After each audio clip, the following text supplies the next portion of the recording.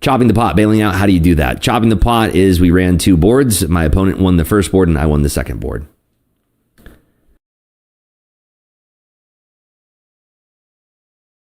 Making process, your mentality, all of that stuff. You're doing all that work. You're only doing part of it, because if you're not reviewing your performance, it's review, revise, and perform. Perform, review, revise. Perform, review, revise. So important to review your performance. You can learn a lot about yourself. Right here. I'm looking at it. I'm writing that down right now. Perform, review, revise. We'll get a nice little acronym set up for that. Hot mic, Dre. Hot mic. All right. As far as reviewing your performance, it'll help you identify your strengths and weaknesses in your strategies, and help you improve on them. So try to get a little bit better every day. All right. It is 8:10 in the a.m. Hogue. Let's hit those charts. What's going on? Let's do it.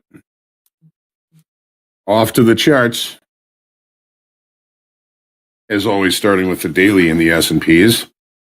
What did we do yesterday? Yesterday was it's a little bit confusing. We lost about 9,500 in open interest in the S&Ps yesterday, where we added 7,000 contracts in the NASDAQ. Yes, they are very similar markets, but in somewhat different types of situations here. Yesterday, we did trade to a new all-time high in the regular trading hour session. That was met with some profit taking. That loss in open interest to me says, all right, this is the new all-time high. Time to take some profits. But overall, I think the upside auction in short time frame, medium time frame, and longest time frame is, of course, still to the upside. We've got the second close above the weekly kickoff high of 58.80. Well, when we're assessing how the market is accepting certain levels, one of the things I use is time. It is spending time. It has closed 2 days in a row. As a matter of fact, yesterday it closed unchanged, same settlement as the previous day. We'll see that on the 30-minute chart here. Well, so, as far as the S&Ps, which is the broader of the indices, we've got lots of resilience here. It seems like a little bit like we're kind of falling into an area of balance here, but the area of balance, previous balance, is not stacking right on top of it. I think that the S&P is performing well to the upside. Of course, some sort of any kind of bad news can certainly knock things down a little bit, but I think the market is performing relatively well. And with no bad news, we're going to stay in this balance, maybe start to see a new leg to the upside. Could it be? Could it be? Let's look at the 30. Alrighty. So yesterday, we opened with a big gap to the upside. Sellers just looked at that and said, yeah, let's take some profits. And they drove price right back, closing the session gap, not accepting value from the previous session, and putting in a pretty good bounce to the upside. But by the end of the day, we closed, and again, right at the previous day's close. We closed unched yesterday. On the trading floor, they would put, if there was no change in the price day over day, they would put on the boards unch, UNCH.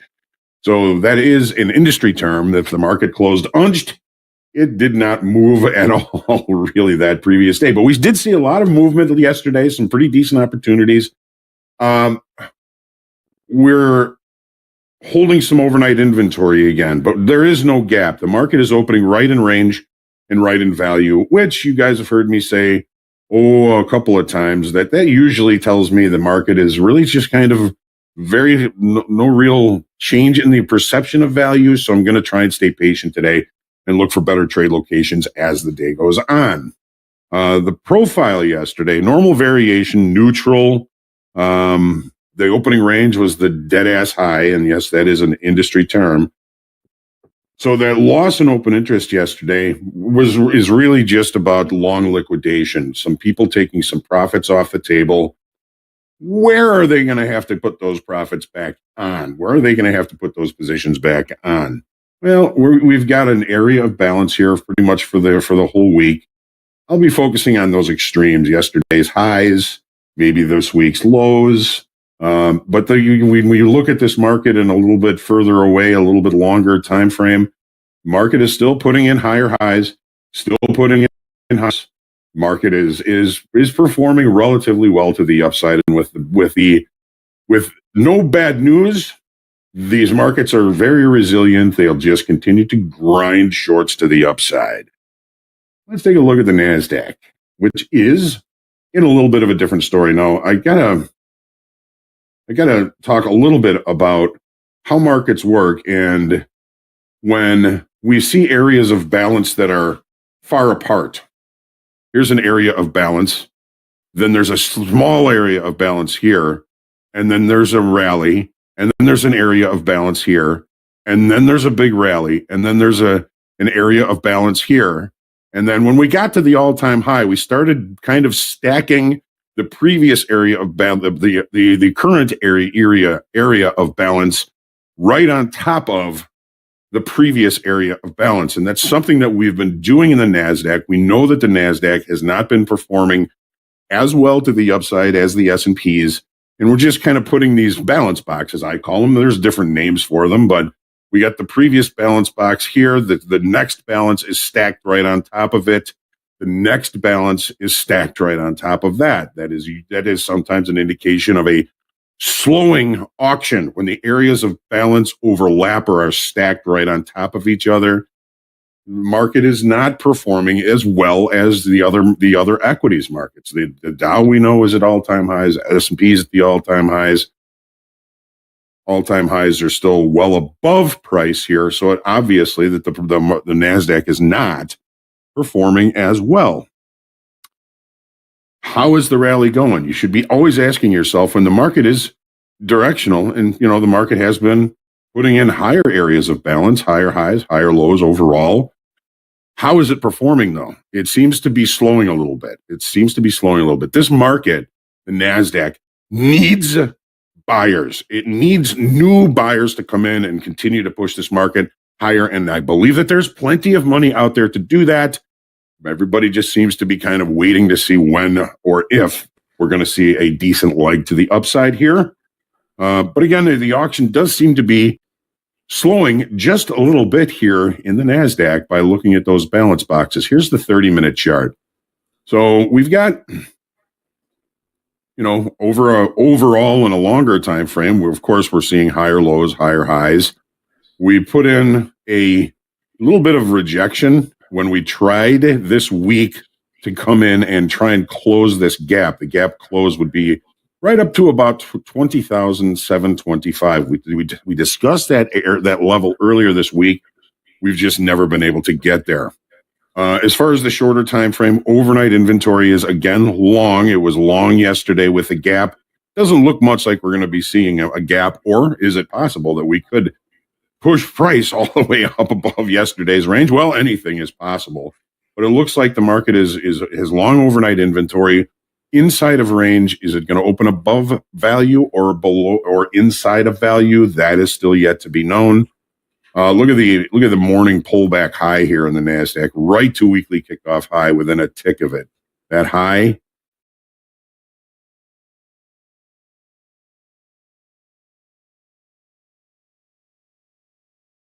$528.75. Wait a minute. 528.75. So that's 5 ticks from the weekly kickoff high when we got up to that level. Wow. So it looks like we may get another test of that level today, and maybe there'll be some decent opportunities in and around that level. At the very least, it could and should help you limit risk if you decide to take any kind of an execution in that area. The profile yesterday. Opening range, the dead ass high. We put in a low. We were somewhat. We had a poor low here, and we did take that out. where did the open interest come in on the day yesterday? Shorter time frame longs started this break to the downside, and we added 7,000 contracts, and the market moved from higher to lower in the regular trading hour session. I'm saying there were some naysayers in the NASDAQ yesterday. I'm thinking that those 7,000 contracts were new shorts coming into the market. How do we say that? Well, because the open interest increased on a down move. That is more aggressive sellers, probably some short sellers, because open interest increased as the sellers became more aggressive. They started, getting into the short side here. So we may have very easily trapped some shorter time frame shorts in the body of this profile and in the range from yesterday. Could be why we're seeing this market push higher already this morning. I don't think anything in the numbers were all that great or all that bad either. So, the rub on that is, hey, if there's no bad news, equities tend to push higher. So we're going to see what we do here in fast markets. I can already hear Dakota saying, "Where do we buy this?" So we're going to have a little bit of fun this morning there. Normal variation, neutral day that has a tendency to push price to new areas to facilitate trade, because that, of course, is the market's job. All right. Let's take a look at gold, which she's put in a new high again today. We've been talking about gold. The open interest has been increasing at higher levels, and boy, did we see a big increase of it yesterday when we finally accelerated above the weekly kickoff high of 2691. Even we added approximately 12,000 contracts. Oh, there was something I forgot about in crude oil. Let's go back and look at crude. You're looking at the December contract. The December contract has now usurped volume in the November contract. There is approximately a 60-cent discount between the December and the November. So the December contract is about a 60-cent discount. Adjust your levels accordingly. Again, this is the December contract. If you are not on on TopstepX, make sure you switch to the December contract. The December contract has traded 105,000 contracts already. The December contract, I'm sorry, hang on a second. The November contract, I got to get this over here, has traded 25,000. That happened fast. Why? The range. Did I do crude oil yet, or did I just run right into gold? I think you ran right into gold, but that's okay. Oh, keep cooking. Right. You're cooking. Hey, it's Friday. Anything can happen. ACH. All right. So yes, December crude. Well, as JD mentioned, it's in a 4-day balance, right? Well, this is great for those that need to roll over. This is what they were hoping for, and that's why I think yesterday was such a huge change in open interest out of the November into the December contract, and they did a whole lot of rolling over yesterday. They're going to do a whole lot of rolling over today as well, but this is what they're looking for. I call this the rollover range, and it took a while to get there, but they finally got 2, maybe 3 days here of kind of range bound activity to really focus on getting the rollover. This is good for any hedgers that need to roll positions. Range bound is what they prefer.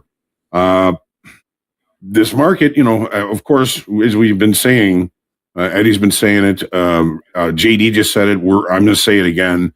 There's a lot of headline risk in this market. A lot of headline risk. I think that the range-bound trade that we've seen for the past 3 days has really been a blessing for those hedgers that need to adjust to move that inventory from the November contract to the December contract. So here's the range that we're looking at. Look how small the ranges have been.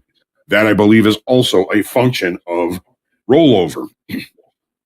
Overnight inventory was nil. The market opened at 8 o'clock here and just tumble to the downside, right to the low of the range from yesterday, right past the range from the previous day, and right past the previous range, just right down to it. So we're seeing a little bit of activity here. But I'm using range bound rules. Range bound rules say if we're in a range and the high of it and the low of it are relatively obvious, well, we're going to be trying to fade those ranges, fade those extremes until it proves wrong. A balance, you see a sell against the high, you buy against the low. If it breaks out with some momentum, volume, and participation, then we go with that breakup. But we have not yet seen that. So seeing a nice check down to the low end of the lower extreme of the balance, got a pretty good bounce on it. All right. Now, the profile yesterday, normal variation, neutral day. Look at the excess low at yesterday's low. Price just got too cheap. Sellers wouldn't sell it anymore. Buyers popped in and pushed price back into the body of the profile or the upper end of the range by the end of the day. Day before, another excess low. Price got too cheap. Sellers wouldn't sell it anymore. Buyers took over and brought price back up into the range. What are we going to see today? We're going to see another excess low here. If we can't continue this move to the downside, I'd say there's a pretty good probability of that. And now we'll take a quick look at gold. Yes, this market is amazing. It has been just running to the upside. We've been talking about that for a couple of weeks now. This market is primed to continue this push to the upside by looking at volume, looking at open interest, looking at direction, and even delta. What did we have as far as delta yesterday? Negative delta. In other words, this market is still bringing in shorter time frame shorts against longer time frame buyers. Take a look at the 30-minute chart. All right. 1, 2, 3. Day over day, just continuing to push higher. A little bit of stutter step. A little more started down here. No gap close, leaving naked TPOs all the way up. That's a little bit of weak structure that they may go back and check into those levels, but that would just give us another opportunity to look for potential longs. Again, today, overnight inventory long. Gap rules, we've opened with a session gap. We can't close that gap relatively early. We're still going to be looking for opportunities for potential longs. And if we do close the gap, then it's do we reaccept inside value from yesterday? Profile yesterday was a little bit P-shaped, which would indicate short covering, but that is not supported by the 12,000 contract increase in open interest yesterday. Buyers coming after gold, folks. On that note, make sure that you take your deep breath, stay humble, grateful, creative, and centered in your trading today. And as always, pray for peace. Let's have a great trading day. I'm excited. We're going to have a lot of fun today. And that's what we've got. JD? Excellent. Yeah, like Hoke said, crude oil has officially rolled to the December contract. Your Topstep daily levels have been updated for the December contract. Same with the daily levels indicator in TopstepX. Those do reflect the December contract. Full disclosure, it slipped my mind to consult Hogue about the weekly kickoff levels on the TopstepX platform.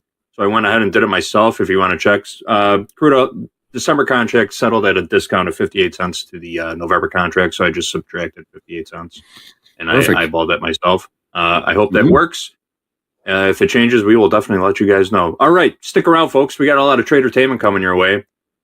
Sitting on the sidelines waiting to come in right now. I see them both in the room. We got Coach Jay, star of At the Buzzer with Coach Paul, coming in fresh off a trading combine victory in a brand new XFA. Let's make some money with Coach Jay in a fresh XFA today. He's going to be joined by Coach Dakota, star of Slow Markets. Why did it slip my mind for a second? Slow Markets, 7:30 p.m. Central Time, Monday through Thursday. Dakota had a nice day yesterday. 15 grand trading the XFA. Excellent. And then later this morning, we have the VIP draft for Coach Paul's Profiteers team. So make sure you stick around for that also. We got a great morning of tradertainment coming your way. We're going to take a short break, folks. We will be right back.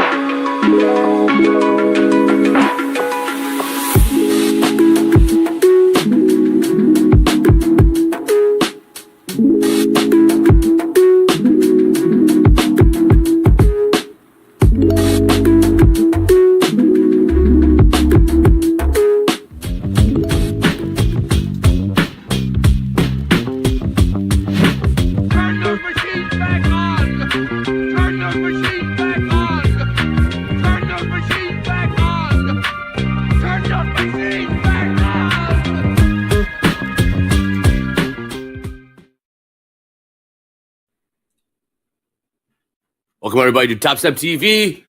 This is Fast Markets in the house. We got Hogue in the house. We got Dakota in the house and Coach Jay. We are open on this Friday, last trading week of the day, last trading day of the week. Let's get into it right now. Last trade in the NASDAQ 20,460. Hogue, what are we seeing? All right, let's take a look-see. So here's the NASDAQ. Opening in range, but above value. If we see this market can continue to try and push to the upside, that could be a value rejection from yesterday. This is the overnight session. We're in value, in range. I'm going to stay patient and just look for good trade locations throughout the day. Very little change in the perception of value here. Overnight, we looked a little bit lower. Opening right in the middle of the value area from yesterday, to me, says, let's just be patient and look for better trade locations as the day goes on. Of course, when I say that, the opening range remains the high of the session or the low of the session, and we miss a big move. But we just got to be patient. Here's the overnight profile from last night. Yesterday's profile, where did we open? We opened right in the middle of value. This is a big opening range. This is an 8-point opening range, and we've broken to the downside. We've taken out the low of the opening range in the NASDAQ as well. A little bit of volatility here on the open, but really not seeing a whole lot of much here. Just kind of looking for some early iceberging. No. No, not really seeing any early iceberging here. So I'm going to be patient as usual. I think there's better trade locations as the day goes on. That's just my thoughts. I love it, Hogue. Of course, we're in the Be Kind shirt, the most important message of the day. So let's go to Dakota. Mr. Dakota, I see that bull behind you. What are your thoughts? I'm thinking the overnight session has been having all the fun. Yes, it continues to suck when you wake up and the market's already up like 1%. And you're like, what do we do now? I mean, you don't want to sell it, but me anyway. And then you run into a situation like this where, all right, great, we'll just watch this thing play out. And then it's 50 points down, 50 points up, 50 points back down the first Order filled. 5 minutes before the open. So I don't know, Hogue. Order filled. This is a rough market right now. We're right in the middle. And I think we just wait and see how this thing plays out.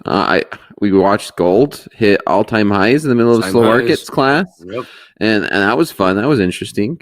other than that, I think it's just wait and see. Crude oil's pushing the lows of this range. We've been stuck in this range. I was looking to see if we could break out of these 70.60s. We didn't. We got to the high of it. We sold off. We're right down to the low.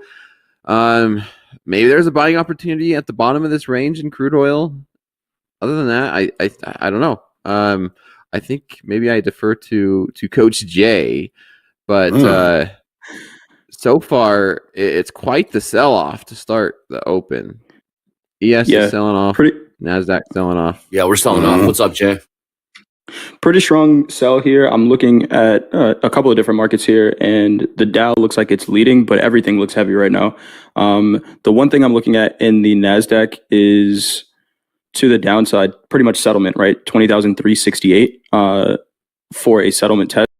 This looks very heavy in the NASDAQ right now, price-wise, but volume hasn't gone with it. You guys, I'm going to say it all the time. If volume doesn't go with price, then I'm less convinced about the move. We are bouncing at the session VWAP, which is right around 20,436. So I'm going to stay patient for now. It does look heavy. We were talking in the green room about, the volume that came in right before the open. There was a pretty big order that got filled at 20,500, about 800 contracts and negative delta in that fill, which, big seller came in there and they're clearly still selling it. So I don't want to try to fight that. Ideally, we've got a short up at 20,500, but this should give us some opportunity. Man, goodbye, ES. You guys look at the ES. Yes, well? Indeed. Yeah. Just dropped like a rock. So we're right back down. We're at support. This was the support yesterday for the majority of the day is these 5880s, these 5886 to 5885, 5887 zone. If we're going to bounce it, are we going to bounce here? Like that would be from a technical standpoint where I would think the market finds some buyer. I mean, we're finding buyers now. That 5887 settlement is the exact settlement from the day before. Is that right? 87? Same price. It's a major support resistance zone, plus or minus $1. Bunch. Yeah. And sure enough, we found some buyers stepping in right there. It's just, we're only 6 minutes into the open. Only 6 minutes in the open. Let's take a look around the markets last trade. The NASDAQ 20,450, 450. Higher of the days, I guess, from the overnight, 20,000, called 508, 20,500. We've seen that level hit a couple times this week. Take a look at the ES, last trade 58.89, low of the day 58.84. Like Dakota said, ES just fell out What's of your bed. thoughts on this, Jay? Someone in the chat says, on average, the NASDAQ's sold off for an hour and a half. Do you ever think about timing? Like, okay, lately we've been selling off the first hour of the market, and then we reverse. I don't think I've looked at the markets that way. No, I do see that, today, yesterday, as soon as we open up, we sell off and then we recover that move throughout the rest of the session. But on average, an hour. I think we should start calling Friday stat day, right? We had what was last Friday's stat? 100% of a weekly high. So we can track it, right? The 100% trade. Yes. I think those are interesting stats. We say it all the time. There's a million ways to trade these markets. And sometimes traders have stats that they track and they pan out. So let's see, right? Does the NASDAQ sell off for an hour here before we recover? Maybe. Hour and a half. 100%. So 10 a.m. is when technically it would reverse. I don't know. Let's see. It started reversing yesterday at 10 a.m. There's something to that. Had the failed downside auction. I know we're finding buyers in the ES right there at those 58.87 zone. Mm-hmm. And Jay, you got your 3 minute 5 o'clock opening bar right there as well in the S&Ps. Yeah, a lot down there. Thank you, Nick, for a tick. There was a very small little iceberg battle that went on 58.89 and 58.89.75. There was small buying icebergs at 89 and small selling icebergs at 89.75. Order filled. They were just kind of ping-ponging back and forth for a couple of minutes. I was just watching that.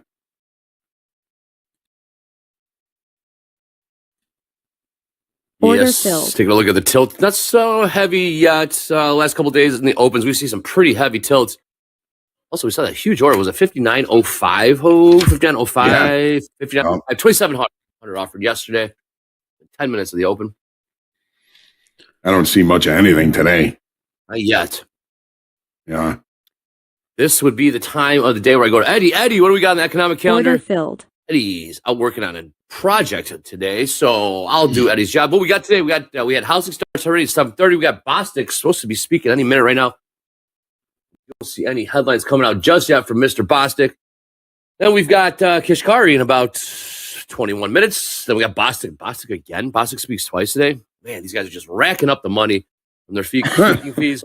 Bostic's speaking in about 3 hours. And then, of course, my favorite number of the week, Baker Hughes. So a couple things from Bostic and Kashkari today, but we'll keep your eyes on the wires, see if they say anything profound, thought-provoking, anything of that sort. Or they're just trying to cash a check and get the hell out of there. NASDAQ took out the high of the opening range now. Looked just above it and then just fell apart. Yep. Yeah, that VWAP from the New York session, I mean, it's 10 minutes into the market, but it's a flat line right now, which is telling us range-bound market, at least for the time being, right? Range-bound session. And that's what we're seeing, fading the extremes of that opening range. Like you said, Hogue, it's a pretty big opening range in the NASDAQ and the S&Ps. So staying, spending some time in here wouldn't be surprising for a Fed speaker. That's all we have today, right? Is Fed speakers and then the regular Friday, what is it, sentiment? Chicago? Baker Hughes. Nothing. Okay. Just a couple speakers. Chilling on Friday. Hey, you seen gold? Gold making new all-time highs overnight. During slow mo. Yeah, that was fun. Did you have the air horn ready when gold? I had the imaginary air horn. I haven't set my stream deck up yet, but we was watching it, and I was watching chat short it. Yeah. It just felt like one of those markets, like all-time high, all-time high, all-time high, and then people like new traders in the chat was like, "Yeah, I'm short here. Here's my stop." Next thing, keep pushing. It was very strong and just proof. People was like, "Why are you buying all-time highs?" And maybe just kept going up and up and up and up, and just worked every other time along the way. Yeah. Came into this week saying, I was asking the question, can we hit 6,000 in the ES this week? Doesn't look like we'll get there this week. I said, can we hit 2,700 in the gold? Yes, we can. Could not get to 6,000s this week in the ES. Maybe better luck next week. More earnings next week. Again, Netflix, pretty good earnings yesterday. Couldn't find the juice, though. Couldn't find the juice to push higher here. But we do have some buyers coming in here in the NASDAQ. Again, we sold off right on that opening bell. The buyers have stepped in.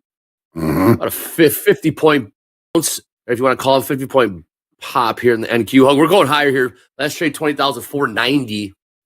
Bottom now around 438. Is this the ranges we're going to be in here? Perhaps we might break out and see. Okay, I think talk to us, guys. Break through these 500s now. That was a nice pullback. That's very strong. That's a very strong move. I mean, that's almost 60 points, almost 55 points, 60 points from the low. We can't get over 500. Yesterday afternoon, we struggled to get over 500. But I think if we break, this market can definitely go maybe back up towards October 5th, 14th, and October 15th high, 600s. 600s. Don't sell a Friday rally. I was just thinking about that in my head, Dakota.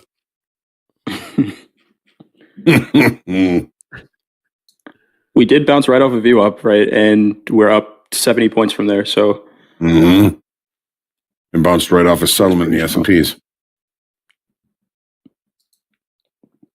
My trade yesterday from 500 was great. Yeah, sometimes you get lucky.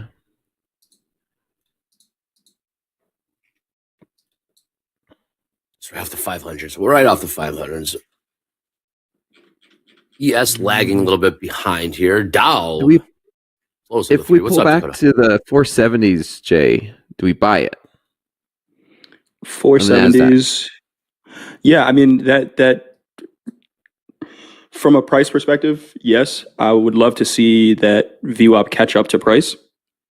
It looks like it's trying right now. So yeah, I think that's a decent spot to look for potential entry. Where would your stop be on that? Man, if we get in long 470s, I want my stop at 430, but that's a 50-point stop. Right. I don't see another point. Maybe 441, 439. I mean, that's such a big move. Yeah. Let's wait. Let's see. Like I said, we agree. Patient. Risk is the most important thing. Before we get into a position. How many of your trades, Dakota, over the last couple of days, you had some pretty big days. How many of those trades were in the first 15 to 30 minutes of the market open? Ooh, man. Question. There's some stats for that, right? Well, yesterday I actually slept in. I woke up an hour and then an hour after the market opened. So I woke up at about 9:30 a.m. Central. Order Okay. filled. Felt good. How'd that feel? And Yeah. I woke up. That happens to be when the opportunity where the market was starting to reverse. This looks like a good long, and it set up pretty well. I mean, you can see yesterday we did break out. We got that beautiful 3-bar reversal, and the rest was history yesterday. And so today, here we are. We're breaking and holding above these 500s. I Order filled. usually my better trades, Coach Jay, come when I'm awake. It's typically how it works, Dakota. I was thinking that. I'm like, okay, I'm going to start I mean, mumbling. if you were and trading come in up your with sleep, an answer man. on the go. Yeah, that's But, I would say after the first 15 minutes of the open. Gotcha. Okay. And actually, correction, my best trades come while I'm sleeping. correct. Wow. During my opening. Oh, Yeah, some of those 100-point bangers, dude. Oh, Yeah, those are usually the thing. And over the last 2 days, you guys seen the overnight session is no joke. There's opportunity when you wake up and the NASDAQ just rallies to 300 points. big time, Dakota. I've been telling some of my new trader friends that are just getting into this. Trade the overnights. Watch slow markets. It's a great spot to get in. The moves are cleaner, not as much noise, and plus you got the code on there. And D during the London. And D, yep, that doesn't hurt at all. So yeah, now Dakota, I'm liking that 470 pullback a little bit better now, where that anchored VWAP is catching up and looks like it's getting ready to leave the opening range to the high. Okay. So it's looking a little bit better now. Of course, we got Fed speakers, so anything can change that. But from a technical perspective, yeah, this is setting up for a decent opportunity to buy this. I want to say last time Bostic spoke, he did mention perhaps a pause, or just brought up the idea of a pause for the November 7th meeting. So that's not didn't take it off the table, I want to say. We'll see if he wants to echo that similar sentiment this time around. But actually twice today. Cashing 2 checks today. Very nice, Raphael. Get it if you can. Yeah, Nice work if you can get it. NASDAQ Absolutely. Or the ES would be a better buying opportunity. It's a good question. I think I'm liking the ES. I think the ES, yeah. I think the ES, where the ES already tested settlement, where the NASDAQ hasn't. Yeah. I mean, I'm not opposed to actually buying 5 on the ES yes? Here at 96s. Hold on. Oh, speaking of yes. 96 There's a big contract sitting at 93s. That was Got a bid in. 93s. All right, working 96s. On 5. Okay. That one order. I mean, I'd say that one order could be at 89. 89. So, right. 89. There it is. What's the risk if it's at 89? 88.5 is 1875. Cool. Get house count long. Can we put that order with the risk at 85s? And the reason I'm saying that the 200 moving average on the 30-minute chart, is at 87.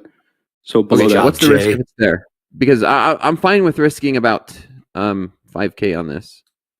27. Okay. Can we add 5 more at how would we add 5?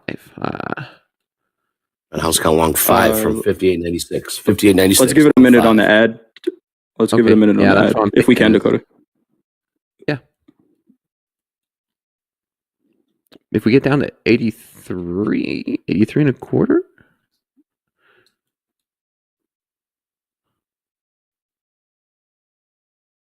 Where's that order? 85.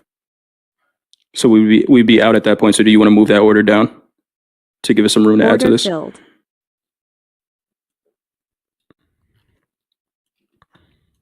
Straight 92s. I'm fine with adding 5 now at 82. 82 and a half. Just bottom. Sweet. New average price. House count long 10 from 94 and a quarter. 58. 94. House count long 10 from 58 94.25. Okay. And that one order is at what? 85? 85, and it's 46.25. Okay. So we're risking 5. About 5. Basically. Okay. Yep. Beautiful. Nothing on the tilt. You know what you see, Coach Jay? There's going to be a situation where maybe we start to rally, and then maybe we could move that order up to like 90, and then if it gives us an opportunity to scale into it, fine. If not, then this is the trade. Okay. Look at the quick ES tilt. 50-50 right now. NQ. 50-50 as well. The only thing really moving right now is gold. Gold pushing higher here, about $3 off the all-time highs, high of the day, same price. Oh, 27.32. Last trade, 27.29. Wit in the chat says, Kashkari speaks, top of the hour. Indeed. Bostic was supposed to speak. Nothing yet. Oh, come on.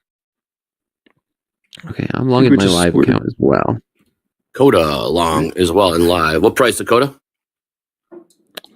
93. How many times? I want to get in more. Just one so far.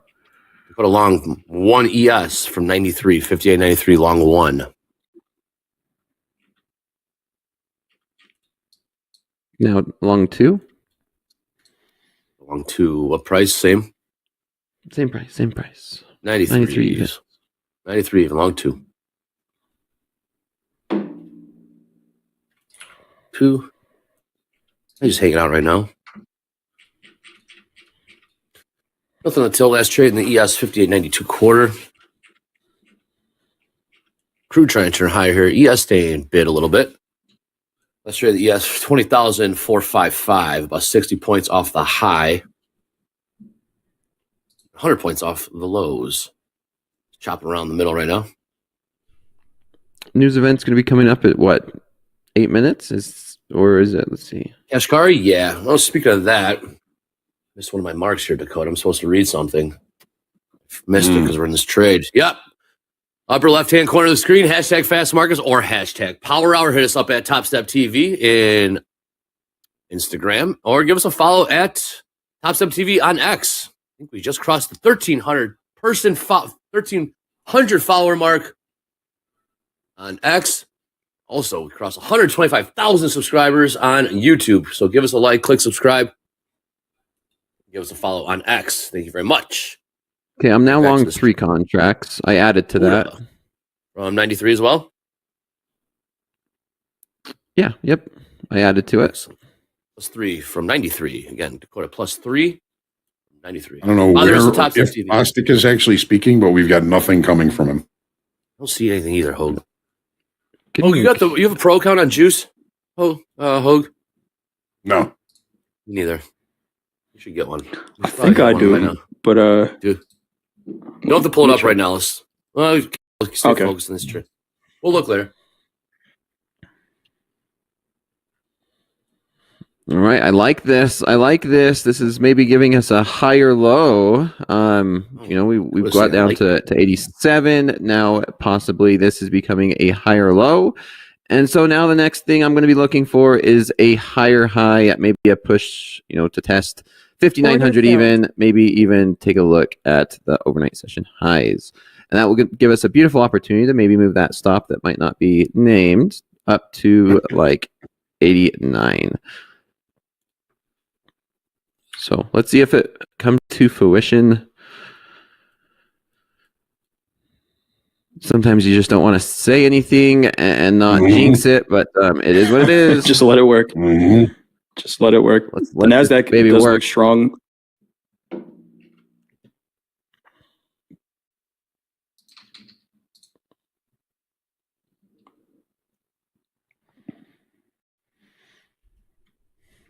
Pushing high. We'll see us building a bit of a base here. NQ pushing here. NQ leading the way to leading the move to the upside. What's up, Dakota?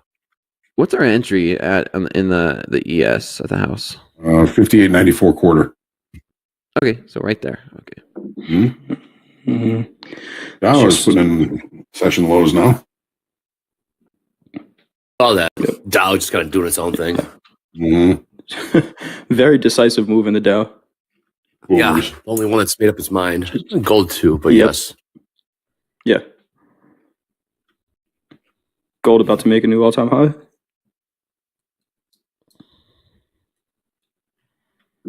Yeah, that market, man. Beautiful. Yeah. Oh, you've been bullish gold last month or two. Yep, for weeks. Yep. Kind of creeping higher here in the ES last trade, 58.94, basically the entry of the house account. And Dakota up. Good for my physical gold, but I've got stock in mining companies. That works. Costco gold. Mm-hmm. God, we were talking about that yesterday. Costco gold. Come on, ES. Wake up, ES. Market kind of died when we got into the market. Wake up, ES. Your buddy NQ is going higher. You might want to follow him to the upside. Come on. Don't let him leave without you. And Reed, pleasure having her on Fast Markets yesterday. Joining us from Finland, looking for a hold in the YM of 43,260. Last trade 43,300. 260 is that weekly VWAP in the Dow. There you go. Take delivery of gold. We need Dakota, keep bugging MP. Keep bugging MP to do that. I have yet to bug him, but yeah. Let's start bugging him. Let's start bugging him to take delivery on physical. Physical gold or silver or just something. Yeah. My next payout. Oh, now you're talking. Remember when we used to want to get paid in Bitcoin? Yeah, people. Remember that? Pro athletes. A couple NFL players did that. Yeah, with their salaries, Odell, right? Yeah.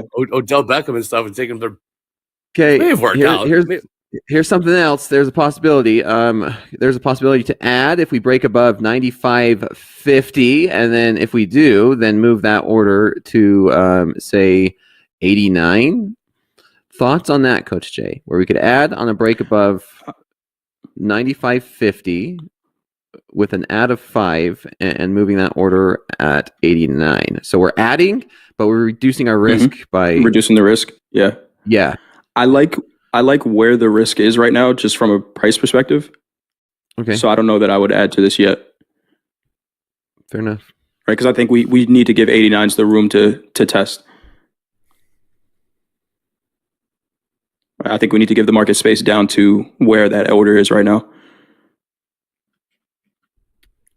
Does that make sense? For having a wider stop. Yeah.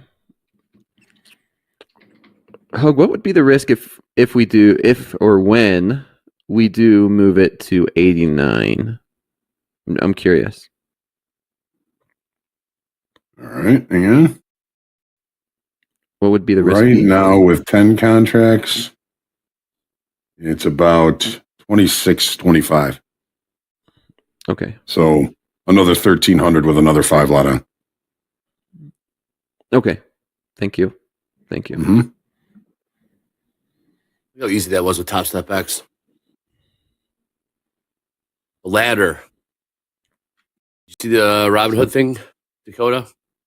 I do. I'm excited. I posted a tweet about it, or a social media post about it. It's going to be very good. I think it's going to bring a lot of younger people and a lot of new eyes to the futures market, where everyone needs to understand and not be so I don't want to say this, but like narrow-minded, understanding that the futures market and the futures industry is so much bigger than just a prop firm. Yes. Everyone's obsessed with props, right? But the futures market and the industry is huge, and this is very, very good for what it's doing, providing liquidity, providing traders. And I think, now I don't want to be negative, but I think what's going to happen is you're going to see a lot of people try and trade futures with their personal money and find out the hard way the value of what a prop firm could provide.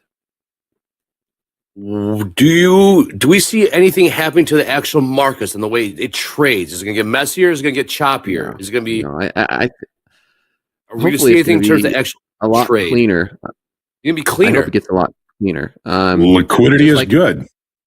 Yeah, good. It's efficient markets, right? We compare ES to the NASDAQ, and the reason why ES is a lot, quote, cleaner is because it has a thicker order book, and maybe that could, obviously play a role with more liquidity. We could see something similar. I don't know. We'll see. It's going to be interesting. Yes, it will.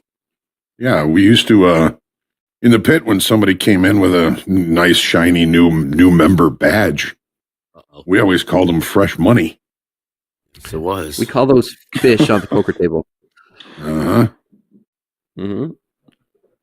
There should be a whole lot of fresh money coming in. Yes. Yep. I know exactly what you mean. Mm-hmm.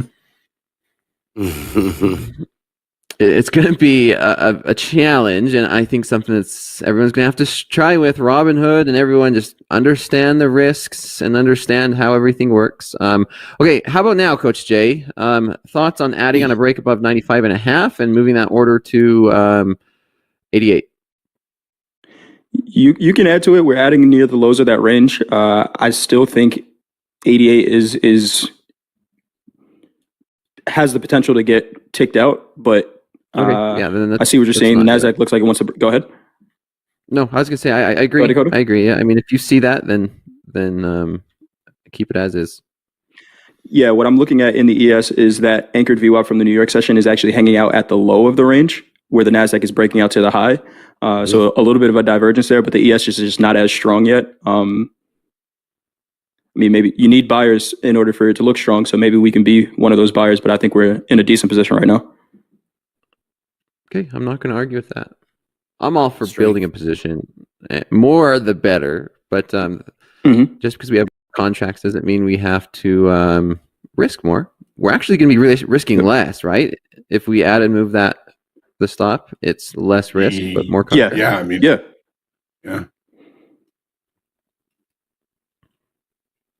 But I see exactly what you're saying.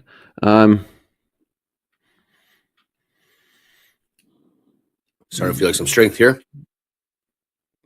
Maybe if it's one of those things, I just do it in my live account. Maybe I just add filled and move my stop. Where's your target on this trade? Oh yeah, we can have one of those things where we could all-time highs. My first target is going to be like a 1-to-1, looking for 5,900 or 5,900 evens. And then overnight session highs like around 5906, 5905. Yes, the bull is back. It's never gone. Never gone. Never gone. Just a little bit less bullish. I've made some money shorting the market. 66% short in the ES. Still nothing from Bostic or Kashkari just yet. No. Come on, markets, do something. We get into position, we flatline in a I know. $2 range. I know. Come on. What is that? We got all the action right before we opened, and then the first 5 minutes, and now it's just dead. Dead. Richard Harris in the chat. Man, Bulls just need to get right above 58.95 half. 58.95 half. And they maybe take the ball and run with it. Yep. Mm-hmm. Yeah, this is looking good. I like it. I like it. Bostic, no comment on monetary policy as he's speaking to students of future careers in economics. It's taking a time, though. Yeah, we've seen 59.75, 50.96, 96 and a quarter, 96 and a half. A tick at a time. I'm right here. I'm just gonna be off screen for about 30 seconds. But if something happens, let me know. All good, Hogue. Mm-hmm. I don't think anything's gonna happen. This market is just kind of it's just blah. Anyways, there we go. What's that? Add 50. No, he's watching him come running back. Shit. Oh, you're messing with All right, 150. Oh, 50. We look 60 now. Dakota, what'd you do to us? 58.96. Get him out there. Ooh, blood pressure's pumping today. NASDAQ 20,488. Bounced off the 500s a couple times in the NASDAQ. He wants to give it the old college try, as MP would say. Time.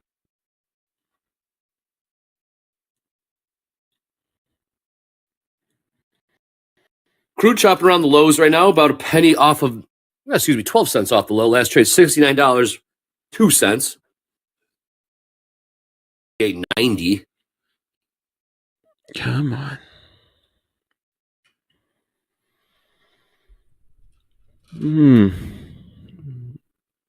Well, what are we seeing in this market?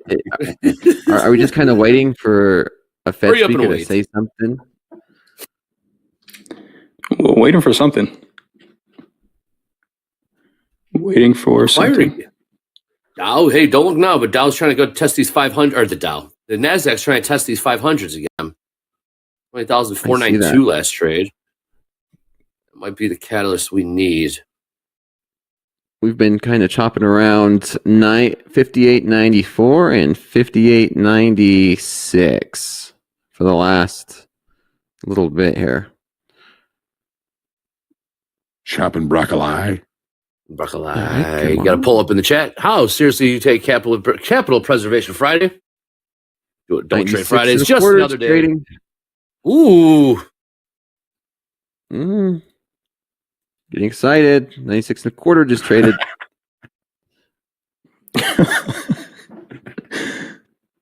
Motion. It's happening. Oh. It's happening. In slow motion.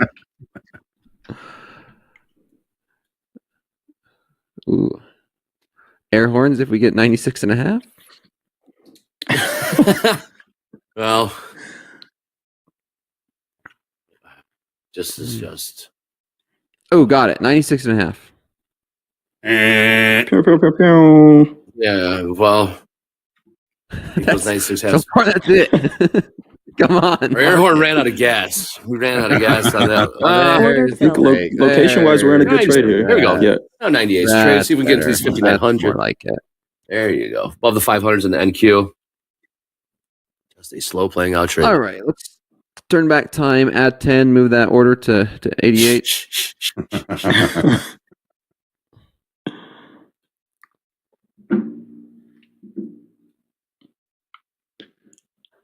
It's not much sitting on the books at 5,900. But let's see. NASDAQ leading this higher. Last trade 20,505. High of the day 510. Now 506 is trade. 507 is now.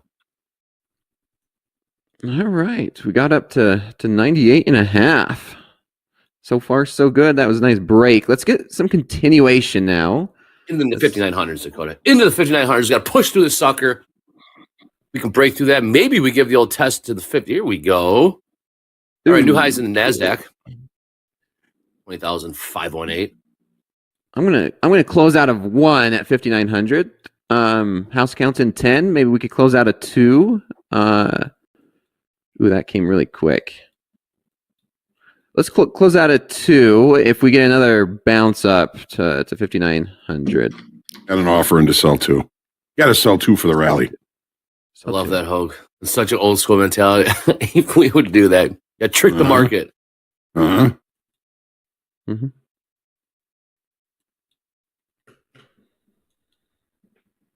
Oh, come on, follow through.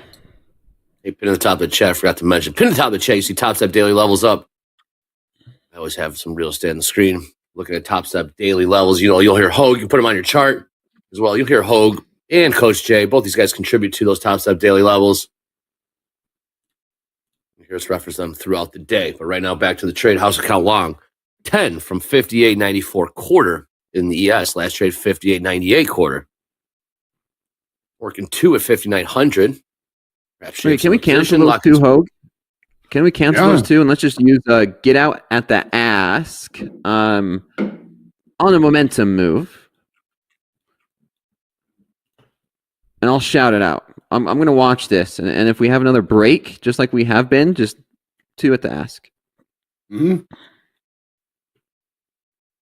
I'm going to do that as well with my live account.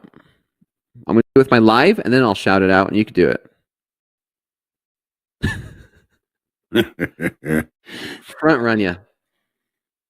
It's all right. All right, here goes the Nas. We should have gotten 2 there. Here we go. 2 at the ask. 2 at the ask. Let's see if we could get that. Yeah. Nice trade.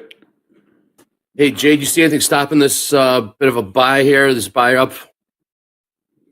Nope. Range bound? No. How's volume looking?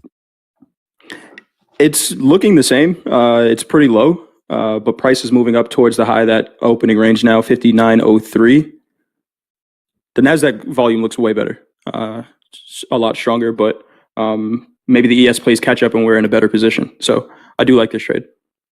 And we took some profits as well. Dakota, would you move that order up?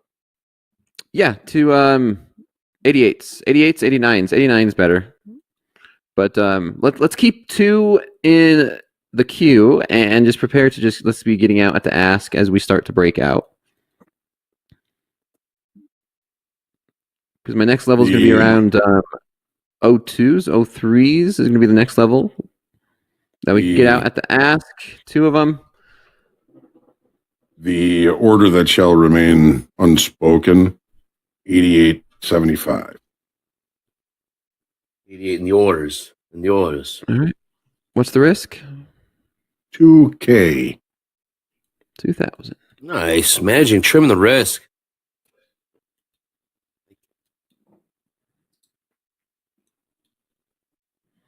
Well, we had a fake breakout. We hit those 900s, peaked $1 above it, and now right back down. Yeah. The range. Crude selling lower here. $68.66. Wow, crude looks really nice. Mm-hmm. What are you seeing? What do you mean by looking nice, Jay? There's volume in crude selling this right now. Mm. Mm. See what happens at 69, but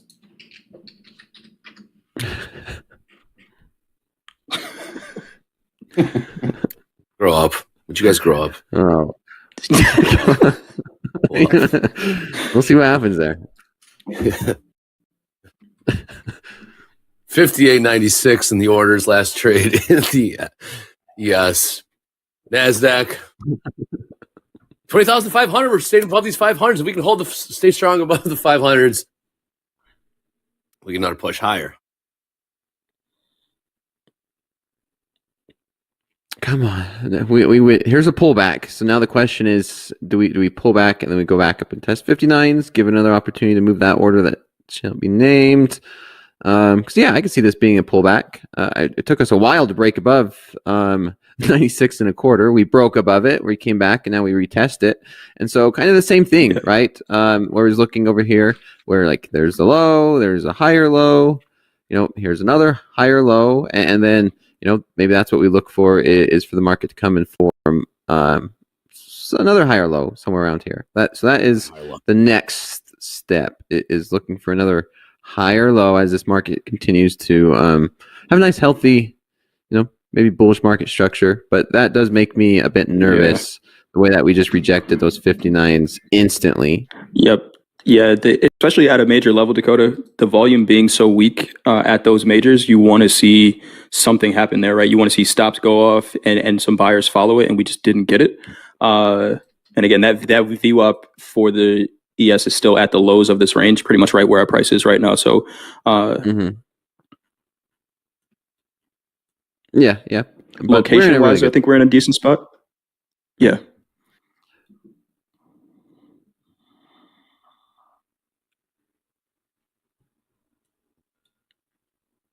We're on VWAP 58. What was our exit on that? Did we get out right there at like 59 evens?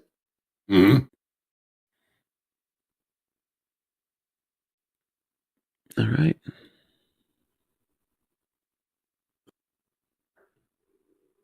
Crude's still selling off here.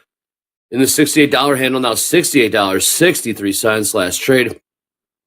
About $2 off the highs. New lows in the crude. And always have one eye on headlines from the Middle East. It appears to be hitting the wire right now. Let's do a recap of that poll. How seriously do you take the Capital Preservation Friday? It's a mouthful for me. Just another day, 73%. Just another day for 73%. Pulled pork all day, every day, 16%. Don't trade Fridays, 9%. Just another day. Dakota, this day looks eerily familiar. We opened, we broke, we came up to a congestion area overnight. Where have we seen that before? We opened, we broke, came back to an overnight congestion area. It feels like yesterday? A little bit. So it feels in a very much like way. Yesterday, Hug, now that you mentioned it. If you look at that pattern, I mean, it's much smaller. Pretty dang identical. Yeah.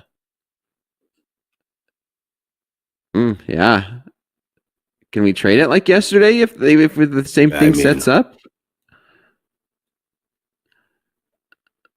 Well, it's time to find out. We're going to watch. We're going to see. Yeah, we'll see.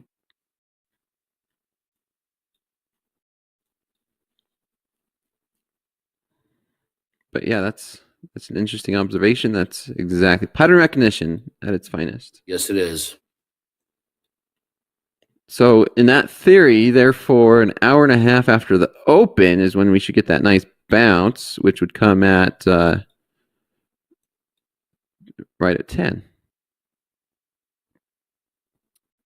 Keep an eye on the gold here. We're about 60 cents off new all-time highs.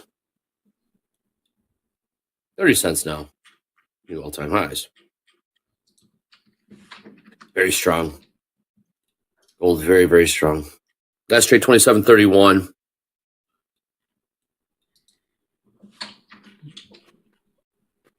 And Q, last trade 20,485. Wake up, markets. All right. If James, I'm ready. Right off the open, right? Hey, James, I'm ready if you are. We got this trade on, but nothing really doing right now. So if we want to do some news, by all means, we can do that. Yeah, let's do it. James. And, if anything happens, morning. just cut me off. All right, sounds good. Morning, James. Good morning, everybody. Jack is out taking the Series 3, so you get my news pack. So let's start. First up, we've all been lied to. Standing desks do not reduce stroke and heart failure, as studies suggest. Research involving more than 80,000 adults in the UK have discovered that standing does not reduce the risk of disease, such as stroke and heart failure, despite the widely held belief that it does. I'm living proof. I'm standing at my standing desk. I'm the fool. I fell for it. I was just going to ask, are you standing right now, James? I sure am. I stand for the first 2 hours of this show, and I guess I'm the dummy. Moving on.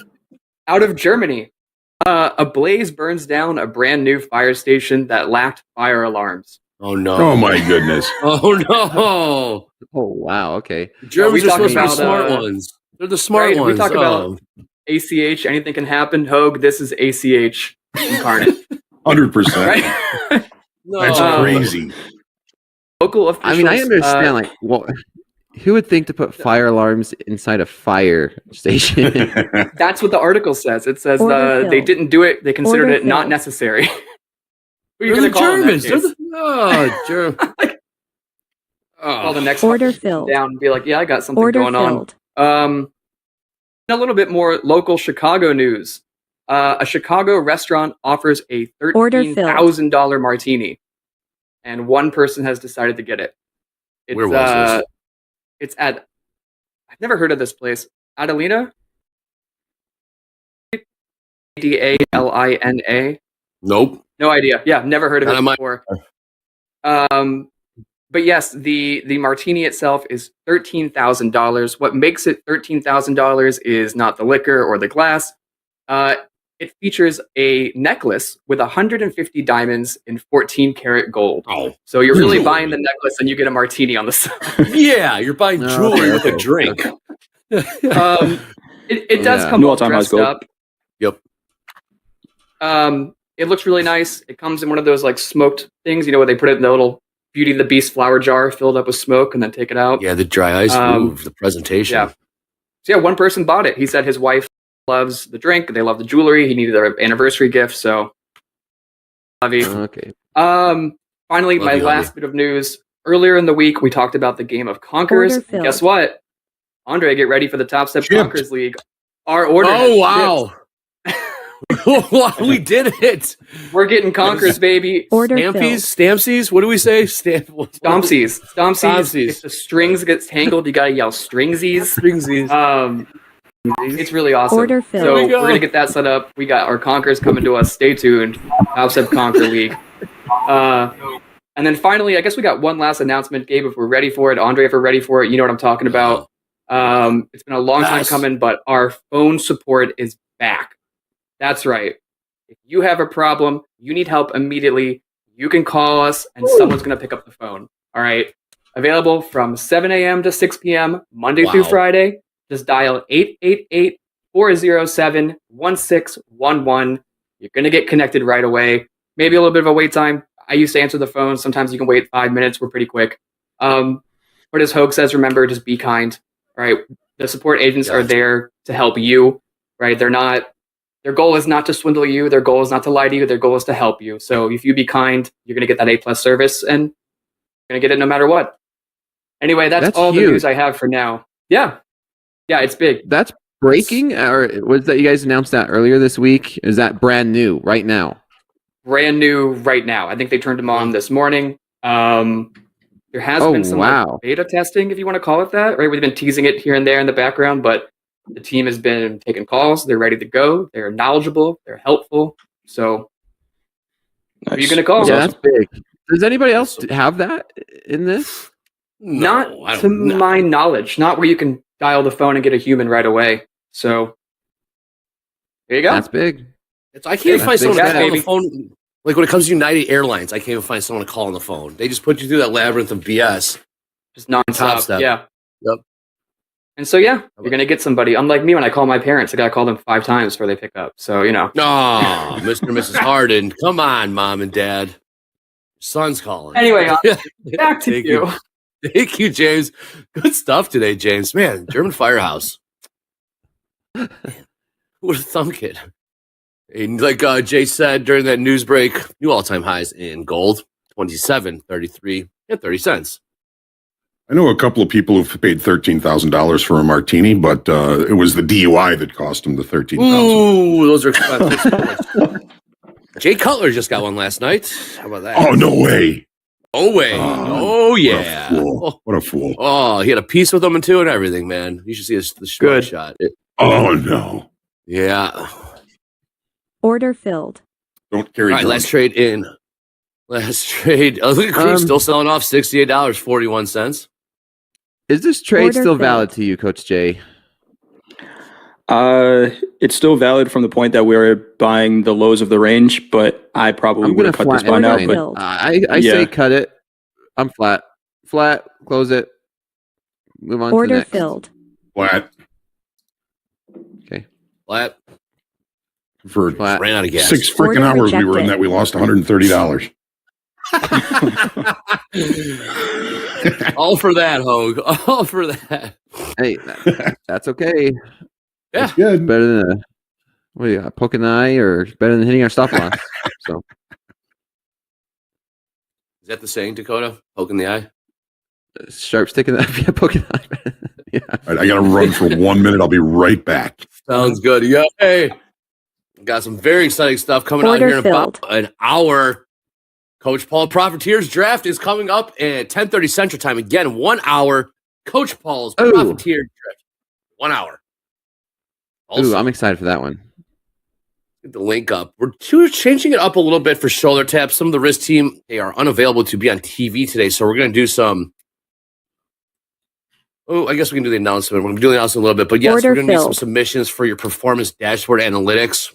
We'll get that form up there. So if you guys want us to analyze those, start looking through yours and see if you want to submit it to us. Order Here on filled. Topstep TV. We'll put the link up here in about 17 minutes or so. Yeah, switching up Buy shoulder crude tap. oil. Order filled. Crude, $68.39, Dakota. Yeah. Hey, question. Order filled. I have a question for you. You guys ready?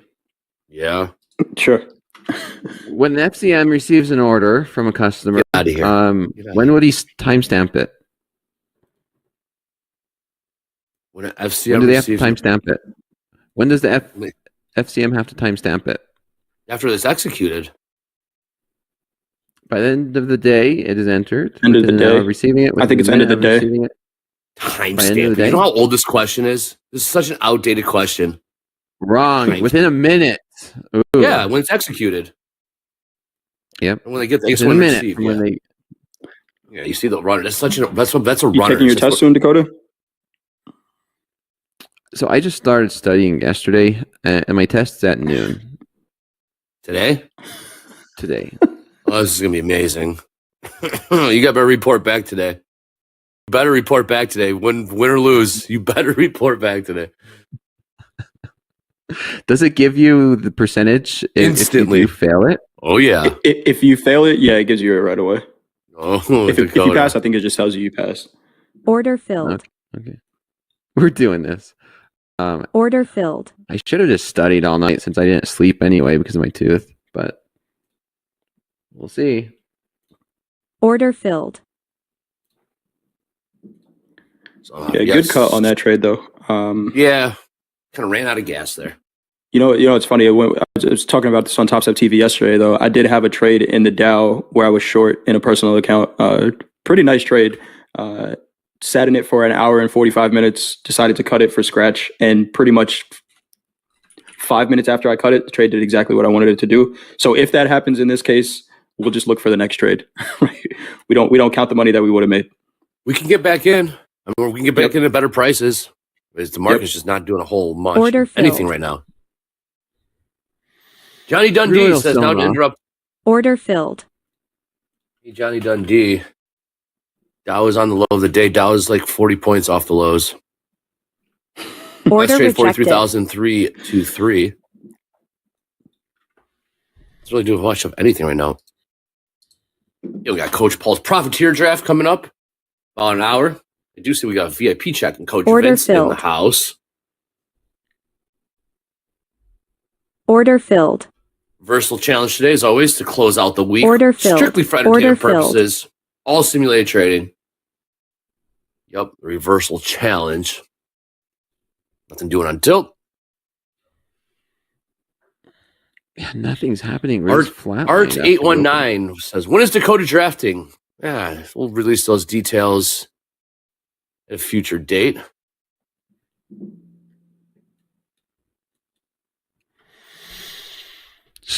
Just keep watching. Slow markets is when I'll give out those details once I get them.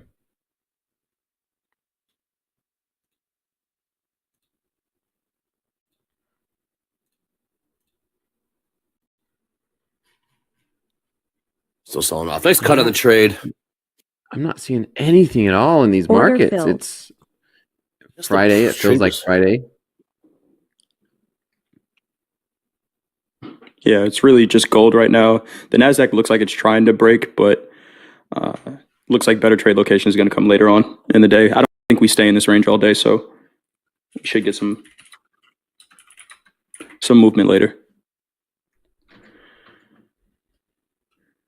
Later, yeah. Nasdaq just chilling 20,476. Have seen nothing on Cash Car yet. Chat, correct me if you guys have. I have not seen much. I know Bostic was speaking to students. A lot of comment on monetary policy. Do not know what Cash Car has said just yet. Bank of America, how about this headline? Order filled. NVIDIA stock can hit $190 a share. B of A says. That's Bank of America's headline? One of their analysts coming out and saying that $190 a share. Order filled. They always do that after they enter the position, right? No kidding. Just trying to pimp their own position. Anyways, let's bring in JD and Coach Vince. Let's get a VIP update. If you guys are ready, I am ready. What's up, Order fellas? What is up, guys? Let's do it. Be right back. Let's do it. Order filled. We got everybody here? Yep, I think we're good. What's going on, guys? Oh, there he is. What's up, Vince? I just saw Trey walk How's everybody over. doing today? Order filled. How are you? What's up, Vince? How you doing, bud? Good, good. All right, Friday? let's give it is Friday. Happy Friday, folks. Let's do a high-level overview of Coach Order Vince's filled. market makers. We got his leaderboard. Can we throw that up real quick? There it is. Scott S. up top. James G., Joseph, Jean-Pierre, and Aaron. Scott, the only trader left in the XFA on the market makers. Coach Vince's team did lose a trader on Monday. We'll talk about that trader in just a minute. So we got one trader in the XFA, 4 traders in the trading combine. James G. inching a little closer, 2866 account balance. Joseph, 2029. Jean-Pierre and Aaron, both kind of starting from scratch there, but making their way back up. All right, I mentioned losing a trader just a second ago. Can we pull up that trading card for Daniel, please?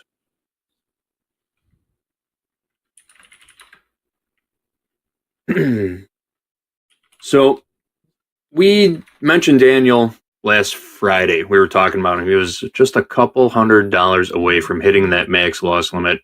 And we were really, really pulling for him. You remember that, Vince?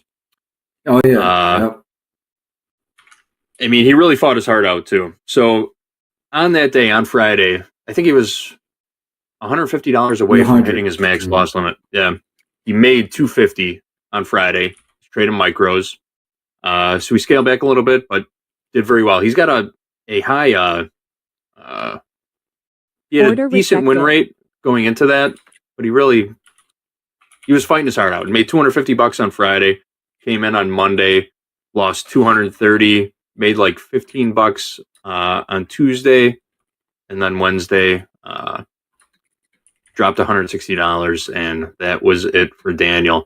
It was a good run. He was in that account for 14 days. Winning day percentage, 36. Never got eligible for a payout. Came real close. Started off real strong.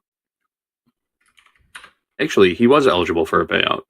No, he didn't. He only had 4 total days. Started off real strong. Day 1, came into the XFA, made almost $1,300. And then had 2 solid winning days after that, and then it just kind of slowly dwindled away. He had 2, 3, 4, 5, 6, 7, 8, 7 losing days in a row leading up to those final couple days. But it was a good show on Daniel's part. Any words of encouragement for him? Did you talk to him in Discord after it happened? Yeah. Been in contact with him? So Daniel, your trading metrics were great, right? It's just you started off with that big loss, which really hurt your performance. So I think get back up into the combine, right? Keep those reward to risk ratios. You're 1.7 to 1. If you could get to 2, that would really be key. because at 40%, 2-to-1, you'll be profitable. But yeah, let's just get back into it. Let's take it slow, and just keep the numbers on your side. You gotta manage your risk, because once you got behind the ball, it's hard to get back, to even and profitable. So you got to try to hit little base hits. Just build the account, and then you can scale into it. Order jab, filled. jab, as Order we say filled. around here. Yes, jab, jab, Well, jab. best of luck to you. Yep. Best of luck to you, Daniel. I'm sure we'll see you in more combines going forward. All right, let's move on to our next card. We've got Scott S. Good news for Scott. $281 winning day yesterday. That puts him at 5 $200 plus winning days. Scott S. is in the XFA, now eligible for a payout in the VIP experience. Way to go, Scott. He's definitely keeping the math on his side. He is. Average winning day P&L, $186. Winning day, 63%. This guy is trading it right. He doesn't have the highest account balance. He takes his hits and he comes back. He's not taking huge hits, though. That's the thing. He's being very consistent. He's up about $700 in his XFA right now. Eligible for a payout. What are we saying to Scott? What kind of payout Scott, are we taking when we get there? Yeah. Scott, I'm proud of Scott. He's doing the work. We chat every day, and he's really taking it seriously. The one thing I would like to see improve would be the reward to risk ratio. So he's currently at 1.3 to 1. If we can try to get that above 1.5, closer to 2, I think that'll really help, because his winning day percentage is 63%.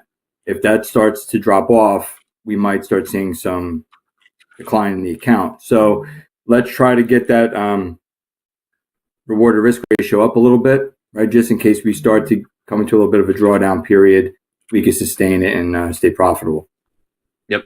He's being very selective with his trades, too. Only about 5 trades a day, averaging rejected. a total of 33 contracts per day.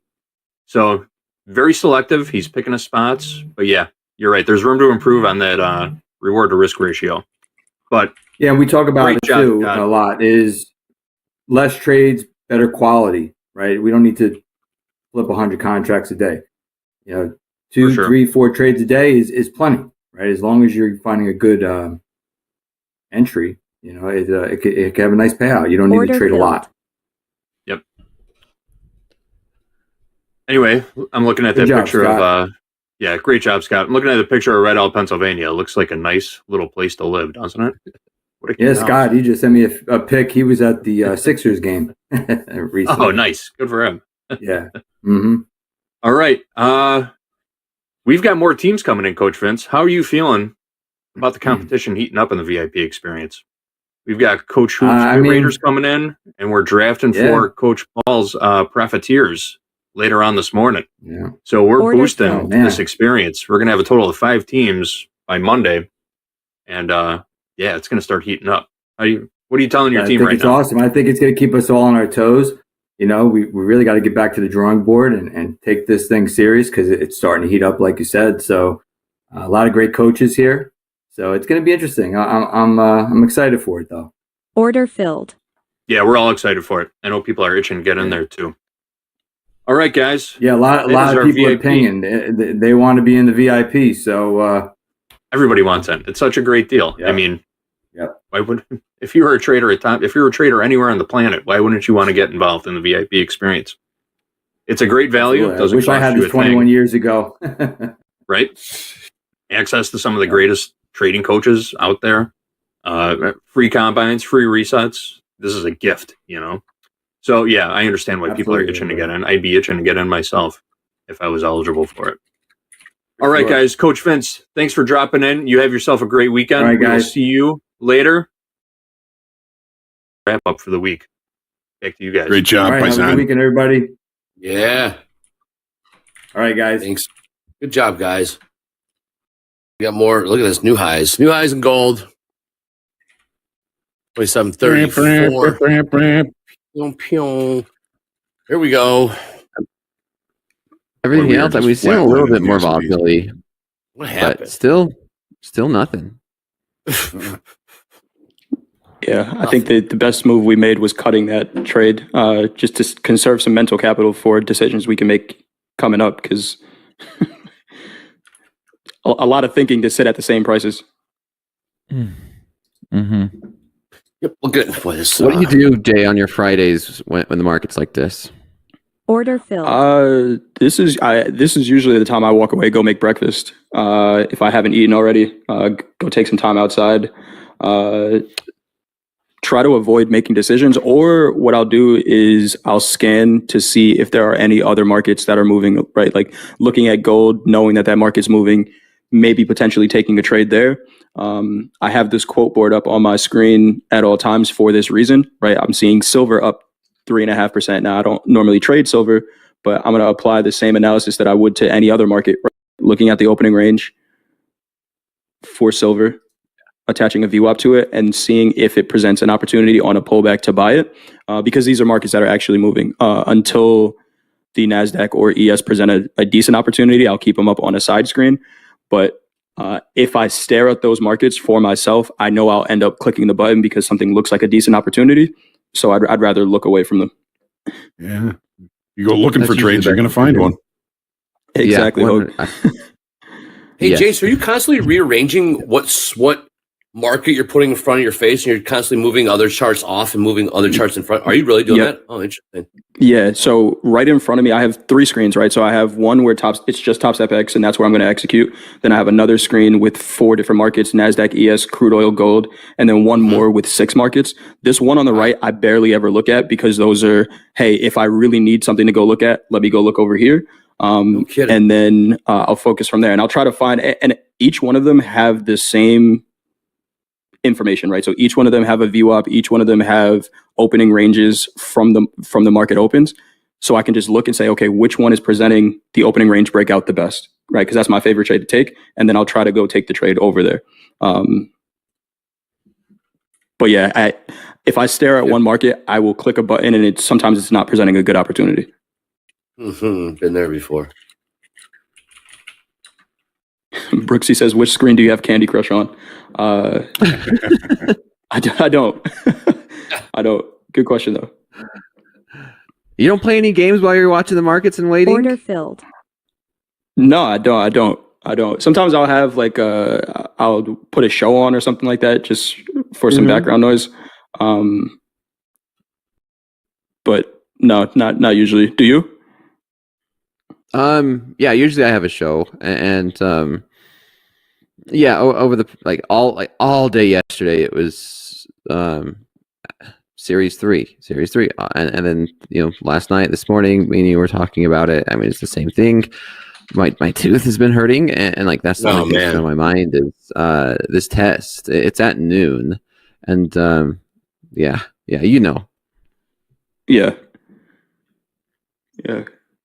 Good luck with the test, man. Sounds like you're prepared, right? You that question you asked, you asked it, you answered it. And I'm not even joking, right? Like we've seen you on and answering the Series 3 pop-up quiz questions.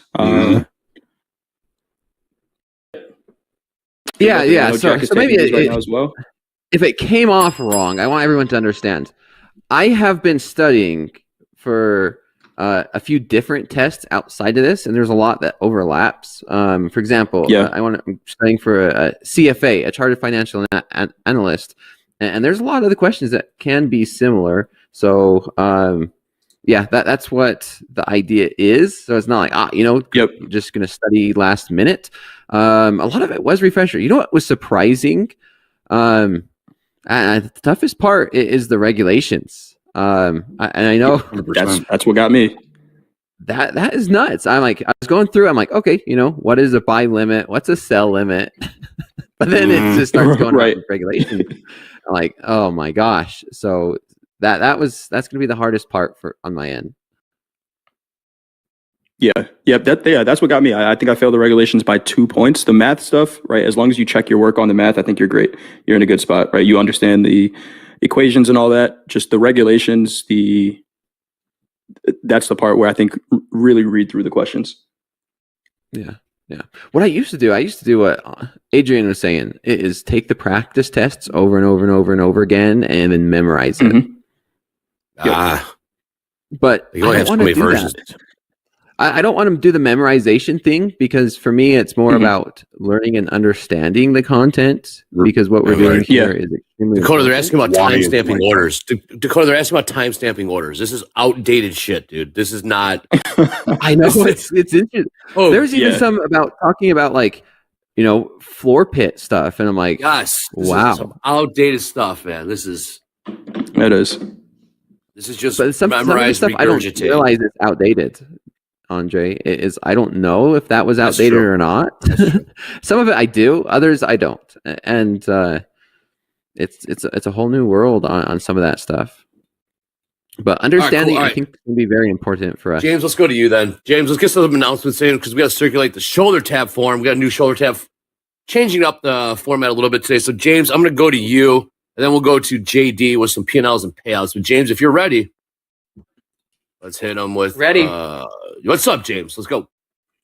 Real quick, just got two small announcements. One is pretty big, though. Our Topstep VIP. All right? You've all heard about it. They'll talk about it. Coach Hoop's Pit Raiders have received their accounts and credentials this morning. And by the end of today, we're going to add one more team to Coach Paul's Profiteers. By the end of the day, we'll have them fully stacked out. So stay tuned to see if you see your name on there. And then stay tuned all next week, too. We got some other teams to fill. So we're going to be dropping some check-in forms over the next month. And those who check in the most have the highest chances of getting a VIP spot. So Topstep TV, be here. Don't miss it.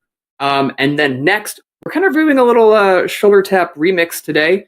If you watch Slow Markets, you see Coach Dakota do this from time to time. We're asking you to send in your TopstepX performance dashboard links. If you didn't know, you can export those into a hyperlink. You send it to us in this form we're about to drop in chat. And throughout Shoulder Tap, we're going to go through it. We're going to look at your stats, your performance metrics, give some advice, and basically just have a cool Shoulder Tap time. So Shoulder Tap featuring you on Topstep TV. So we'll drop the link in the chat, get your stats in there, and then stick around at noon to see if you're talked about. And that's all I got. So back to you, Andre. Thank you, James. Yep. A little modification here, but yeah, send in those performance dashboard analytics. Coach Jay, that's going to be you, right? Jay, you're going to be taking a peek at those? Yeah. Yep. That's going to be me. I think me and you, Andre. Just to go through some stats, go through some trader reports. It's always good to look at. A lot of these. The dashboard is amazing. The level of in-depth. I think we can now see like how long and short we've been in the accounts as well. Right. Yeah. So when I looked at these books for these Series 7s, there's so many wrong things in them. Here's one that I ran across in one of the practice tests. Here's the question. Yeah. So the question is, all futures contracts are settled at expiration by either delivery or cash settlement. Is that true or false? That's false. They would say false, right? Because they're going to say at the settlement date. Because I would like to say true on both of those, but I think it's just going to trick you and say false. Okay, they said false, but if you listen to their explanation, most contracts, such as corn or gold, are settled by delivering the underlying commodity.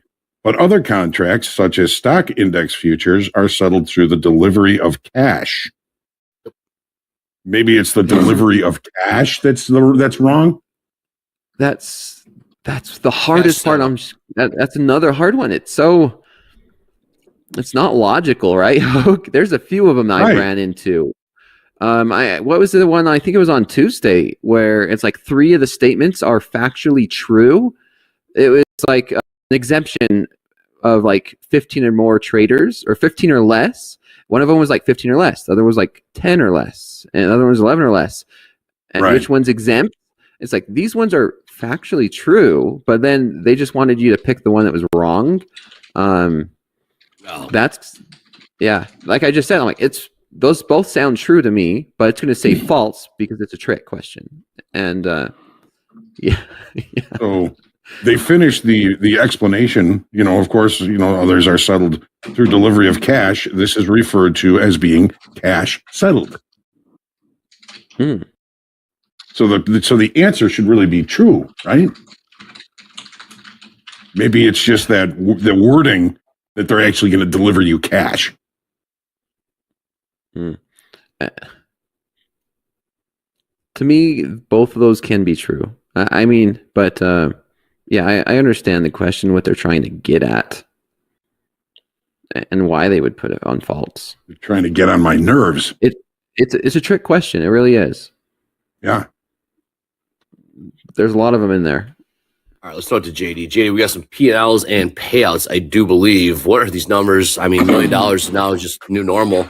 JD, what are we looking at? Make sure you read and understand the questions before you answer. That's my advice for the Series 3. All right, let's take a look at yesterday's best live funded P&Ls. Alexandros, he was the talk of the town yesterday. He got a nice shout out on the shoulder tap from risk manager Ben.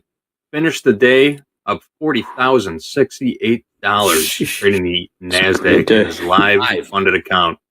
Big day for Alexandros. Big day. Next up, we got Shifton. Popular name around here. Also trading the NASDAQ, 14,802. Falkeron, he was also on the shoulder tap yesterday. Another Topstep famous trader. Jack loves this guy for sure. Trading the NASDAQ, ES, and micro NASDAQ. Took $5,040 out of the NASDAQ, $3,891 out of the S&P, and $126 out of the micro NQ for a total of $9,057 in profits yesterday. Then we got Darcy, another NASDAQ trader, $7,922, and Elijah trading the NQ and MNQ, $4,809 out of the NASDAQ, $343 out of the micros, $5,152 in total profits for Elijah. All right, everyone's favorite game time. Pick your over/under. I mean, 1.2. Yeah, I'll take an over on that one. Just the week, Yeah, JD? I'm going to give you. This is just for yesterday. I'll give you a clue. It's on the light side today. Okay, yeah. I mean, wait. I'm thinking it's Friday. These are Thursday's numbers, so that would make Thursday's sense. Usually, numbers, what yeah. Fridays and Mondays are heavier. That's accurate. Mondays 980. Under $1 million? No, I think. Ooh, I think JD's trying to set us up on this. Order I'll say filled. $1 million. Light side's $1 million. Yeah, I still think it's pretty close to $1 million. 1 second. Let me load this up. All right. Here it is. Order rejected. Close. Real close. Oh, that's light. That is light. That's light. 900,000. 485 payouts. Even the average payout was a little light. 1822. Yeah, right? Yeah. So we're not going to hit the record of 5 days of million plus this week, but still about to. Huge numbers. It's coming. It's coming soon. If it's not next week, it'll be the week after. But yeah, it's coming. All right, guys. XFA P&Ls, you ready for these? Yeah. Money. Big numbers. Yes. See if this updated yet. Yep, it sure did. Here they are. Yesterday's XFA P&Ls. Jared trading the ES, NQ, and crude oil. Took 7,100 out of the S&P, 20,000 out of the NASDAQ, and just over $800 out of crude oil. Total profit, $27,954 from Jared. That's a nice day. Charles C. 20,924 trading the NASDAQ. Romaine trading NASDAQ and gold. We were talking about gold this morning, Hogue. Yeah. We got some traders taking massive money. $13,508 Romaine took out of the gold market yesterday. Nice. And $5,856 out of the NASDAQ for a total of $19,364 in profits. Nice day for Romaine. Then Woody and Amir both trading the NASDAQ. $19,093 for Woody and $16,763 for Amir. Are those all single XFAs, JD? Those are all single XFAs. Wow, nice. Very nice. One account XFAs. Yep. Wow. All right, folks. Man. I'll be back with some hot streaks in a little bit. Thank you. Big shooters. Light day. $900,000 light day. Unbelievable. Here we go. NASDAQ's pushing down, Andre. Jay, are we going to break, or is this just one of those? No, it's being bought up. No. It's being bought up. Yeah, it's still holding that New York session VWAP.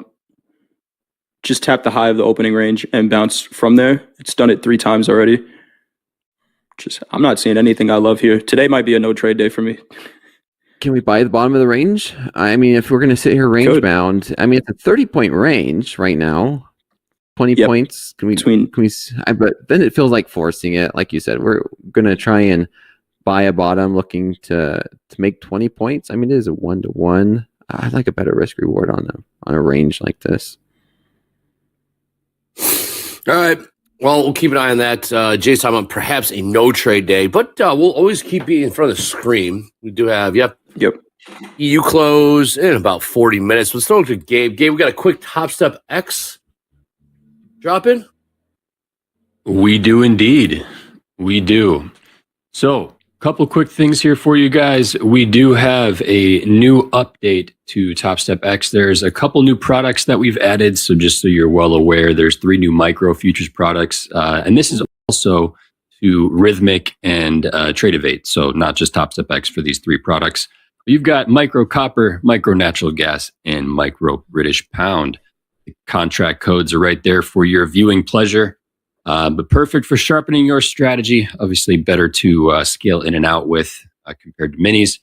Remember, all contracts, whether it's minis or micros, are still going to encounter those clearing fees. So just be conscious of how many fees you are intaking as you begin to trade. Don't be that trader with 30,000 micro contracts and getting their P&L just dwindled away.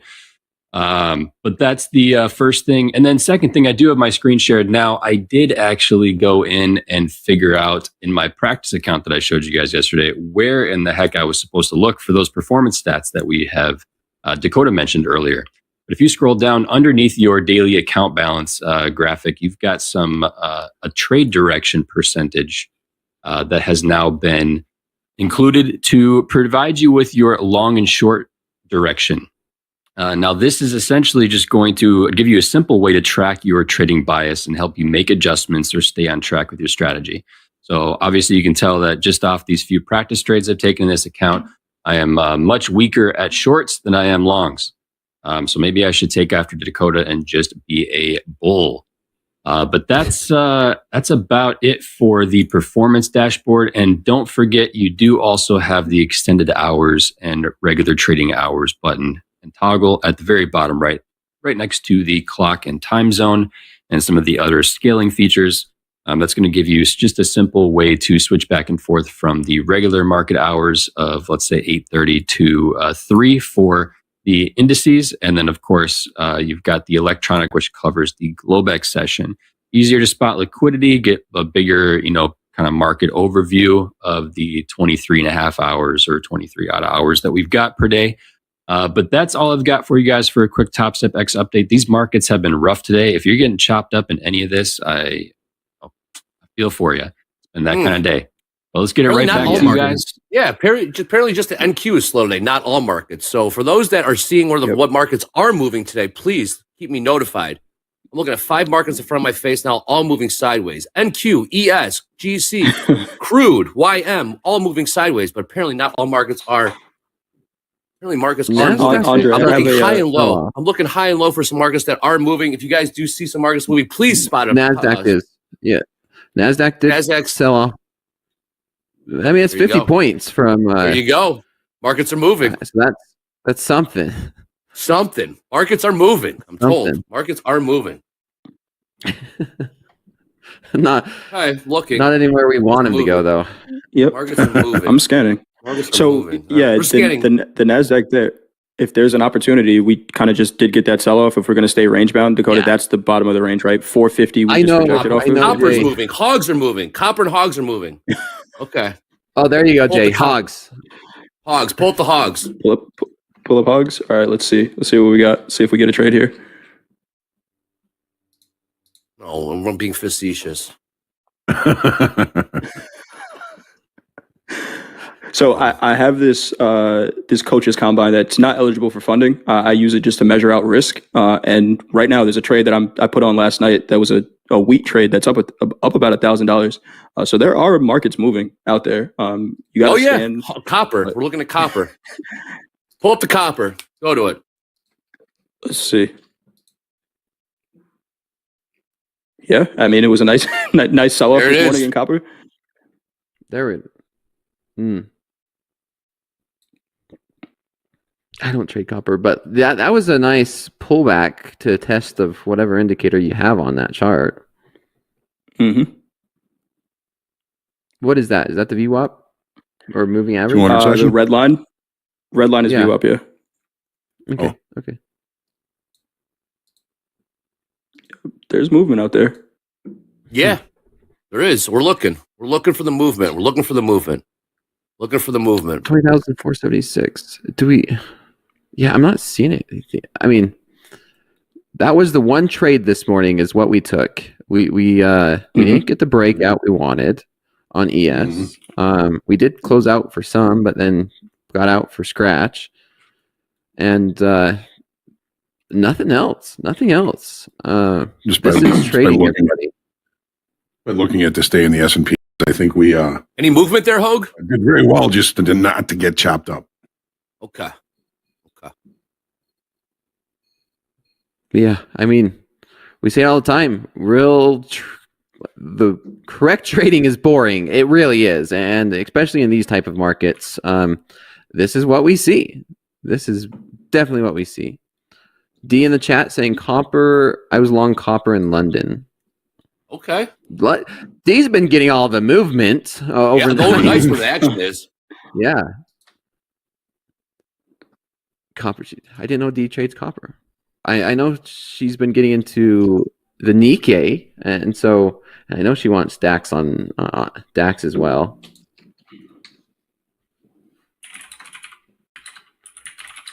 $68.62 last trade in crude. Okay. 43,000. I do think 43. Mag 7 earnings next week. Lost trader. Yeah. Go ahead. I was looking around for some movement in these markets. Yeah, I'm looking at the NASDAQ. The NASDAQ, if we look at the NASDAQ here, we did break down out of the range that we were in. And so if we look at the range we've been in from basically 20,500 down to 20,470, we broke down below the zone. We came back, we tested it, and then we kind of rejected. So that is a little bit bearish. I mean, I don't see us falling. There is a chance. I mean, and maybe it's just me grasping for something that if we do see a continuation, can we see NASDAQ down to 380s? Maybe test a little bit below 400s. But yeah, that would be the sell-off target that I'm looking for if we're going to sell. And we mentioned that earlier, right? Back down to settlement. Settlement is at 368. It's just, where do you get in this where you're confident about that's the move that's happening, right? We could have shorted it above 20,500, but with all of that overlap, it's not a great setup to take. How's volume looking, Jay? For right now, how's volume looking on the day overall, Jay? We had a 3-bar reversal in gold. We did. 5 minute or what time frame are you looking 5 at? minute. Yeah, like we did 20 minutes ago. Yeah, that would have been a good one.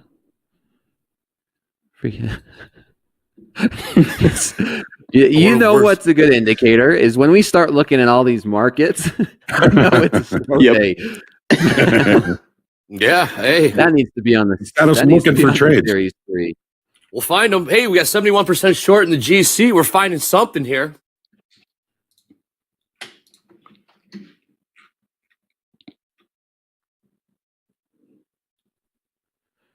Crude oil selling off. Maybe that's just the market that the grass is greener. Where we should have been.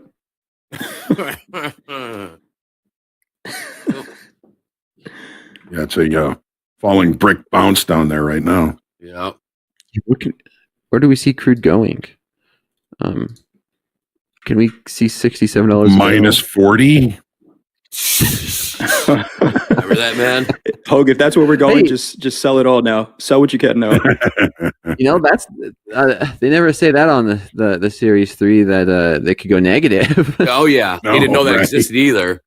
Yeah, that's non-existent.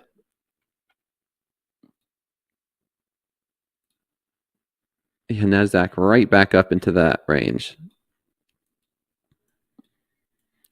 Who's trading this? I want to know who in the chat is trading this is in green. Who's profitable today? Mm-hmm. Yeah, that's a range-bound trader. Seen a couple people successful in the combine today. There you go. Nice. Yeah, fair range bound. Wow, a lot more. Wow, okay, all right.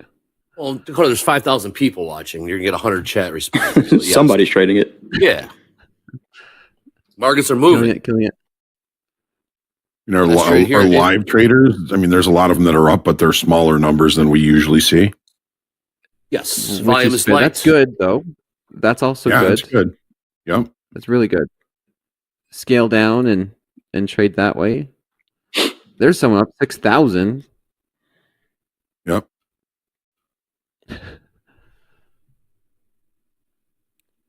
Let's trade the NQ.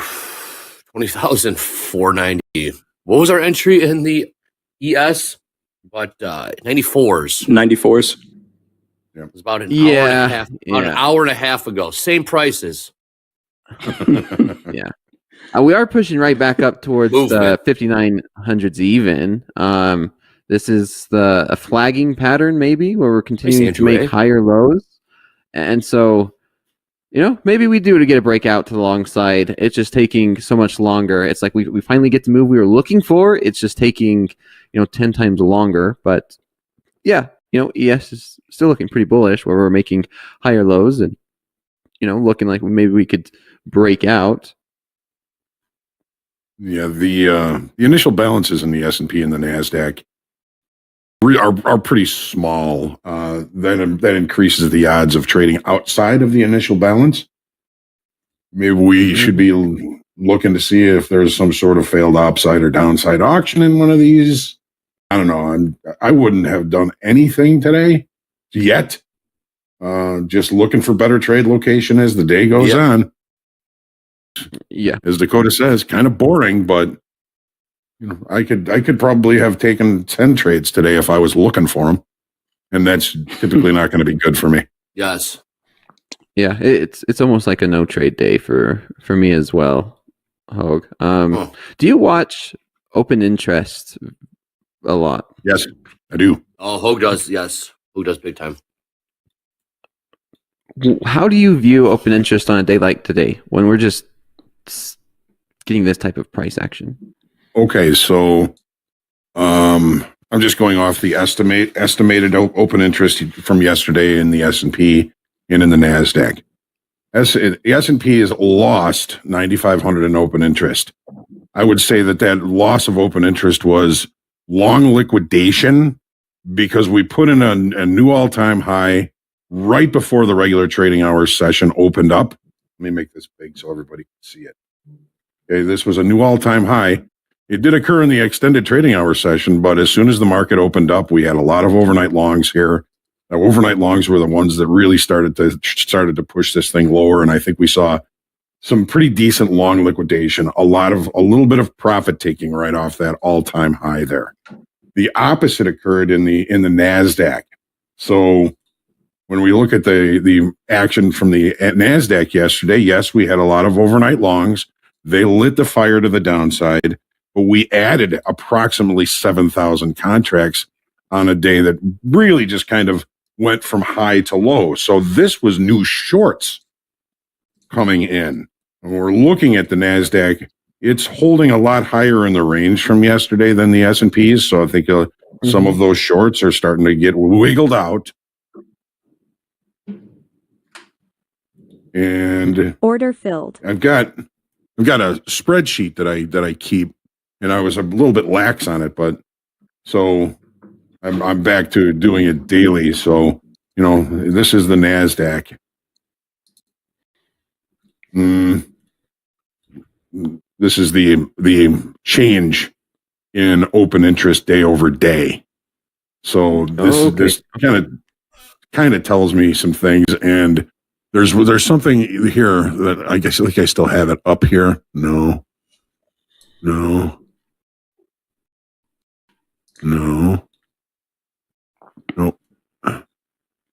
There's an example I use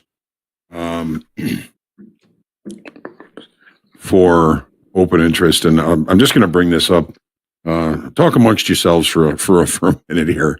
I was scanning for a potential trade. Again, just scanning around, seeing if anything is presenting a decent opportunity I want to take. I'm looking at the Russell and maybe a long in the Russell back to the opening range.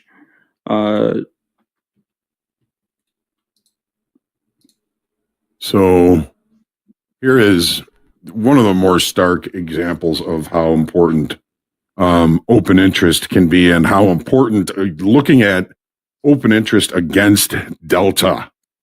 So this is one of the more stark examples that I've seen of this. On the 4th of February 2022, we end that day at 1807.80. Market starts moving higher. This is the movement for the day. Market starts moving higher, and we start increasing open interest at higher levels. This indicates that this move is just starting and is likely to continue for a period of time. One of the things we also notice on this is the fact that we're seeing negative delta day over day. What does that tell us? Well, the increase in open interest is longer time frame buyers. The negative delta is short time frame shorts. So this market is pushing higher and squeezing short time frame shorts out on almost a daily basis. So we see open interest increasing, price increasing, negative delta. I am long one in the Russell. Sorry, Hogue. Sorry, what's that? I'm long one. I'm long one in the Russell. Baby, 22.94.1. My risk is 22.89. Not looking for a whole lot. Looking for this to trade back up to the opening range. Pull the RTY. I like it, and I'm actually joining you, Coach Jay. I'm going to join you. What is going on? What are you guys? I'm going to join that one because I really do like this one, actually. Go ahead, sorry. 2294.1. Right. All right. We found one. Fish on. We found because that mark. We found one. That's a 3-bar reversal too. Nice.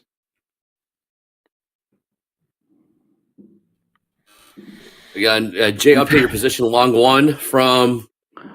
Yep, long one 22.94.1. And we will see where this goes. Yeah, I'm long one as well. I'm actually going to add another one. I'm long 2 from 94.3. Again, not risking a whole lot on this. Looks like lows of the range potentially, and looking for it to trade back up towards the opening range. And I make it stopped out. Where's your stop? 89. Okay. But it may need to go a little bit lower than that for 89. Mine's 89. And reshort them down. I'll do 88. 88.8. And if we do break above, say, 95, I think I'm just going to add to this. Okay. I added. Okay. Here we go.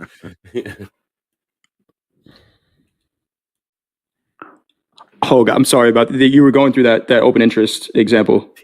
Well, that's all right. He wants to sling some Rusty.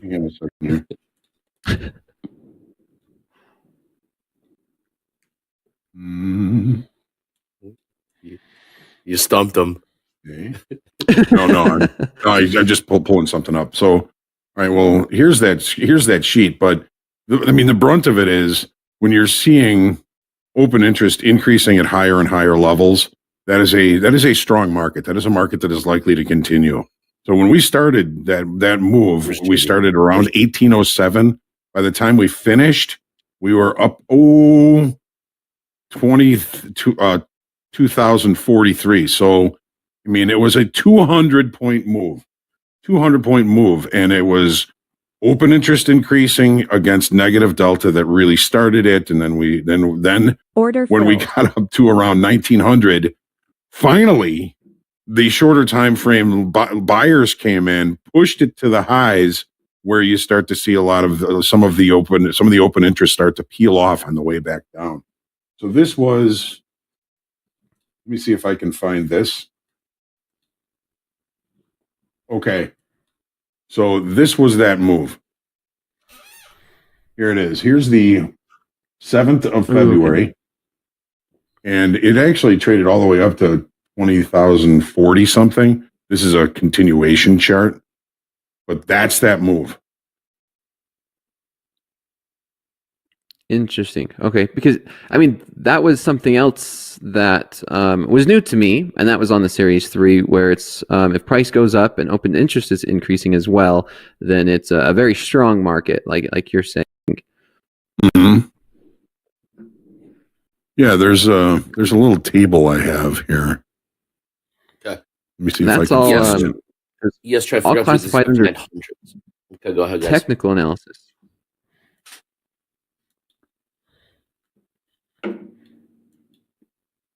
5,900's last trade in the ES.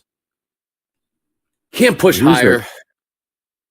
Here's that little table if you want to take a look at it, Dakota. It's just volume and open interest. So price rising on higher volume and higher open interest, it's likely to go in that to continue in that direction. But if price is rising in volume and or open interest begins to fall, that move is in question now. There may be a change coming. And it's the same thing for the down. I mean, if prices are lower on higher volume and open interest, that is a market that is likely to continue in that direction. And if price is falling, volume is falling, and open interest is falling, the market isn't as weak. It may not be strengthening just yet. This is kind of confusing. Order But, rejected. Yeah, this is just a little kind of simple table to kind of watch that.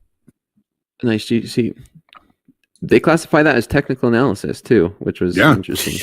This is in the technical analysis section. All right, last trade in the NQ 20,492. Look at the Rusty. Rusty's still around the same price as these fellas got in. Crude here, $68.27, $68.28 last trade.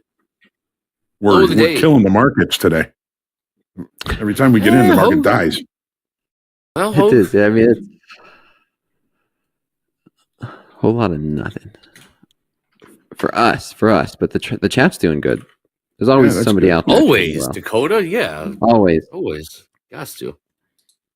ES is holding above 5,900. It is. I'm keeping an eye on that. We could get that breakout. We might be seeing that breakout now as we're speaking. It's a slow trade. It's after 10. It is after 10. All right, we do have London close. We got London close coming up here in about 15 minutes. Dakota's just coercing this market higher, trying to tickle this thing just to push it higher. But let's go to JD real quick. JD, we got some hot streaks. We got some hot streaks. Next time you get He's still doing. Delesh, yeah, he's out there leaving room for the Holy Spirit as we speak.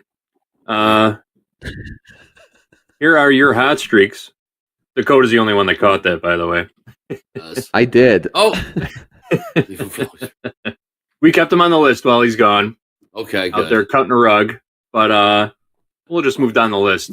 We got Mina. Mina did it again. $202 trade in the NASDAQ now at 33 days worth $8,117. Thayer and Vaishnav are both sitting on 31-day heaters. Thayer made $217 trade in the NASDAQ. Vaishnav, $221 trade in the S&P.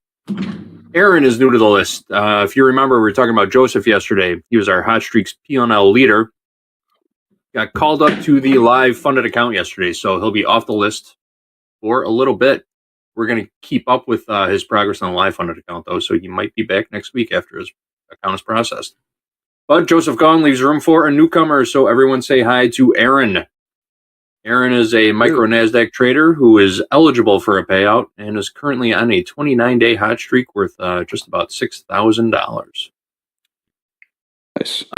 So leaving room for the Holy Spirit, guys, it's a joke from my Catholic school upbringing. When you're dancing too close to a girl, the nuns would come up and say, spread you out and say, leave a little room for the Holy Spirit, guys. I like it, JD. I was wondering what that meant. You know, I like the backpack on.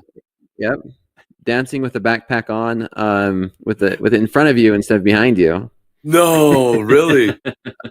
Yeah, I've seen that too. Leave some room for the Holy Spirit. I love some that. Room for the Holy Spirit. All right. Here are, you want to see Thursday's, yesterday's payout leaders? Yes, absolutely. Oh, here? Why not? Let's do it. Some room for the Holy Spirit. All right. We got Raymond, $22,275, pulled out of 3 XFAs. Vincent, $20,385, pulled out of 3 XFAs also. Sid, almost $20,000 out of a single XFA. Tyler also pulled that out of 3 XFAs. And Catherine, $18,550 out of 1 XFA. 11% of total payouts from yesterday, which was $900,000, represented in these 5 traders here. There are your biggest payouts. Leave some room for the Holy Spirit. God, that's so good. I've never heard that before. That's so good. Never heard that before. No, it's so good. All right. I'll be back with the leaderboard in a little bit. We might be seeing a breakout on the NASDAQ. There is it's going to be something I'm watching right now is, can we break out and find some momentum up above 500 and make a run to new session highs? That's a tough one to take, though. New session highs would be 20,523. Yeah, I mean, where's the risk on that? Right. Yeah, that's the hard part. I would say it'd be below 80, 81, possibly. It's one of those where I'd rather wait for the breakout and then get in on the pullback.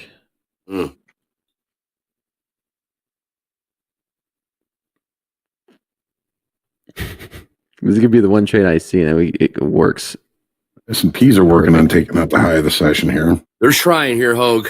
They are trying. I've wanted to use the saying it's like pulling teeth around here, but I don't want to. I can't say that anymore. My man, I can't say that until my man gets back. I can't. Yeah, man, come on. I can't. I've wanted to say it a few times today, but I've refrained from doing it. Tuesday, it's going to be like pulling teeth. Yes, literally. Here's the thing. I still do not have a ride from the dentist because I'm struggling to find someone I actually trust enough to not video me. Please video him. Please video him and send it to Topstep TV. I don't. I think that's good content, Dakota. I think we need it. No, I heard some crazy things about after you wake up from anesthesia aliens, right? and the fact that you're not going to recognize anybody, and then some random guy just comes in trying to pick me up. I'm not going to say the location because then we're going to have like some traders in the chat. Like, oh, yeah, I'm here for Coach Dakota. Get kidnapped. Dakota, they're not going to let that happen. They're going to make sure you're cognizant and awake before they let you go. You're going to love it at my house, Dakota. Dakota's going to be speaking of the aliens. Oh, man. You sounded like the guy from Ted.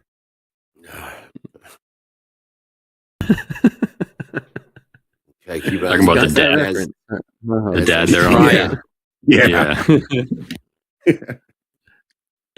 We're trying to break out here. Kidnapped and trying to trade. I'm watching RTY still, Jay. I added to it. I'm now in 4 contracts long at 2294.2. Yep, 4. It's not really doing too much. Just kind of hanging out. Go along 4 from 2294.2. Yeah, we're getting that breakout on the NASDAQ, though. Slowly but surely.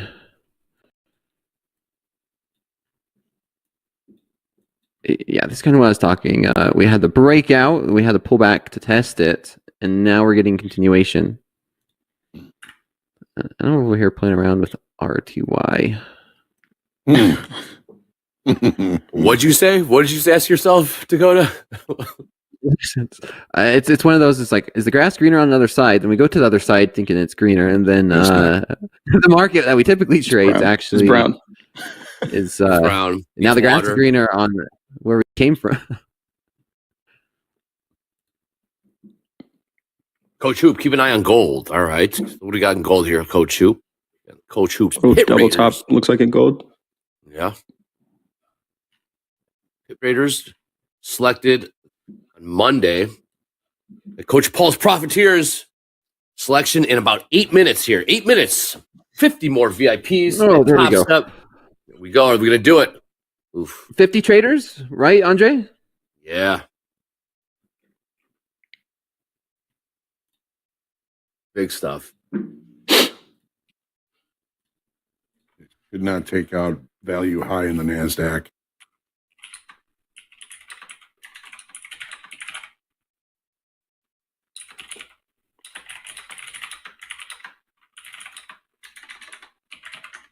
I'm looking too, guys. What are you looking for, Hogue? What are we looking for? Help us. What are we looking? I'm looking for one. You're going to find one. Be careful. Yeah, man. I love that saying. I found one in the Russell, and it was a shitty one. I did just add to it. I'm into. No, I'm closed. I closed out of that. Minus $300. Yep. All right, I can get that off my screen. All right, you guys are flat. Yeah, I still like long Nasdaq. Long Nasdaq is my favorite trade right now. I mean, it's always my favorite trade. Where do we buy 50 traders. Where do we buy it? I'm excited for this one. Yep. Then we'll get Dakota's. We got to come up with a team name for Dakota. Turtle Army. Dakota Army. I don't know. Yeah, team name. We'll come up with it. Plenty of time. Coach Paul, only 47. Where's everybody at? I seen we crossed the 125,000 subscriber mark. How about that? Yesterday. Wow. Yeah, look at that picture. Look at that guy. On time. On time. Thank you, everybody. Click like, click subscribe. I guess 150 is next.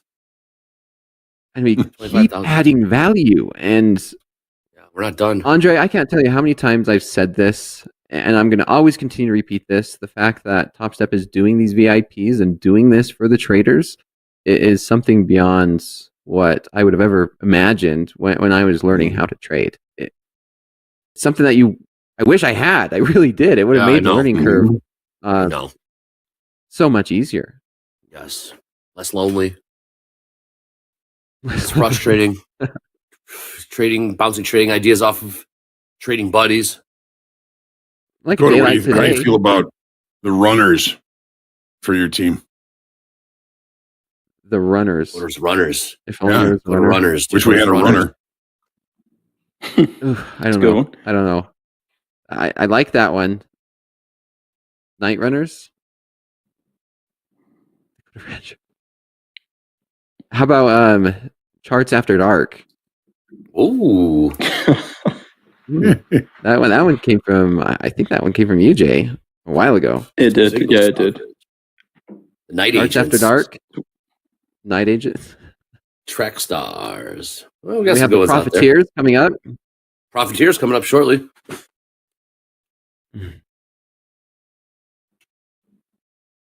Sounds a little spicy.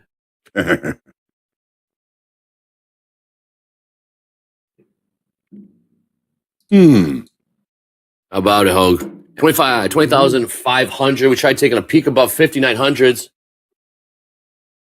Tried it. Selling off. That was still a good trade. A good trade, Jay. I liked it. We were at some support. It's just unlike the rest of these markets, support didn't hold. It's actually moving. Yeah, it's actually going in the direction. Is it? The Rusty turned around? Yeah, it's selling off. Yeah, it's selling. Oh, it's selling off. Okay. Yeah, I'm still in, but stay strong. Probably about to get stopped out on this in a minute. Stay strong. What's your thoughts on a short in the NASDAQ, Hogue? Where I know we talk about deep shorts. Let's do it. You said you like it? Yeah. Yeah. Yeah. I mean, as long as it's cheap, and our risk is if it puts in a new session high. Like to see the IB high hold. Yeah. I mean, it's from a risk reward perspective. You could get like a 3-to-1 trade out of it if we're playing a range bound day where we short the highs and look to buy it back when we get, if we do go back to the lows. But it's always that feeling is, like we've been saying, look for a trade, you'll find it. You finally decide to trade the range and then it breaks out. So, yeah, hands on. But I'm curious what Coach Paul would say about trading today. I think Coach Paul will be joining us very shortly. I see him. See Coach Paul looking snazzy, ready for his new team.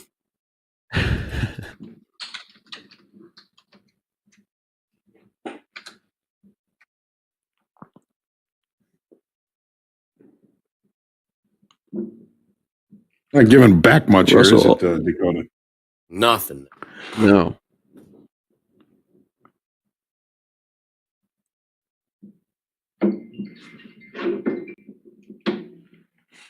A little brief little pullback got bought up pretty quick. Yes, it did. 59.02. Yeah, I'm liking this as a breakout. Think so? Yeah, it looks like it wants to. Yeah, I mean,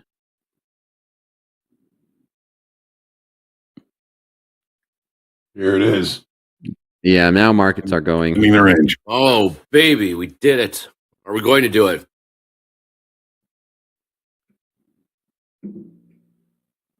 $59.03. Can we get $59.04? Yes, it has. 20,000. Not the NASDAQ yet. What is Topstep VIP? We have traders who knew. What is it? I did have a. Well, Dakota, I do have a graphic for that. So let me throw it up here real quick.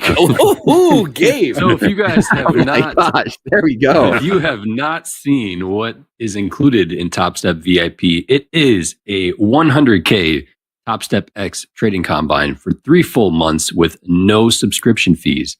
And guess what? You also get 2 free resets per month, private access to a VIP Discord with your coach and teammates. And when you pass, if you pass, which we hope you do, you cover your activation fee once you pass. So you will not have an activation fee to get into that Express funded account. But that is what's included in Topstep VIP. What a deal. Huge. That's insane, man. That is absolutely insane. Question. Once you're in it, how long does it last? Does it last until you... That's what I'm curious for. Are you having second thoughts, Dakota, about becoming a coach? Is that what you're asking that question? No, because I'm just talking, you build a team of 50. We have a team of 50 traders. And then how often are we going to be rotating traders out and in? So that's what I'm curious. I'm sure there's a lot of traders in the chat wanting to know the same that's on the outside looking in. I'm just curious because what if I want to fire someone off the roster or trade with Coach firing people? Wow. Before he even has a team. You got St. Lunatics right here. I'm joking about that one, but no, you're not, Dakota. Maybe we can talk about trading. Can we trade? Although Jay did talk about being about perhaps trading some players. Jay, that was you. Admit that. Yeah, that was me. I have some suggestions. I have a couple people who have asked to be on the team. I know we can't handpick players yet, but I have we've been talking. We've done a couple of official visits at homes. We haven't signed any scholarships yet. And look at the NASDAQ breaking out here. There we go. Shorts are going to have to start covering above 20. Yup. Shorts getting squeezed. We're really good at calling out trades that we don't take in work. I've had that more often than I really want to admit this week. About it. So let me ask this. I know we were talking about VIPs, but that trade we were in initially, Dakota, at the 94s, oh my goodness. We decided to cut it. And I know, is that a trade that if that was your own account, you would just hold it? I know you took it in your personal account as well and you cut it, but is that one that you would normally hold through that chop? For which one? Sorry. The ES trade we took long at 94. The ES trade that we took for 94, you're saying would that be one that no. just because I didn't like the price action, the immediate rejection. I was happy with cutting it. I'm not. I don't trade the ES very often, and I trade the Nasdaq, and so I recognize how the Nasdaq acts and little fine, I guess, fingerprint nuances. So I'm more comfortable with trading the Nasdaq when it comes to that and holding it and understanding it than the ES. But I know and I understand what you mean. But not that trade. That trade it was looking for like, okay, I want it now. And then as we started to break out, I'm like, okay, we want to break out. We took some profits there at the 2900s or that 900, that big round number, and we failed, and then we went all the way back down. It's like, okay, it's not worth it. It's always cheaper to get out and back in than to hold the trade. But yeah, if that was on the Nasdaq, the odds are I probably would have held that a little bit longer. Maybe even closed out a bigger portion of it. I don't know. It's very hard to say, but we'll see. All right. Well, without further ado, Gabe, are we ready? We're ready. Let's do this. Everyone's been watching, waiting. So we got 5,000 people watching right now. Click like, click subscribe. It's across 125,000 subscribers. But time we get the profiteers set up for Coach Paul. Come on in. Hello. Yes. Coach. Wow. I'm here with royalty. Hello, coaches. I think you know. What's going on, Coach? Oh, no. Yeah, go ahead, Jay. It's our honor. Coach Dakota. How we doing? Oh, what a team. Just glad to be on this team. Coach Paul's Profiteers. Yeah. Are you ready, Coach Paul? Are you nervous? What's your coaching style? Before the Profiteers, before you find out your squad, what's your coaching style like? Good question. I've coached basketball for 25 years. I've coached traders for a better part of 20 years. And really, my style is to get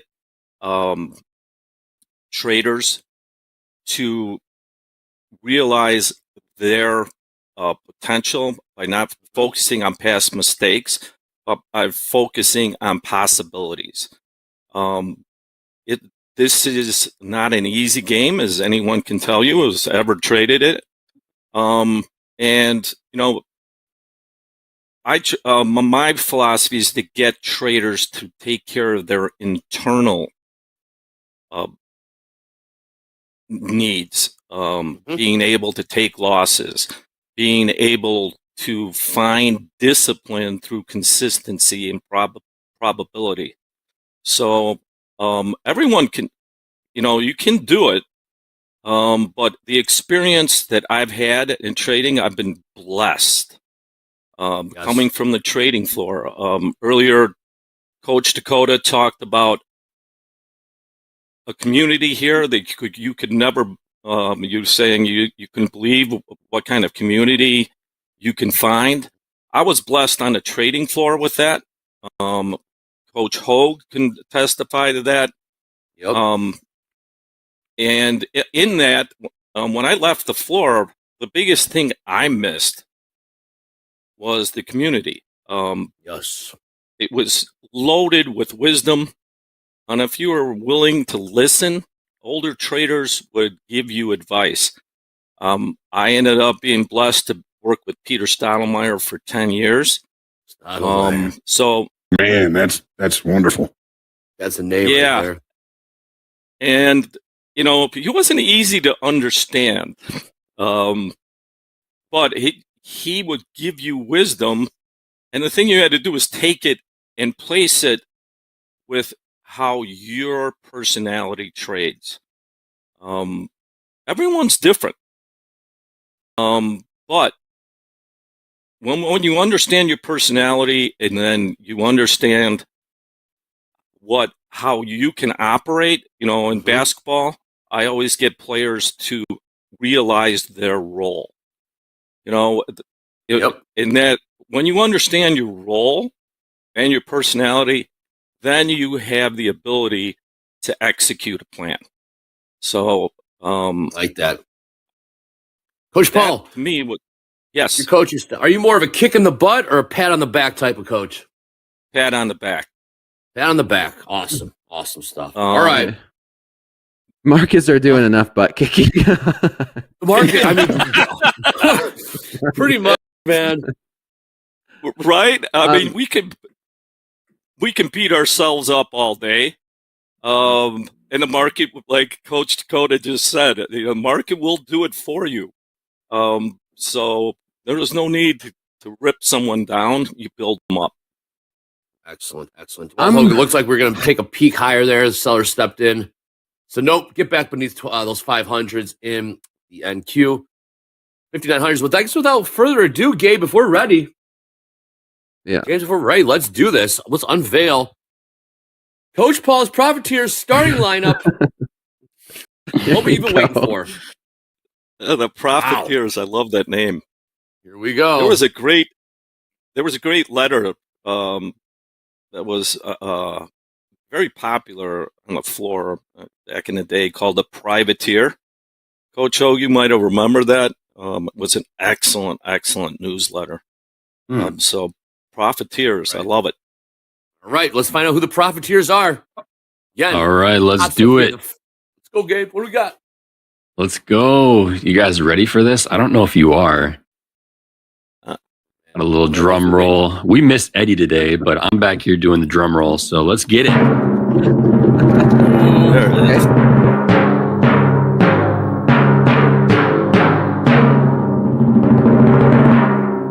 And here is your Profiteers starting lineup. Look at all those names.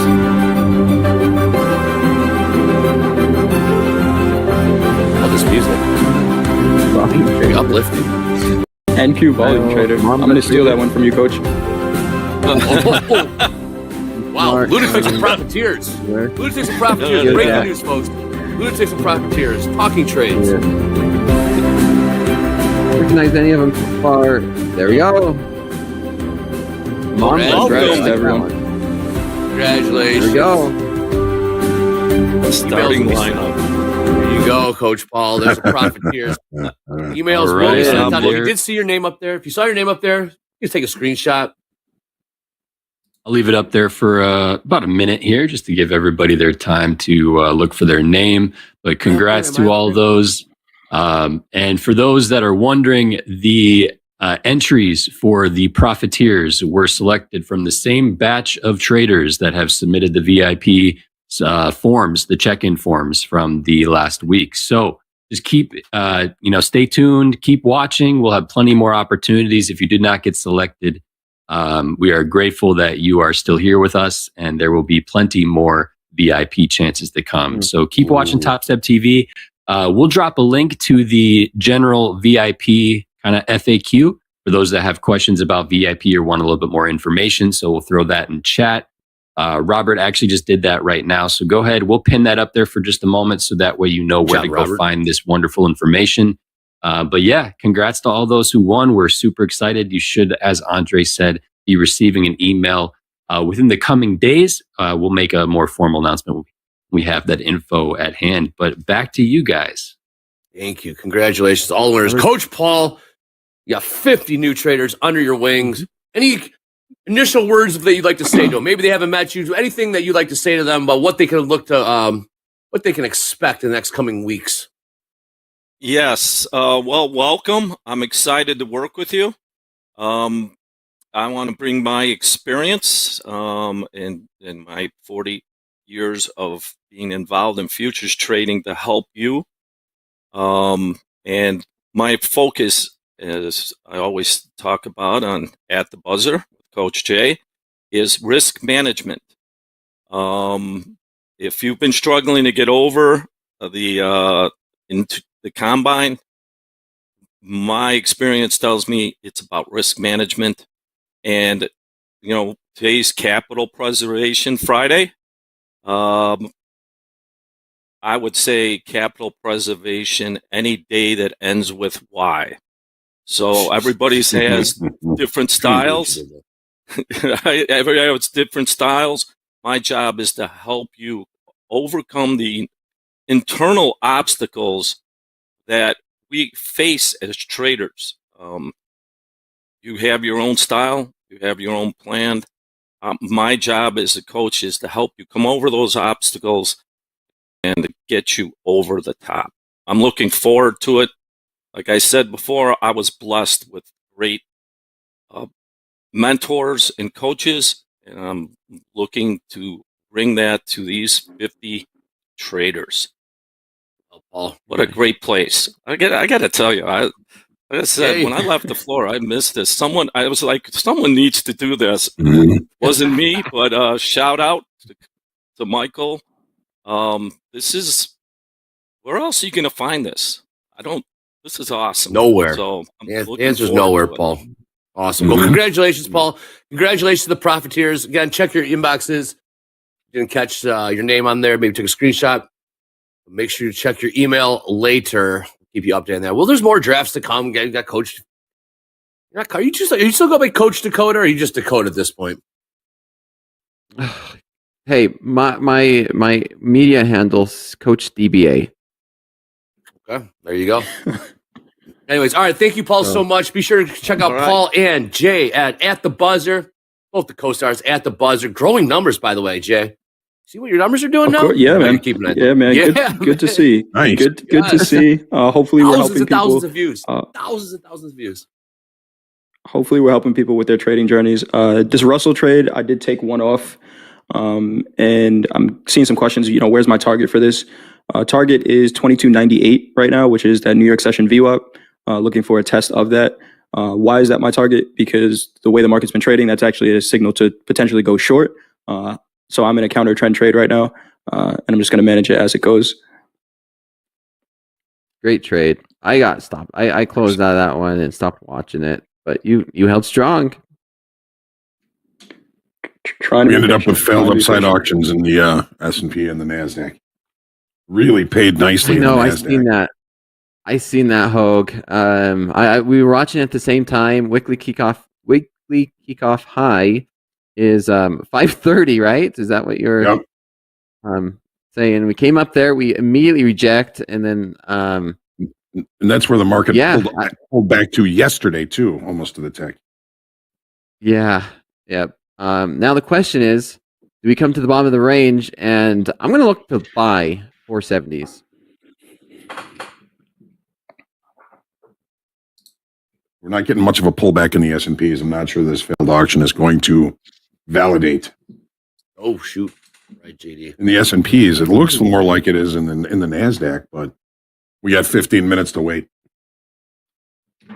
Time goes by so fast. I can't believe it's almost 50 minutes left for power or fast markets.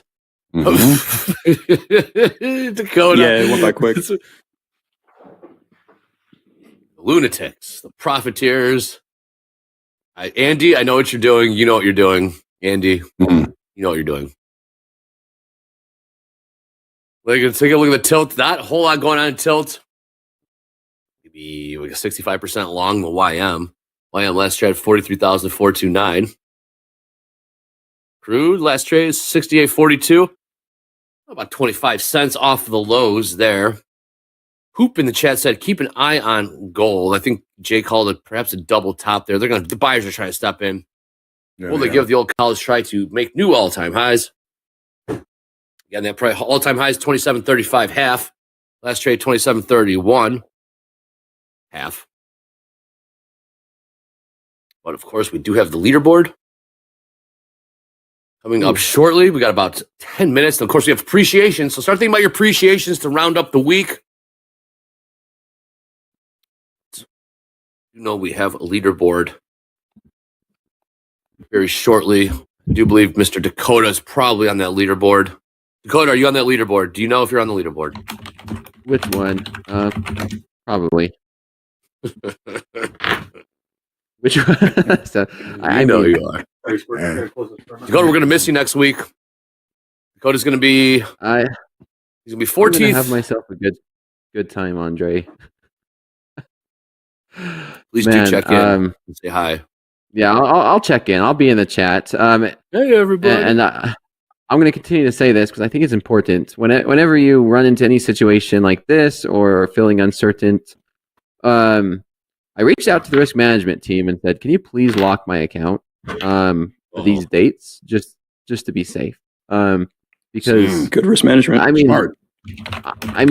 yeah, we could lock myself out. I don't trust myself enough to say, as soon as I wake up or feeling like I want to trade, even if I feel good, and say, okay, I could trade now. I'm making that decision now that I'm not going to be able to trade until at least 3 days after. Okay, just in case. Yep. Especially if you're on painkillers. Yeah. Yeah, because I've seen it before. I've done it before. I'm like, okay, I'm actually, feeling better than I thought I was. I'm going to trade. And then I trade and then realize, oh, wow, it was just a medication making me feel good. And my decisions are still not what they should be. And so regardless of what I might feel in the moment, I know I'm capable and understanding now that it's not okay for me to trade, 2 to 3 days after that type of an event. Hey, just big shout out to George, Mr. All Roads Lead to VWAP. George is officially a profiteer under Coach Paul. Let's go, Congratulations, George. Congratulations. Oh, there we go. Awesome. Much deserved.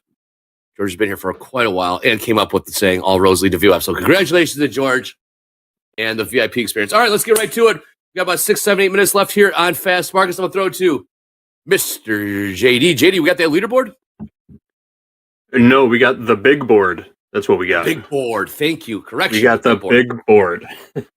All right. Is there any kind of drum roll back there? I know Eddie's out. Yep, I got you. All right, let's do it. Hold on.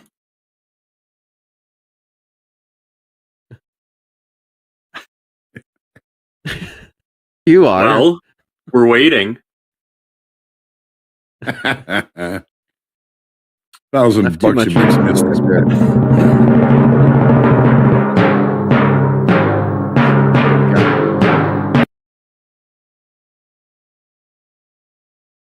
Cut out right at the end. All right. So up on top there, we got Rafa. Dakota, the man, in the 2 spot. Moved up from 4th yesterday. Nice job, Dakota. 15 grand. Trading those XFAs. Brian moved up a couple spots, and Jason dropped a couple to make room for Dakota and Brian. Carl moved up from 12th place. Vincent hanging tough in 6th. Guillaume, who had that big $52,000 winning day on Monday, moved up another notch. Guillaume was like in 130th place coming into the week. Now he's sitting in 7th place. Nice trading from Guillaume. Rounding out the top 10, Trin, Alexandros, and Scott. Alexandros had a $40,000 winning day trading in the live account yesterday. You got a nice shout out on the shoulder tap. A couple other big names to talk about. A couple of big movers, I should say. Down there in 18th place, we've got Lamar. Lamar made $8,800 trading the NASDAQ and 5 XFAs. Leapfrog from 36th place up to 18th. And then our big mover on the day is down there at the bottom, Lena. Lena had a $38,000 winning day, trading the NASDAQ across 5 XFAs. Good enough for 25th place today. That's a 74 position jump up the board for Lena. Beautiful. Get your cams ready. I remember when we were just crossing 100,000, JD.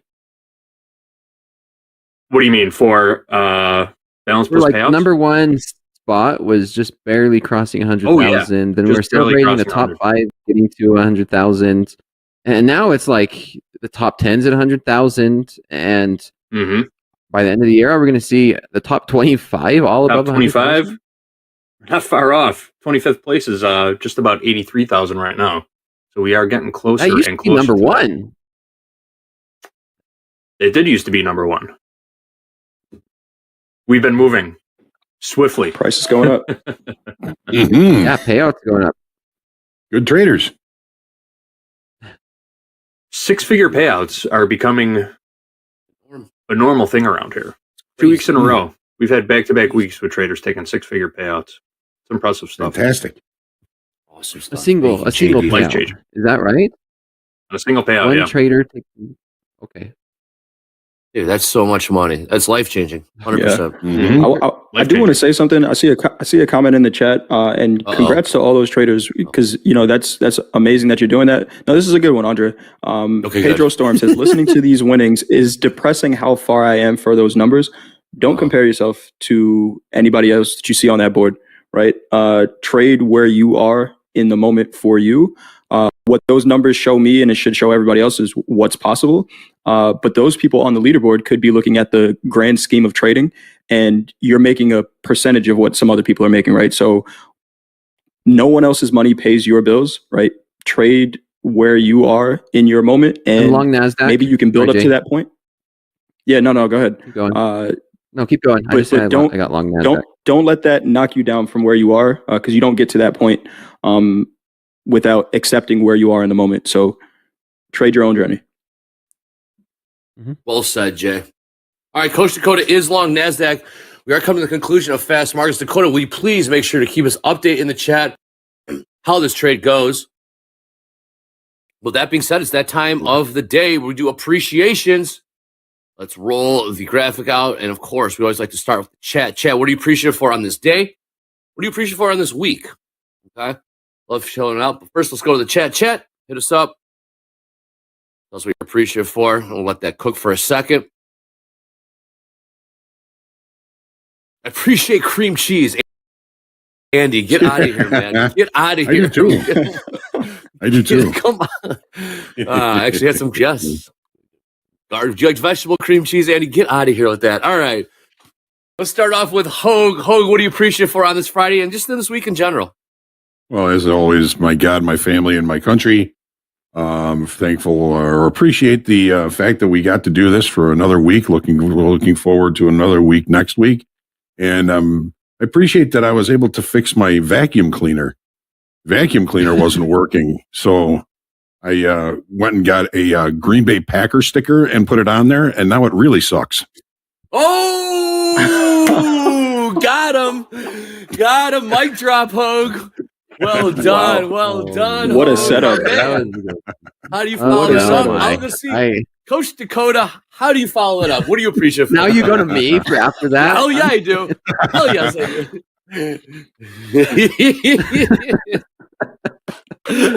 I'm speechless. What can I say? All right, Coach Jay. Coach Jay, what are you appreciative for? Just this, right? This getting to do this, the opportunity to get to do this, to talk to traders, to trade with you guys, to laugh at Hogue's jokes and all of this.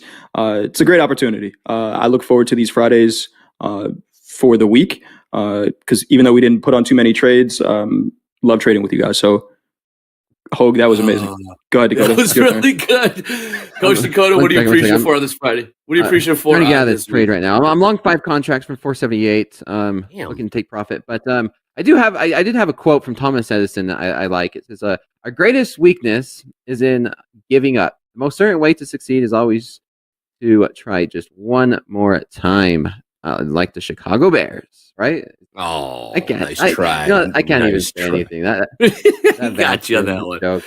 You got you on that one. I can say, Dakota, I am going up to Lambeau Field in early November for my first Packers game ever, so I'm excited for that, even though I am a Bears fan. Anyways, and I'm appreciative for this whole thing, man. We get to hang out. We got 125,000 subscribers. This is so damn cool. Hanging out with Dakotas and Hogue and Jay. This is insane that we actually get to do this, and we're all trading this in this community together. This is wild. Never in my wildest imagination I think that we'd actually be pulling this off and pulling it off well. The quality of talent, the quality of characters, quality of trading that we got going on here at Topstep TV. So I'm amazingly appreciative for what we got going on here. And as always, coming up on the other side of this break, you know who's in the house for Power Players, Mr. Peter Tuckman, the Einstein of Wall Street, the most photographed man in the New York Stock Exchange. On the other side of this, in Power Players, this is Topstep TV. Let's go. Many times, the fear is not just a fear of losing, but a fear of feeling like a loser, that we're fearing failure. And so we need to rehearse the mindset that losses are part of the game, there's inherent uncertainty in financial markets, and that our evaluation of ourselves is based on our learning and our growth and our development, not by our absolute P&L at any moment. So again, it's back to the cognitive approach, changing our thinking about success and failure, because if we can learn from quote unquote failure, then it's not so much of a threat.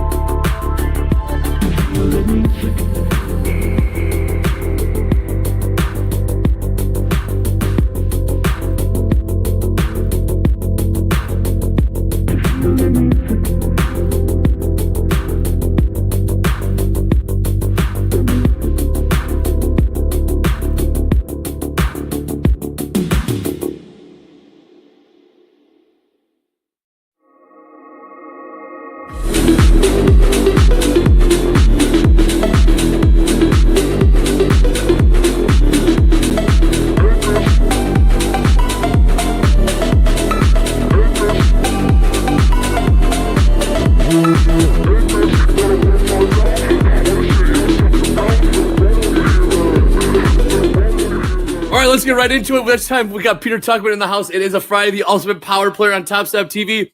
He's in an unusual location. We are not familiar with Mr. Tuckman. Where are you right now?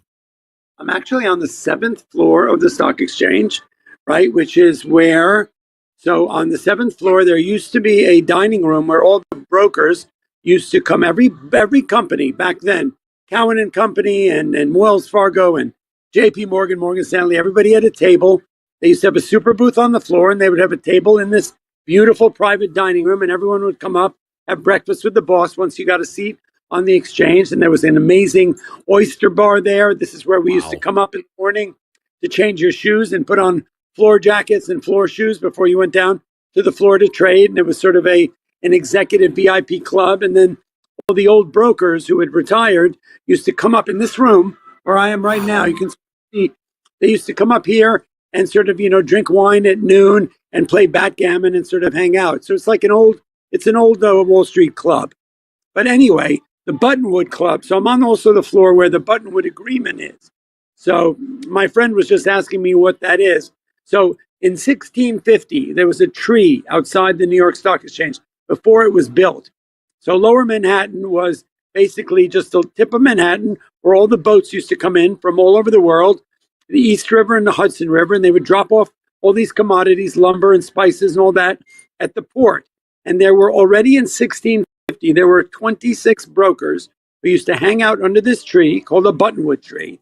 And they would wheel their wheelbarrows down to the port, pick up all the commodities and bring them up to the tree where they would then create an auction market and wheel and deal these commodities. That went on for 150 years till 1797. When they made an agreement called the Buttonwood Agreement, which is actually in a vault right outside this room. And that basically stated that we are the 26 brokers that basically run this corner. It's kind of like a weed corner, right? This is our spot, right? You want to do business, you got to do business with us. And they laid down business. Oh, no. In business practice. Come on, stop. Okay. You're there. Hold on. No. Okay. Hold on. All right, cool. All right, so the Buttonwood Agreement. Yeah. So the Buttonwood Agreement, 1797, 26 brokers came together and agreed that going forward, a handshake, your word is your bond. A handshake is the consummation of a deal.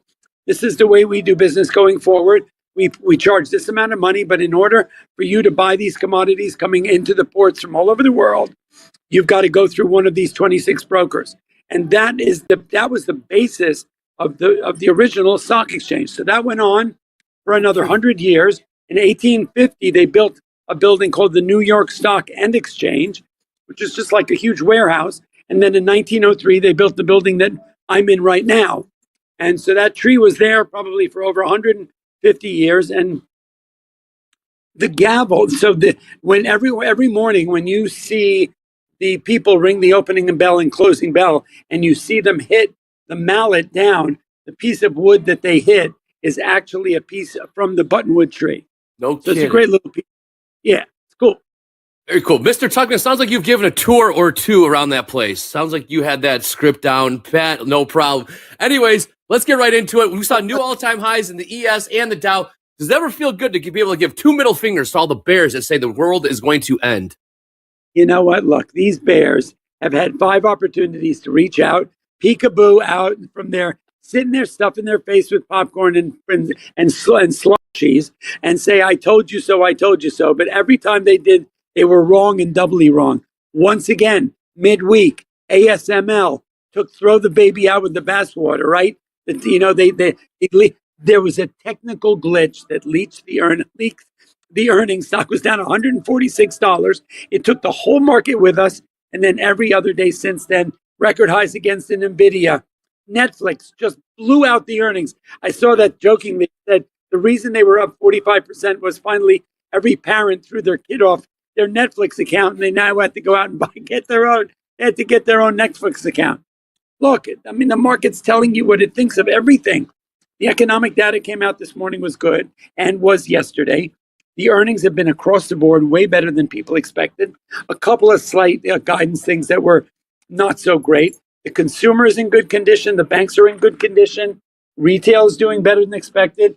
So where does the market have to go? I mean, every day we're inching higher. Even the days that we've been down in the morning, by the end of the day, we're sort of, this is like, and some days we've had these, what we call the old, you rip your face off rally. I mean, there's so much enthusiasm, so much money being put to work in this market. Today's option expiration. So on the close, we're going to see big volume from 2 to 4 o'clock, right? We're almost, look, these months go by so quick. We're almost at the end of friggin' October, right? So you got, obviously, the election. I don't think the election will have much bearing on the market at all. So, I mean, look, the last time Trump won, the market was down at 3:30 in the morning. The market was down 1,000. By the time we opened up at 9:30, the market was up 1,000. So there was a 2,000 point reversal on that. I don't think anybody knows, is there going to be a difference in the market depending which one of these schnooks becomes president? I don't think it really matters. And I'm being nice when I say schnook. Notice on either counts. But anyway, the market there's so much. I even think that there are still people who've been on the sidelines waiting for this big crash, this big pullback, this big recession, depression, whatever you want to call it. And they're sitting there going like, they're the idiots at the friggin' barbecue on Sundays because they never dipped their toe in the market.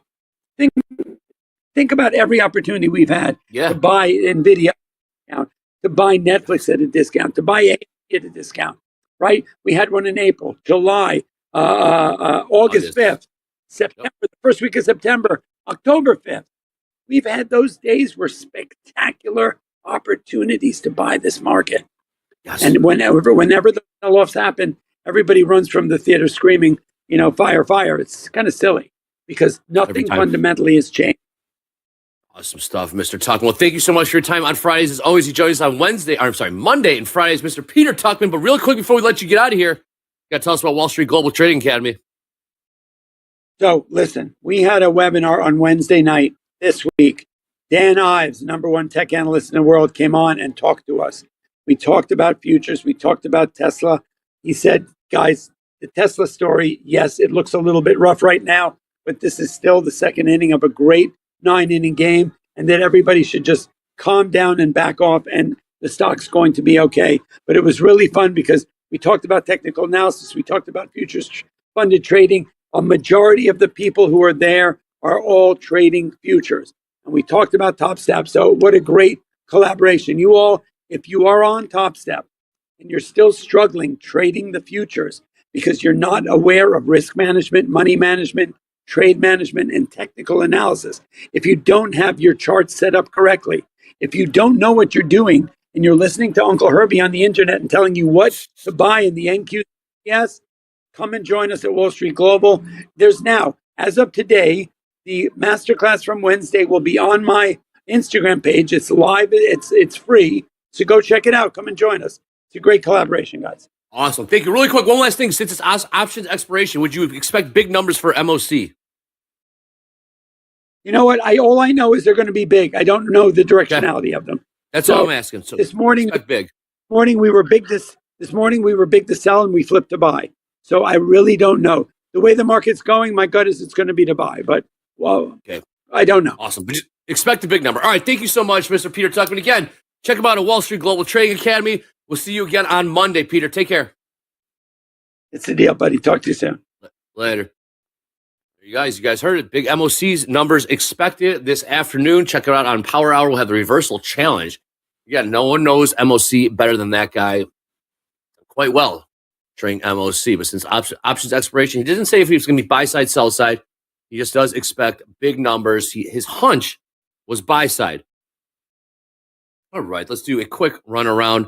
We got our guy James. Who we got? We got Tim B going to be joining us here shortly. We got Robert as well joining us. Get to know him. Seen a bit of a pop here in ES. When I say pop, I mean like 4 points. Well, with the way today's been trading, hey, we got the Dow moving higher here as well. And Nasdaq, not so much. Don't see anything. What time is it? Ding dong. Come on in. Who we got? Wow. Welcome. What's up, Robert? What's up, man? Hey, welcome everybody to Power Players. Tim B in the house. Tim B, you're now a Power Player. Welcome to Topstep TV. What's up, Andre? Great to see you, man. Likewise. Robert, how we doing? I'm doing great there. Yes, welcome, Tim. Not only a Power Player, but a Topstep funded trader. Congratulations. Yes, sir. Right into it. Let's get right into it. First question I always ask. How did you find Topstep and how did Topstep find you? Honestly, from Instagram and Facebook ads. That was how I saw it. It was years ago. Probably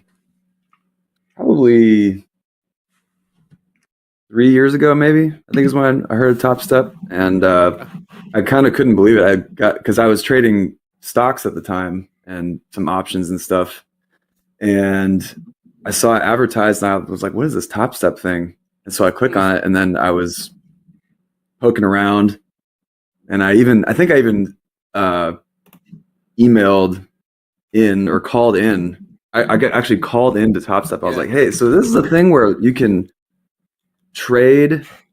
I can do whatever strategy I want, and then if I pass your evaluation, you guys will fund me." And she was just like, "Yeah." I was like, "Yeah, that's awesome."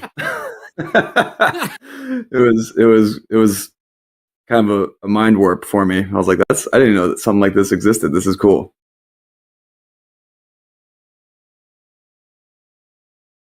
That's a great story. Just hearing all of that back information.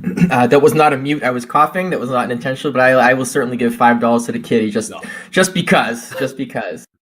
I can't go and clear my throat on the air. Tim, that's a great story. Seeing all that stuff online for years, and not on my story, but that's how it was too. It's like I was an individual, I don't want to say professional, a full-time trade for 4 years, and then I was in the Topstep community and found Topstep, and we talked for a little bit. So, and I've been with them just over 2.5 years now. So, great company, great to have you on. Kind of took the same path from there. But I wanted to ask you one thing, and Tim, if you got any trades on for this section here, we want to make sure that we hear we're on. No trades on right now. Nice. Okay, let's go ahead and let's list those out, and we'll do the updates for you, and Andre's going to write them down. What do you got? Oh shoot, Tim! I thought you said you're in a trade. Oh no, I'm flat right now. Flat right now. Excellent. All right, let's get to know Tim. Let's get to know Tim the trader. Tim, what products do you trade? What products do you trade? I trade right now. I'm trading MNQ. A system that I trade. I'm working up to being able to trade full size NQ on Topstep, but right now with the way my system works, MNQ is working a little bit better for my risk management. So, excellent. Okay, MNQ last trade 20,465. Got the chart up here. Have you taken any trades today? It's been a little quiet, but I'm wondering if you've taken any trades yet today, Tim. I have taken trades today, and like I was saying, I got lit up this morning. That early chop off the open just took me. So right now, this is a combine I have. This is a 50K combine. But I was copy trading a bunch of combines and my XFA this morning. I'm actually red on my 150K combine today by minus 1,000. Hit the DLL on a couple of 50K combines as well. This chop right here, with the way my system works. So to give you guys a little context, I'm a mechanical systems trader. What does that mean? So I've learned from my experience that trying to use discretion hasn't really worked super well for me. Even though what's funny is it seems like when I'm not in a trade or when I'm in one of my mechanical trades and I'm using just my knowledge of price movement and how structure works and everything, I can call trades and like predict things so well. But then for some reason, when I get into trades and I'm actually taking them for real, my brain flips a switch and I don't do as well. So I have learned that mechanical trading has gotten me to my XFAs, and so that's what I'm sticking with. So today, I've got part of my strategy incorporates the overnight range, and as you can see, this orange line here was the top of the overnight range, and it pulled back right off the open and then ran up into it. And I just got smoked on that pullback because I had already my mechanical system had already gotten me in short around, where did it get me short? Got me short at 440 in MNQ. Oh, I see where that happened. 440 quarter to be exact. Yep. And so I got smoked going up, and then I got smoked coming back down off of that bounce. So I hit the DLL on my 50K combine, and I switched over to a different combine. And since then, let's see, which one was it? It was the 644 count. I'm up on this one today, so that's nice. But man, this week has just been, just a nightmare of choppy, gross price action. Like, it has been abysmal. I know Dakota made a ton of money the other day, so that just goes to prove that sometimes your system will work great in a certain environment and someone else's won't, and vice versa. So it's definitely been a good example of that this week, I think. Great point. What do you got, Robert? Yeah, that's exactly right. I was looking through some of your stats here, and I love the fact you're a mechanical trader. I'm going to comment on your chart right there. So I guess we'll start with that. Tim, I love the fact that you don't have red candles on there. I don't care what color they are. There's not red candles. So that's really good. I really appreciate that. It's just kind of a sticker for me when I talk about something like that, because we don't want that slapped in our face the whole time. And the second thing is just I use always black and white charts because you can see any type of indicators you use a little bit easier. You stick something on, like you have volume profile, beautiful, love that too. I see that you have it set up so you have your value area separated out, and then you also have the different colors of that turquoise color there in gray, just separating the longs in the shorts, the ups and down movements, so you can see which ones are in control at that point. So love that stuff. I absolutely love it. So kudos to you on that. You stock, quote on no pun intended, your stock went up a few points with me there. So listen, I love the That's good. That's good. I just met this guy 7 minutes ago, so I love it already. Your stats are pretty good, man. I really like them. We're looking into your account. The XFAs, the balance $3,000. Winning percentage, your winning days are almost 60%. Your winning trades are almost 70%.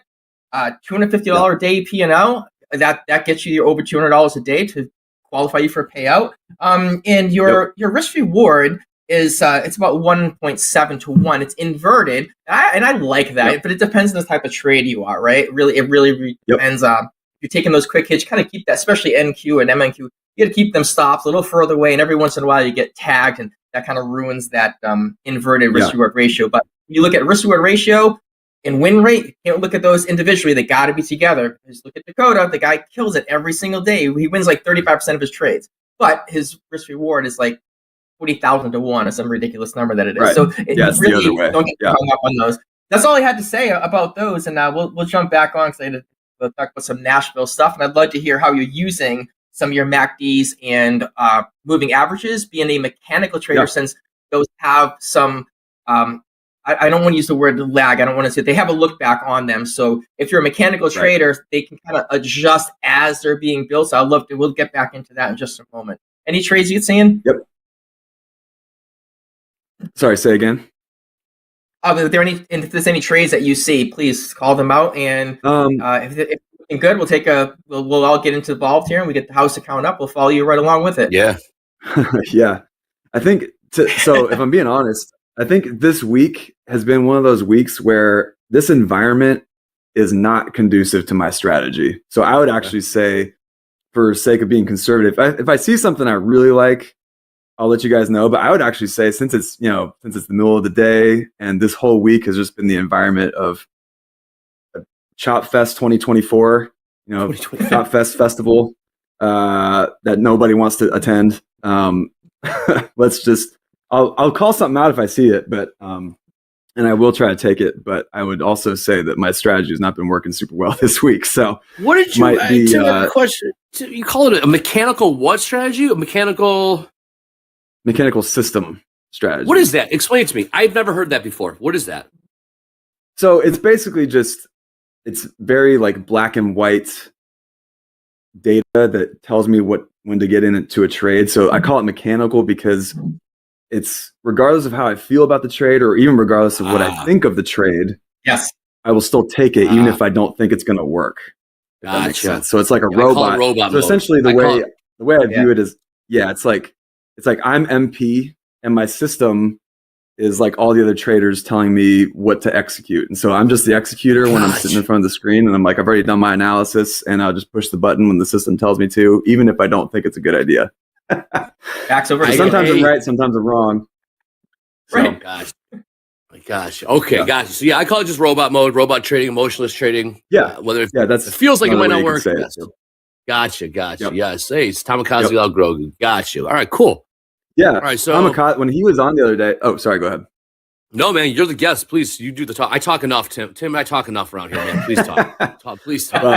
Well, I was just saying, when Tamikaze was on here the other day, it got me super excited. I was like, man, I would love to actually try to connect with that guy, because with him coding his algos and everything and his automated stuff, that's ultimately what I'm working towards here with this system, actually, is being able to build out an automated bot that can just trade for me.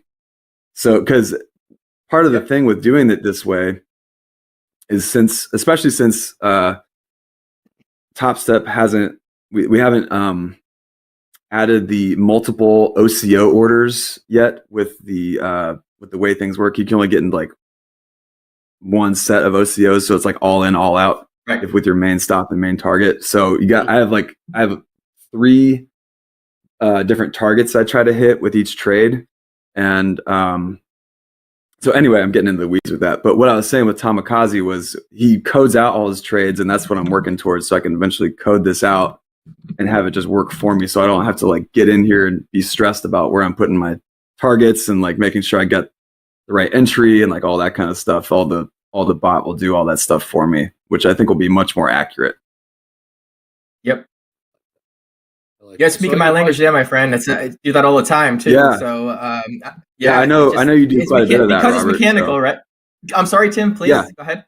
I was just saying, I know you do a lot of that. So like, same thing with you. I know you code a bunch of indicators and bots and stuff. So I've been like, man, maybe I should even try to reach out to see if I can get connected with Robert, see if we can talk about some of this stuff. And it's Topstep Discord for sure. Topstep Discord, hit me up in there. We work a lot of traders in there, and everything's out in the open. You know what I mean? If you have a secret, something like that, we're not going to say that, but it's like, hey, these are things I like to do.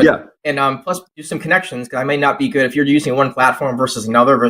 Ninja versus Quantower. My main is Quantower right now, and until we get all the automated stuff in TopstepX, then we'll switch it over to there, and I'll move everything over, and we'll make what I have available to our traders. So I'm looking forward to that as well. But we can do that on the mechanical side, because it's going to say, if this happens, then do the other thing, except if that, then do the other, set that type of structure. And now you don't have to sit there as Tim or as Robert or Andre, whomever, and go, oh yeah, it just happened and trade. It just does it for you. So that's what I look at for the automated side of things. It's not like you're You're not going to run the thing. And here's my line: is that it's not. These things aren't the longer you let them run, the more money you make. That is not the case on any of these things. If it were, we'd all be billionaires, right?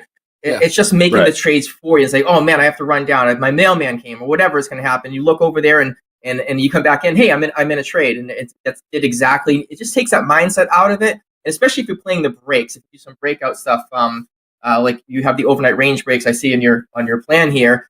That you can get in those. Once they break through, you're all set, and it can adjust those stops for you. And as you said, with the OCO orders, you can have multiple levels. But one can trail, the other one just kind of hangs out there, takes you off, leave a runner, and it just follows it along. That's super, super good. Hit me up in Discord. I'd love to chat with you about that and see what I can do. Yeah, that'd be awesome, man.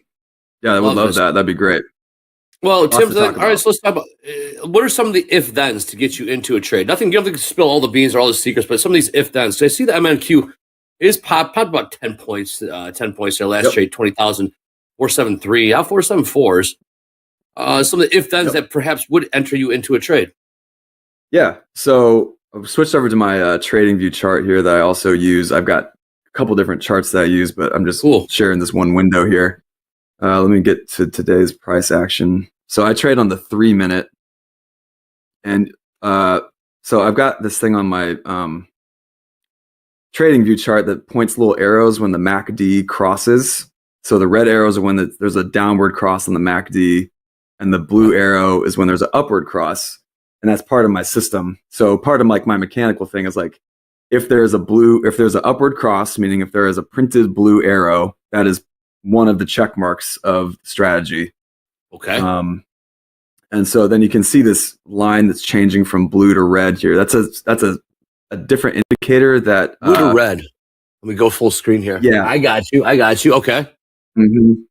And that's a different indicator that I can't pull up on TopstepX because it hasn't brought in the full suite of my trading view indicators. But on my actual trading view platform, it's an indicator I have on here.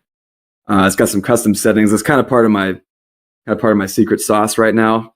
Good. But so the other criteria, or one of the criteria, is when that line turns blue and there's a blue arrow, like right now, then I get into a trade. We're seeing that right now. So it might actually. Yeah, so it looks like he's sitting up straight, folks. He just sat up straight in his chair. I know. I feel like every trader like leans in like super close to whenever they're about to get into a trade. I do too, man. Yeah. Way too close to the screen.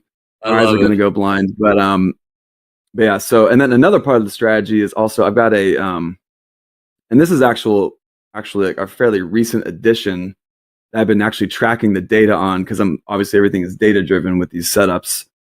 I've been tracking the 9 EMA and 21 EMA crossover. So that's also another element, and I'll take a trade off of that as well. So if there's a blue printed arrow, and then the 9, which is the white line, crosses over the 21, which is the blue or this light blue line here. When both of those exist at the same time, when the 9 has crossed over the 21 and it finishes printing crossed. Yep. That'll be a signal for a long for me as well. So we might be getting one here. What are we seeing here? It's getting close, yeah. Yeah, we've seen some buyers coming in here. $20,485. Hey, we do have the house account open, Robert, correct? Yeah, house account. I got it, queued up and ready to go. Whatever we need to put on, we'll jump in there. And we were talking on that trade, and wish we had his other screen up there. We would have jumped into it as well. But it'll most likely, we're speculators, right? Most likely hang around here a bit. Just based on what we've seen before. And I say hang around here. I'm going to talk to the numbers around 475 to 485. And once we get above or below that, we'll start making our way either back down to point of control, which is around the daily point of control is 470, or we start breaking up a little bit higher and there's some more consolidation around 500. We'll keep an eye on that. And Tim, if you see something, please shout it out like that. Don't be afraid. Okay. Will do. Okay. We're just chilling right now. I don't want to say a tip. I'm sorry, Andre. We're just chilling right now. So yeah, chilling right now. ES is going about 2 points off the highs here in the ES, but not 1 point off the highs in the ES. Last trade, 59.05, high of the day, 59.06 half. Taking a look at again MNQ. We're watching this. pardon me, 20,477 last trade. YM, boy, that YM is the strongest of everything today. About 10 points off highs of the day last trade, 43,504. Crude been pretty quiet, pretty behaved, if you will. Last trade, $69.20 or $69.16. Not seeing much movement. Keep an eye on this ES. If ES and the Dow want to pull the MNQ with it, we'll keep an eye on that. All right, Tim, I have a little tip I want to throw at you there to give it a shot and let me know what you think of it. You know those MAs you got cooking up? Your 9, was it 9 and what, 21? 9 and 21, yeah. Okay. 9 and 21. Wow, look at that. My screen just turned black over there. I just restarted it too. Okay, anyway, let's go with that. 9 and 21. You have the faster MA would be the 9. So what if you calculated that on the close and then you took your 21, you calculated on the open? Reason being, it's going to give the faster one more weight in the direction the market is moving versus the slower one in the direction where the market it just kind of trails behind it. Take a look at that cross. I got a hunch it'll get you in a little bit quicker, and you'll be able to see the moves. But I'm not telling you what to do. It's a suggestion. Take a look at it. I have a 20 and 25 set up. We're just trying to get my screens reshared here. But take a look at it. The fast one is on the close, so that's the direction of the candle. And then the slower one is calculated on the open price. Let me know what you think. So you're saying, just so I'm making sure I understand what you're saying, right? You're saying have the 9 EMA set to the close of the candle, and then the 9 or the 21 set to the open of the candle. Is that what you're saying? So if we talk just the 9 and 21, the 9 is the faster one, right? It's calculated on the close. Yeah. So it's going to hit the if the market is going up and it closes higher, like 2, 3 in a row, it's going to calculate on that. But then the slower one calculate on the open of the candle. So there's going to be some separation there. Okay. Try to get my charts shared up and we'll go through that. But just out of curiosity, give it a shot on there. See what you think. That would definitely be something to back. I'm definitely see. I love that kind of stuff. Like that's definitely like a very data driven way of doing it. Because the thing I love about using a trading system that is just purely data driven is like on a week like this, the system has not been performing super well for me. But I know that I haven't been doing anything wrong. I've just been doing what the system has told me to do. And so it doesn't like create any kind of like mental, like, oh, I'm such a horrible trader. It's like, no, it's just the system is not working this week. Because it's so easy to like, if you're using some discretion to kind of then question yourself, like, wait, am I a good trader? I don't know. Even, Hey, Tim, question. As we're watching these ES just put in new highs on the day. Yep. Here we go. That price of 59.10. Starting to see some size up there on the ladder. Looking at the ES, but a couple ticks off highs. Tim, you're very data-driven in your analysis and your trade execution, but yet I see here that you are a music composer, producer, and songwriter. So are you an artist? I mean, are you left brain and right brain? What's going on there? I think I'm one of those weird people where I've got like 60% of both. So like I definitely have a good chunk of the right brain type stuff, but I also have like numbers and stuff with my left brain. So I'm kind of like a weird blend of the two. I can stand in both camps a little bit. Hybrid. So, I like it. There you go. You are I'm a unicorn. hybrid. Yeah. We got one. We found one, folks. We found one on Topstep TV. We found ourselves a hybrid, the left brain, right brain, 60% each. That equals 120%. That's what we find here on Topstep TV. I'm good at math, guys. I'm really good at math. Hey, I'm watching new highs here in the Dow, 43,522. New highs of the day.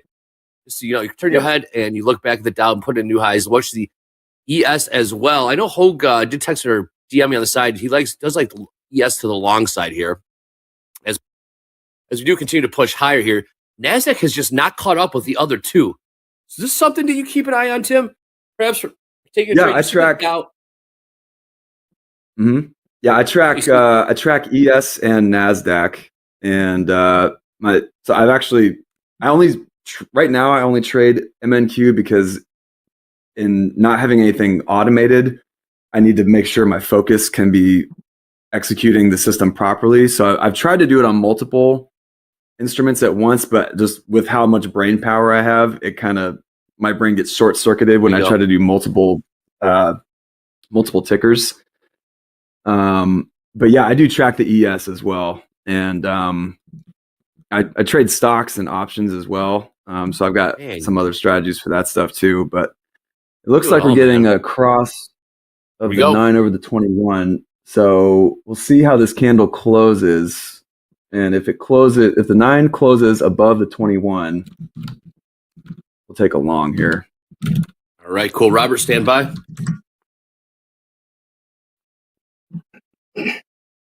That's trading the MNQ 20,485. Now 486 is trade, putting new highs here in the ES and the Dow.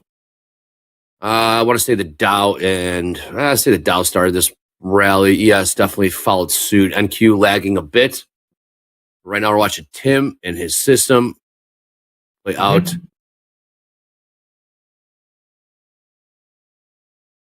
All right, new highs in the ES. Hogue did like the longs. He's calling there. Yeah. Yeah, I actually like that long on ES too because it's breaking the overnight high right now. Yes, it is. Something we want to get into? I'm going to hold off on it because I haven't been tracking that one quite as much recently, but I do know that often when it does break the overnight high, it will break it by at least 5 points before it pulls back, like before it pulls back like 9 or 10. But today, like I said, and this whole week has not been doing what I've had. It didn't sound like a genuine seen. laugh, Tim. That did not sound like a genuine laugh there. I'm not gonna lie. That did. That one did. The first one, not so much. I'll give you a genuine laugh, Andre. I'll give you a genuine laugh. Don't worry. The first one, no. The first one sounded like this SOB market, man, and it's been one of those weeks for sure. Yeah, well, there's definitely an element of that too. We got about 23 seconds here until this candle closes. All right, let's go. Let's stay locked in here, guys. It's just barely crossing, but we'll see. Let's see what happens here. That's a time chart you got up there. What's your time frame on that? Yeah, time chart, 3 minute. Okay, cool. And so what's going to happen is when I get in this trade, I'm going to give it 3 candles, and if it doesn't, all right, I'm long. Whoops. Let's go. Should be. Sweet. Should be. Hello. Oh, I'm on the wrong freaking chart. That's why. No. Here you go. Switch it. Yeah. Here we go. All right, Robert, we're in too. Oh no. I was looking at I'm gonna switch over to NQ right now. And MNQ, Robert. MNQ. We're trading MNQ. Got it. Oh, we can trade NQ too, I suppose, but we are trading MNQ. Or he's I'm in trading MNQ. Are we in long right now? How many are in long? Yep. I'm gonna go in 5. I'm in 3. I'm just doing micros today, so I'm in 3 micros long. And so what I do, I am entered in at 20488. Do we have a target and stop for us so I can put them on charts? Yeah. So first target is going to be let's see, 49.75. So we'll do 490 as target 1. And then really tight. Okay, 490. Got it. Yeah, I do. It's kind of it's really more of a scalping strategy. Gotcha. So 490 for the first one. Or wait, I'm sorry. Rate 9. All good. Take your time. 500. Sorry, 500 for target 1. Okay, cool. 500 target 1. You got it. I'm putting a limit sell up at 500. You got it. What is our stop? That's important. Yeah, stop is so I give it tons of room on these, which hence why the inverted thing. So I usually do my disaster stop 75 points down. So 489, 414.75 is going to be my initial stop here, which I know. Well, I got to ask you on that one, Tim. That math. Well, I assume you don't let it kick till full stop, right? With that, so it rarely hits this disaster. So usually, I'm out of this way before this. So that's where the system kicks in and how does the math work out? Right, yeah, so 414.75 is my disaster stop. But like I said, if it doesn't hit target within 3 candles here, by the way, second target will be at 505. Okay. All right. And then third target will be at 515. 505, then 515. Cool. All right, let's update the board real quick. Robert, what price did we get here? 488. I am putting 20,488 is the entry. We are long 5 MNQ. All right, long 5 MNQ from 20,488. And Tim, also, can we update your position, please? You're long 3 MNQ from what price? Yes, I am long 3 from 24.90. 490. Excellent. On MNQ. Tim, long +3 MNQ from 20,490. Stops are in. And Price I target. just have my charts up there as well. Thank you guys in the background. All right, so I'm actually adding 3 more right now because I just got another entry from my second part of my system. Sweet. We're adding 489. Right, I'm adding 5. It's 10. Tim is now long 6. So I'll set another target for 499 half for that part of the trade. I like this. How many? Are you getting out all of 5 of them? I'm gonna get out 1 leg, so a third of that position from there. Okay. So I do 2. I will if be, you're doing our 5, price is. I do 2. I would do 2 contracts there. If I were trading for you guys, so 49.25. I'm in 10 long to update the board. They can hear back there. I'm in 10 long. Price of 489. 20,489. On 10 MNQ, 20,489. Tim, update your price real quick. +6 MNQ. What's your average price? Give me 1 second here. Let me get this order set. My average price is still 490. Actually, thank you. I have a take profit at 499 half, 500, 504 half, 505, 514 half, and 515. Holy smokes, you're really stacking these up. I'm going to have to load those right in here. I'm going to put them right in I like between this. each other. 3, 4, 5, 6, 7. I will take this one. We'll take 3 off of the first 500. Let's try to match this up because I'm in 10, so I'm taking a couple off at a time instead of just the singles that you are. Yep. Perfect. Yeah. So with my management of this, I said after 3 candles, and this is actually a new data introduction that I'm adding to my system here. But after 3 candles, if it hasn't hit full target and the trade is red, I'll actually flip the position and then go short. No kidding. All right. And then but if it's still green after the 3rd candle, I'll just let it ride and let it ride to target. So hopefully it just jumps up into the overnight high here. Hopefully it goes with the ES and gets pulled up here into these targets. That'd be really good. Nice, nice. Looks like it's pushing in our favor. We're getting close to that first takeout, taking out that limit 3 sell, and locking up should be about $120 or so. And we just locked in. Let's go. Yep. Cheerlead mode. Come on, let's go. Go. Tim, you have a very professional setup in there, Tim. Is this where you compose your music as well? Yeah, this is my battle station / music studio. That's sweet, man. Yeah, fellow songwriter. I've been guitarist 35 years, man. I played at Bluebird Grill, Commodore Grill, Bluebird Cafe, Commodore nice. Grill. You played at Bluebird. With Vince Gill with the Time Jumpers. Yeah, man. Look at I you. see Oh, really? Nashville. I even made a little funky Nashville. Okay, we just got T1 there, guys. We just got T1. Yes, we did. Target boom. 1, 2, 3. Yep. What and we're looking for T2 right now. Let's go, baby. Let's go. Come on, Tim. Let's go. I like you, Tim. Okay. I'm gonna update the board for man. our If you guys can only hear me when here. if you guys can hear me when I'm not on the camera, man, you let it rip. Even though I'm trading a mechanical system, I still get very, that's part of why I do a mechanical system actually, because my emotions get, spiked up on trades. It kind of doesn't matter what the trade is. It's the best, Tim. Nothing like it. Yeah. House account. See. We are updating the stats on that. We are in long 3 MNQ. Average price is 490. I like that. Yep, long 3. Now, should we move our stop on this thing? We stops down in the 414. No stop movement yet. Should we bring this up? All right.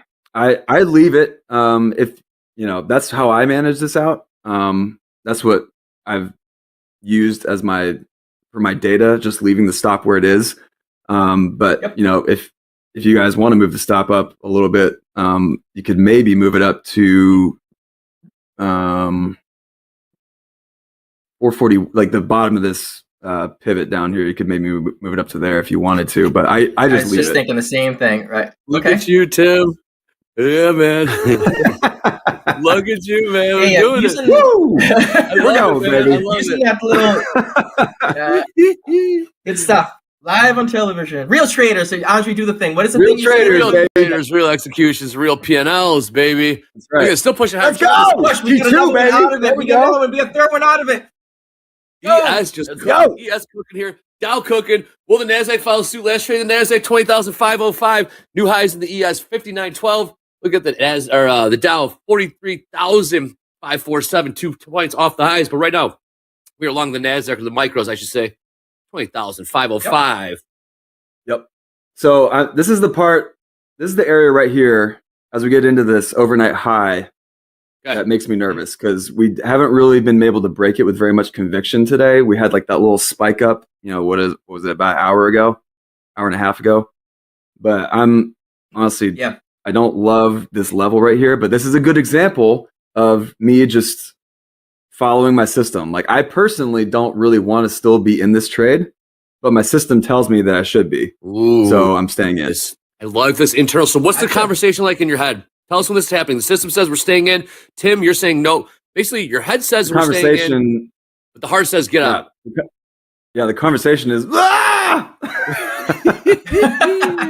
So Tim, we were talking about earlier that 500, right? 20,500. Go back and watch the beginning of the stream that we talked about. There's some consolidation up there, right at that 20,500, and we're targeting targeting 513, 514.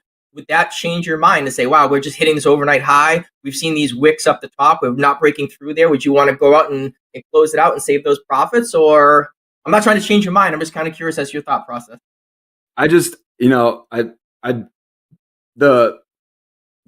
discerning part of me is like, yeah, it probably would be a good idea to just take the profit and go. But I do know that in order for my strategy to play out with its edge, I need to let every trade play out the way that it's designed to, good or bad. Pushing, man. So that's why I'm leaving. We're right in it with you. It's just part of that trading discipline. We're pushing. Yep. Yeah. But the Now, good news one is little comment ES is in pushing there higher. Oh, that, sorry. Go ahead. Yes. Yeah. No, hopefully it does. We're only we're at 506. We're looking at 513, 514 right in that area. So hopefully we get a little bit of push up. The NQ is just going to pop like that all the time, especially if it's going to break over that high. It's going to go 10, 15 points over the highs before it decides on what it wants. Look at that. Let's go. And we are done. What are we looking for? 15? Get there. What are we looking for? 15? Go get it, NASDAQ. Go get it. Go Did get we get it? We're Not about yet. to get this I was in slightly before him. I was out at mine was 514, so we got in a little bit less. We got filled. We got closed. We have an update of the P&L. Thank you for Tim. $257. Who do you think you are? I am. All right, we got 2 minutes left here on Power Players. Tim, man, we're going to have you back. That was too smooth. I like your look. I like your vibe. You got your smart. You might be too smart for your own good, but I love it, man. I love it. I love it. Real quick, who do people tell you look like, Tim? I've seen a few in the chat, and I'm wondering if any of them hit on what you. Who do people tell you look like? I've gotten. I get funny. Push. Wait. Push. Go, baby. We got it, dog. Let's go. We got it. I love it, dude. There we go. Filled, right? He's on fire. Yeah, that's how it's done. That man, just a smooth operator. Honestly, I've got one of those faces where I'll get approached at least 2 or 3 times a month where people are like, "You look just like somebody I know." I'm like, "Oh, really? Yeah, heard that one before." But I've gotten Chris Martin. I've gotten who else have I gotten? I'm trying to think. What was chat say? I haven't even been watching chat. All right, well, I've seen Aaron Rodgers a couple times, and I've seen Ryan Reynolds a couple times. Aaron Rodgers a couple times. Okay. Those are both good or looking bad? men, so I will definitely take that. I like it. All right, here we go. All right, we're coming up on time here on Power Players. So we're watching this. Oh, wait, Robert, are we flat? House account flat? We are flat. House is flat. Just like our buddy there, Tim. He called the trade out. We followed right along with him. Tim, if you switch those MAs that you got there, you know what price you would get at? 20,000. I haven't switched it yet. Because I love this. I love to hear your feedback. Just with your system. I'm not trying to change your mind. Little suggestion. I'd love to hear your feedback and let me know how it turns out for you. Appreciate it. All right, guys. That was a fantastic segment. Look at that. Markets are finally moving. We got some movement. Tim, we were going to have you back for sure. Robert, great segment. Anyways, we got a modified version of Shoulder Tap coming up after this. We're going to be checking out some performance dashboard analytics. Jay and myself on the other side of this. Tim, it's been an absolute pleasure. This is Top Step TV. Let's go.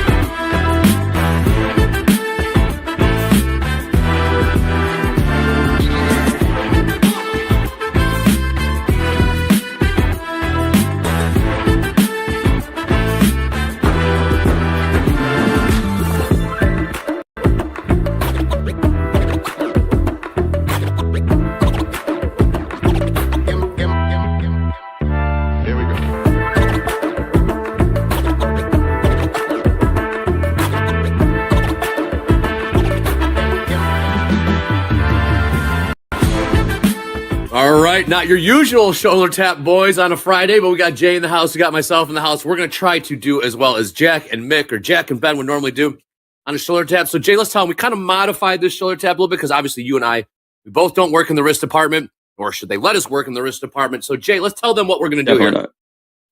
Yeah, so we had traders submit their trade reports from TopstepX. So we're going to go over a couple of different trade reports. We got about 120 submissions, so thanks to everyone for submitting their reports.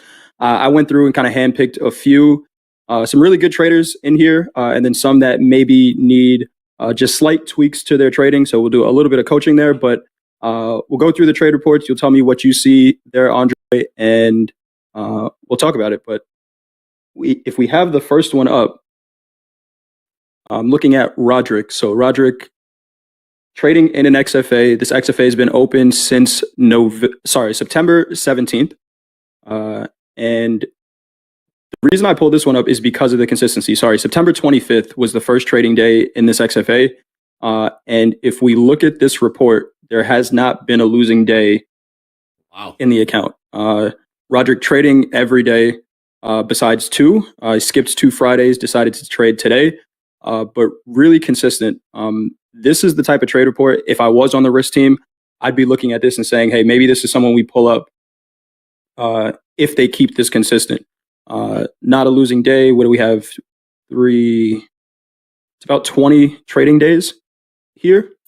No losers. And what's really good is some of these days there's one trade, right? Where a lot of times we'll see traders take 20 trades in a day. Roderick is finding a setup, taking that setup, living with the results, and then kind of moving on from there. I do see with the win rate here, there is a nice distribution of the trade times, trade durations, right? Where it's not just scalping, it's not just holding on to trades. It's an even distribution of it. And a 62% win rate with over a 1-to-1 on the win-loss ratio. So makes sense that you're profitable. $6,200 in this account. It looks like there was a payout taken, and that would be my only advice. You know, when you're trading this well, make sure you pay yourself. Looks like Roderick took about $1,000 out of this account.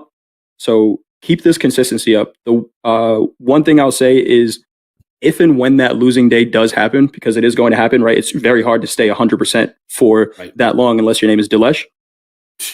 Manage that losing day, right? Don't allow that losing day to throw away a lot of the progress, right? So I'm hoping there's a personal daily loss limit somewhere in there where you say, hey, you know, if things don't go as well as they have been going, let's manage that and then get right back to process. Anything you're seeing here in this report, Dre?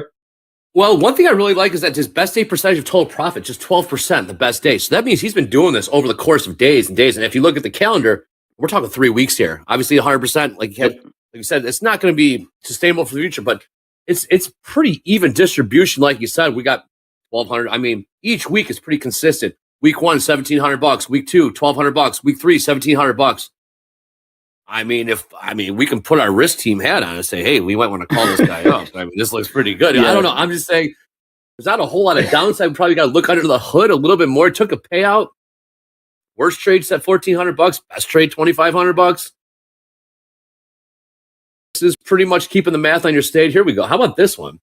Most profitable day, Wednesday. Least profitable day, Wednesday. But least profitable day, just $3.92. Positive, of course. Right. I see no real issues. Average trade duration, 28 minutes. I don't know, Jay. I think you found a good one here. This is a shining example of what we're looking for here at Topstep. Yeah, seriously. So if anyone is interested about what gets called up, and again, Andre and I do not make the decisions on who gets called up to live, but if Roger continues to do this, there's a call coming in your future. So keep this up. Again, plan for what the losses look like, because when they do happen, we don't want to be surprised by them, right? You don't want to set the expectation of, I have to do this every single day, because things are going to happen. So keep this up, Roderick. Thanks for sharing your report. And I think we're ready to move on to the next one. Roderick, I do believe we'll probably be hearing from your name again down the road, because that is a very good looking card. All right, Jay, what's the next one we'd like to look at here? We have RJ, who's up next. And Andre, that's line 12 on your on that Excel sheet. You don't have to hold my hand through all this stuff, Jay. I figured I got it. My bad. You're holding my hand through this like I'm joking. Go ahead. We got RJ here.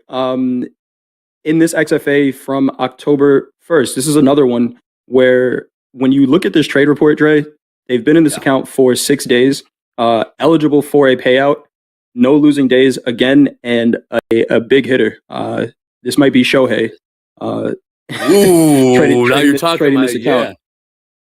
The one thing I really like about this is the hold times. Again, trade durations, 22 trades of 4 hours and up, right? So this isn't a trader who's looking at, let me just throw on as much size as I can, take a small piece out of the market. RJ is finding a trade that they like, holding onto it for an extended period of time, adding to it, trimming some of the position as well.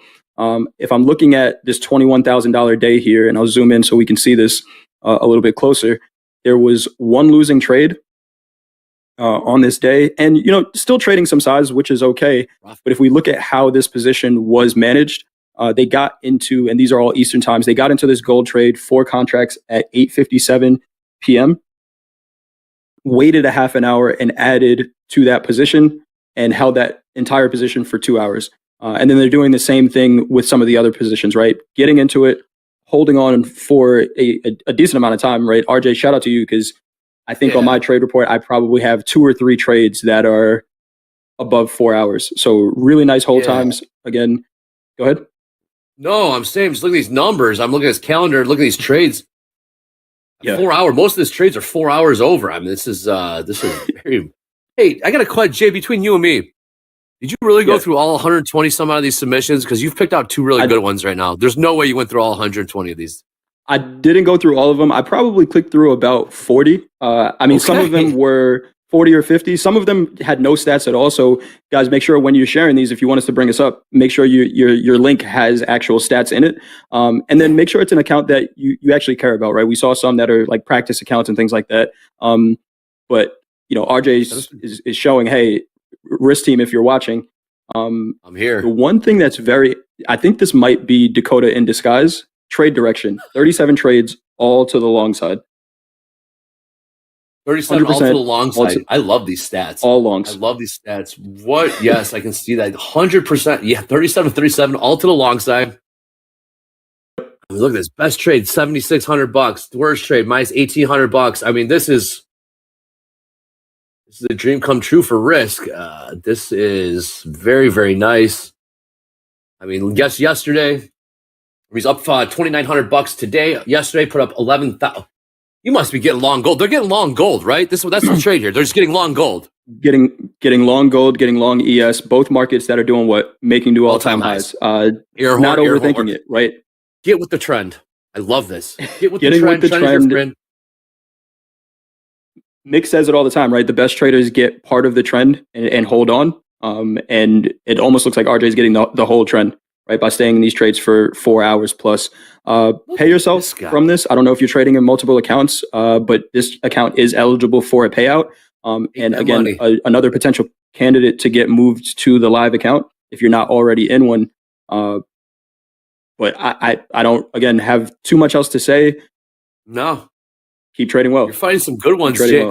Full disclosure, Jay, these are Jay's handpicked. So if you may showed up on Jay's radar, it's good. It's good by me because I believe. So far 2 for 2. Look at these numbers. 45 grand this week. Are you kidding me? Put up 21 G's on Tuesday, 11 G's yesterday. Our guy got long, all-time highs. ES, all-time highs. Gold got long. Hold it for over the course of time. It worked. Didn't overthink it. Didn't overcomplicate it. And again, not oversized in these positions. Some of these were 3 contract trades in the S&Ps, right? So you don't have to be in a ton of size. And 3 contracts is a big size. But with the account balance that we have, it looks pretty good. Let's move on to the next one, Dre. We are going to go to Jason. And if you ask why I picked this one, it's because they have a good name. Is that your real name? Your full name is Jason? It is. Yeah, it is. I know that. How about that? All right, Jason. So all right, we got, from one Jason to another, please. We have Jason in an XFA, started October 3rd in this XFA. This one maybe needs a little bit of course correcting, right? Where it looks like you did that today. We started October 3rd in this account, started with a loser. The one thing I really do like about this report is that you are managing the account overall, right? We don't really know. I don't know what size account this is, but it looks like there's somewhere around a $500 personal daily loss before you are saying, I'm done for the day. And this is going to happen, right? This streak of losing is going to happen. And, kind of what we recommended to the other traders where plan what the losses look like. Jason planned what the losses are going to look like for this account where you're not losing more than 500. So when losses happen, it's good to know exactly how. So we say it all the time. We never know exactly how much profit we're going to make on the day, but you can decide before you put on a trade exactly how much you're going to lose if things don't go your way. Right now, if Jason got into this account, said, I'm going to leave the loss limit open. I'm just going to trade and see what happens. And you hit a trade that goes against you and you're down $2,000. You didn't plan for that. So your account may not be able to facilitate it, but with having 2 winning days out of 12, this account is still active and still positive because they plan with what the losses look like right now. These 2 winning days wipe out 5 losing days. So the one thing I would say is, what can we do to maybe add some more winners to this? But overall, because you're managing the account well, you're able to survive this drawdown until you start seeing the market a little better, your trades start going in your favor, and not allowing these days to blow you up, right? Big recovery days are happening, still trading micros, right? They're not being in drawdown and saying, I got to get out of this drawdown by trading bigger size. Nope, you're trading micros and you're having trades go in your favor. And when those trades go in your favor, you're holding on to them. So keep doing this. Keep this loss limit on the day where you have it, because with this win ratio on a daily basis, if these wins get any bigger, then this account is blown. But for now, you're keeping it above water, and hopefully you can turn this around and start making some progress. It's interesting because you look at the calendar, you see 2 green days, and you see 10 red days. Yep. Yeah, they're barely profitable. Just because of what you said, they've managed their downside risk. There's some, you can work with this, right, Jay? There's something you can work with. Yeah, you can at least for sure. From one of those negative 500 days, you can at least get that, turn that into a scratch, right? So if you at least turn that negative 500 day into a scratch, that's just adding $500 to your overall P&L. We're not even trying to go profitable. Let's just work our way from going back from negative to scratch. Then we can go from there. Correct. And that just going from negative to scratch, that adds $500 to your P&L. I mean, this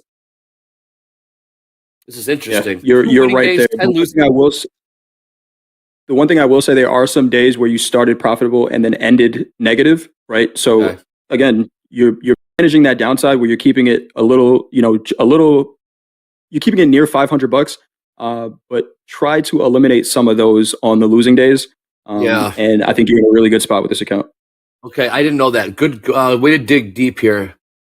Yeah, if you go positive, you can't go to the minus 500. I mean, we're just trying to find ways we're not trying to find ways for you to be right in these trades. We're just trying to be quote unquote less wrong. The more less wrong you are, the more money it puts in your P&L. So there's something to work with. This can be worked with. I like this. And if you see, last thing on this one. Yeah, what do you got? I clicked through them. The last thing I have here, win rate analysis. Look at where all your winners are. All your short time frame trades are low win percentage. Higher time frames are where your winners are. So those quick scalps may not be working for you. Try to identify which trades you're taking with these longer time frames and take more of those. You're on your game today, Jay. Right. Yeah, on your game. Hold on really quick. Let me do a market recap while we pull up who's just tell me the line number since you have to speak to me like I'm a cave. 79. 79. 79. We'll pull that up really quick. Andrea Zempelli. I bet you're from Italy or something like that. Anyways, taking a look. Take a look at the NQ last trade, 20,504. Take a look at the ES. Ooh, 2 of them up. Take a look at the 504 in the NQ. Take a look at the ES here. 59.08 last trade. High of the day, 59.14. We did see some new highs put in the previous segment with power players. There were Tim B. Take a look at the YM last trade, 43,511. High of the day, 43,573. So about 60 points off the highs there. Take a look at the crude oil. Last trade, $69.25. About in the middle of the range. Scratch that. About 9 cents off the lows of the day. Oh, $1.09. Come on, get it together, Dre. Well, in the middle of the range there. And gold last trade, $27.31. Back to Jay. Let's talk about Andrea. Andrea, let's talk about her. Let's talk about it. So this is the one combine trader that we have on this these reports that I pulled at $8,300 in this account. This is obviously a 150K account, close to passing the combine. Andrea, I don't know if you're already in an XFA or if this is your first one, but the reason I brought this one up, Dre, because this account started August 30th. Ooh, August 30th. Same account from August 30th. This type of longevity, over 260 trades in this account. And if we look at the trade report, sample size. A lot of good stuff in here. Yeah, big sample size. This is the type of trading that you want to do. When we talk about consistency, longevity, this is what this should look like, right? Not every day is a winning day. There are some big losers in here, but to hold a combine for going on 2 months is awesome, right? You've kind of experienced all there is to experience in trading in these 2 months, right? You've had some upside, you've had some downside, you've had winning streaks, you've had losing streaks. The account is still active and close to being passed. When you get into the XFA, don't change anything, right? No. This is the type of trading that, Coach Ray, for example, has, and it doesn't get talked about often. Coach Ray has one of the longest live accounts open at Topstep. I think he's had his live account open for over 3 years, 3 or 4 years now. Is that right? Yes. And he trades like this, right? Where in that account, Ray is probably making 1 or 2 trades a day, makes about $250, and his losses are about the same, but he has the same account active. And look at this, right? Even with losses, Andrea, $5,700 for the month, right? This is in a combine, not oversized, right? You're trading the lot size that you could trade when you get to an XFA. So when you pass, if and when you pass, right, and don't focus on when that's going to be, there's no rush as you get closer. Don't throw away, the work that you've done over the course of a month and a half to try to pass that goal. Trade exactly the same way in this account. And again, one that if you do it consistently can potentially get called up. And even if it doesn't get called up, you can pay yourself from an account like this. Yes. Jay, question, since this comment's been going on since August and we have all these data sets and sample size, was this essentially a mirror? Could we say, Andrea, this is a mirror. This is essentially who you are as a trader based on the sample size that we're looking at? Yes, I would say so. Not a trader that has to trade a whole lot, right? Yep. On most of these days, especially the really good ones. Look at this. I pick a random one here, up $1,000. Oh, Andrea. 13th? I picked a random day here. I don't like not this. The right one? Did you not have picked that day? No, I think we should have picked this day. So be careful of this, right? 15 lots in the Russell. This was a 30-second trade, made $1,000. Be careful with that, right? What I do love is the fact that you had a 30-second trade. It was a winner and you stopped trading for the day. A lot of times with that kind of hyper scalping mentality, we'll see 20, 30 trades in a day. You took one and it was a winner. Just be careful with the over leverage. Be careful with the over leverage. They knew they got away with one, maybe. Maybe they knew they got away with one and shut it down. I think it was Friday. I'm looking. It was a Friday. I'm just going to get the hell out of here. I'm not going to tell anybody. This is in September. Yeah. I was going to know. I'm going to go back to a much more conservative approach, which they did the following week. Maybe they knew they got away. Anyways, Jay, that came and went fast. Apologies for getting this off a little late, but we do have some group coaching coming up next and reversal challenge. Jay, what's on tap for the weekend, Can we do one more real quick? Can we do one more real quick? Just one more real quick. We have time? All right. So the only reason I'm bringing this one up is because this is an XFA that has been open since March of 2024. You really consistency, paying yourself over, again, 200 trades in this account. I forgot whose this was. Actually, it was Ugo Chukwu. Live XFA open since March. So really good stuff here. Wow, man. You really did go through all of these, didn't you, Jason? I did. So So what this was me auditioning to handpick traders for the Lunatics. So if we need to fill any spots Topstep team, I do have some traders that I do want to call up to the Lunatics if I have the opportunity to. Some of them in the Coach J chat, you know who you are. So we will see from there. But I like it. Let's get on to the next segment. Recruiting press is on. Jay, you have a fantastic weekend. Great job in Fast Markets. We're going to be seeing more Jay next week in Fast Markets on Topstep TV. But coming up next, group coaching. JD, Robert, get your questions in. After that, we got Trade with Topstep. This is interesting. JD and Marie joining us from Finland, and Fatima, who's been a minute. And of course, reversal challenge with myself, Robert, JD, and spoken aforementioned Coach Ray. Anyways, group coaching coming up next. This is Topstep TV. Let's go.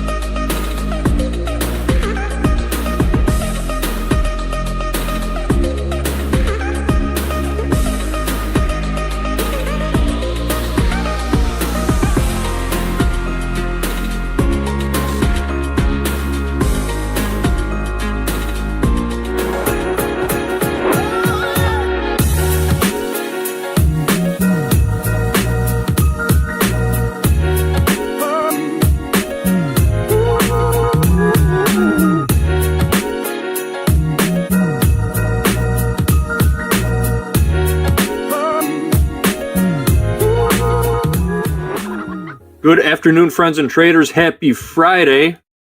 It's that time of day again. It's group coaching time. This is the time of day where we take your questions from the chat and we answer them live here on Topstep TV. There's presently a form pinned to the top of the chat. You could squeeze a question in if you want to give it a shot, but we got a whole bunch. I don't know if we're going to get through them all. That said, if we don't get through them now, we'll try and get to them next week. But I'm JD behind the scenes. I'll be feeding some questions to Coach Robert. Coach Robert, how are you feeling this afternoon? I'm doing good. You know, sometimes you wake up in the morning and things happen. You think it's going to be a terrible, terrible day. But then when you reframe your mind and you say, well, all this happened, it can only get better from here. And non-specific, I was making some eggs and I went to hit the egg on the counter and it broke and I went to catch it. So it fell and I hit the spatula, which hits the pan, which I went to catch the pan, which knocked the eggs over. And then when I was grabbing the egg carton, I hit my coffee. So it was like literally in like a second and a half, all of that happened. And I was like, great. This is right before we signed on this morning. I was like, oh man, but it's been getting better every day, every sense. And that's the way you got to look at it. You know, I was upset at first, like, what the hell is this day going to bring? You know what it brought? It just brought more positivity and better as it went along. And speaking of better, we get some great questions in there. And I think we can rifle through some of these and try to get all the answers. Yeah, for sure. Listen, you know, I'm just touching on this. I know exactly how you feel. I was about an inch and a half from closing or calling in sick this morning. I knew Eddie was out. I had to be here. But down the street from my house, on the corner, there was a huge home fire in Chicago last night, right down the street from me. You can look it up, Logan Square, Chicago, home fire.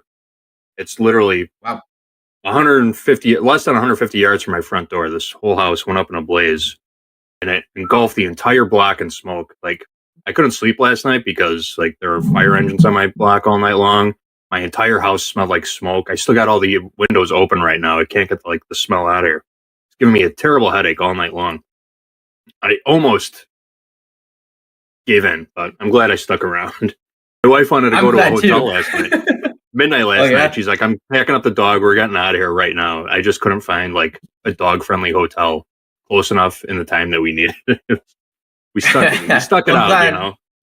Yeah, I'm glad you made it. I'm glad you weren't in the fire. I hope nobody got hurt over there. And I'm glad you made it into work because it would have put a whole heap more work on my plate. So appreciate you, JD. Yeah, we're here. We're doing it. All right. Let's get back to group coaching. All right. First question comes from Mark. Mark wants to know, when do you know when the market has switched directions? When does it stop going south and started heading north? What are the signals you look at? You're not big on indicators and whatnot. I know you have a few up. You got some. You take a look at VWAP and you have a couple other things. But what are your real indicators? What's telling you this market's going higher? Yeah, it's a great question. Thank you for the question, Mark. It's a tough call, and it's going to depend on timeframes because if you look at my right-hand side of my screen, that is a 500 tip chart, and these are just little MA lines that I have set. They're weighted moving averages to give them a little more strength. I have them set for different periods, and I have them one calculating on the close, one on the open. So you get a little bit of a split, and because I have the faster one calculated on close, it flips down quicker than the open, and in my opinion, it gives you a little bit earlier detection of a market direction. Now, this is I don't even want to call this a market direction, JD. This is just kind of like a short time frame direction. It's not even time, but just a really quick bounce back and forth. It can show you the pullbacks. It can show you a potential reversal. And then at the bottom, I'm using a DMI indicator here.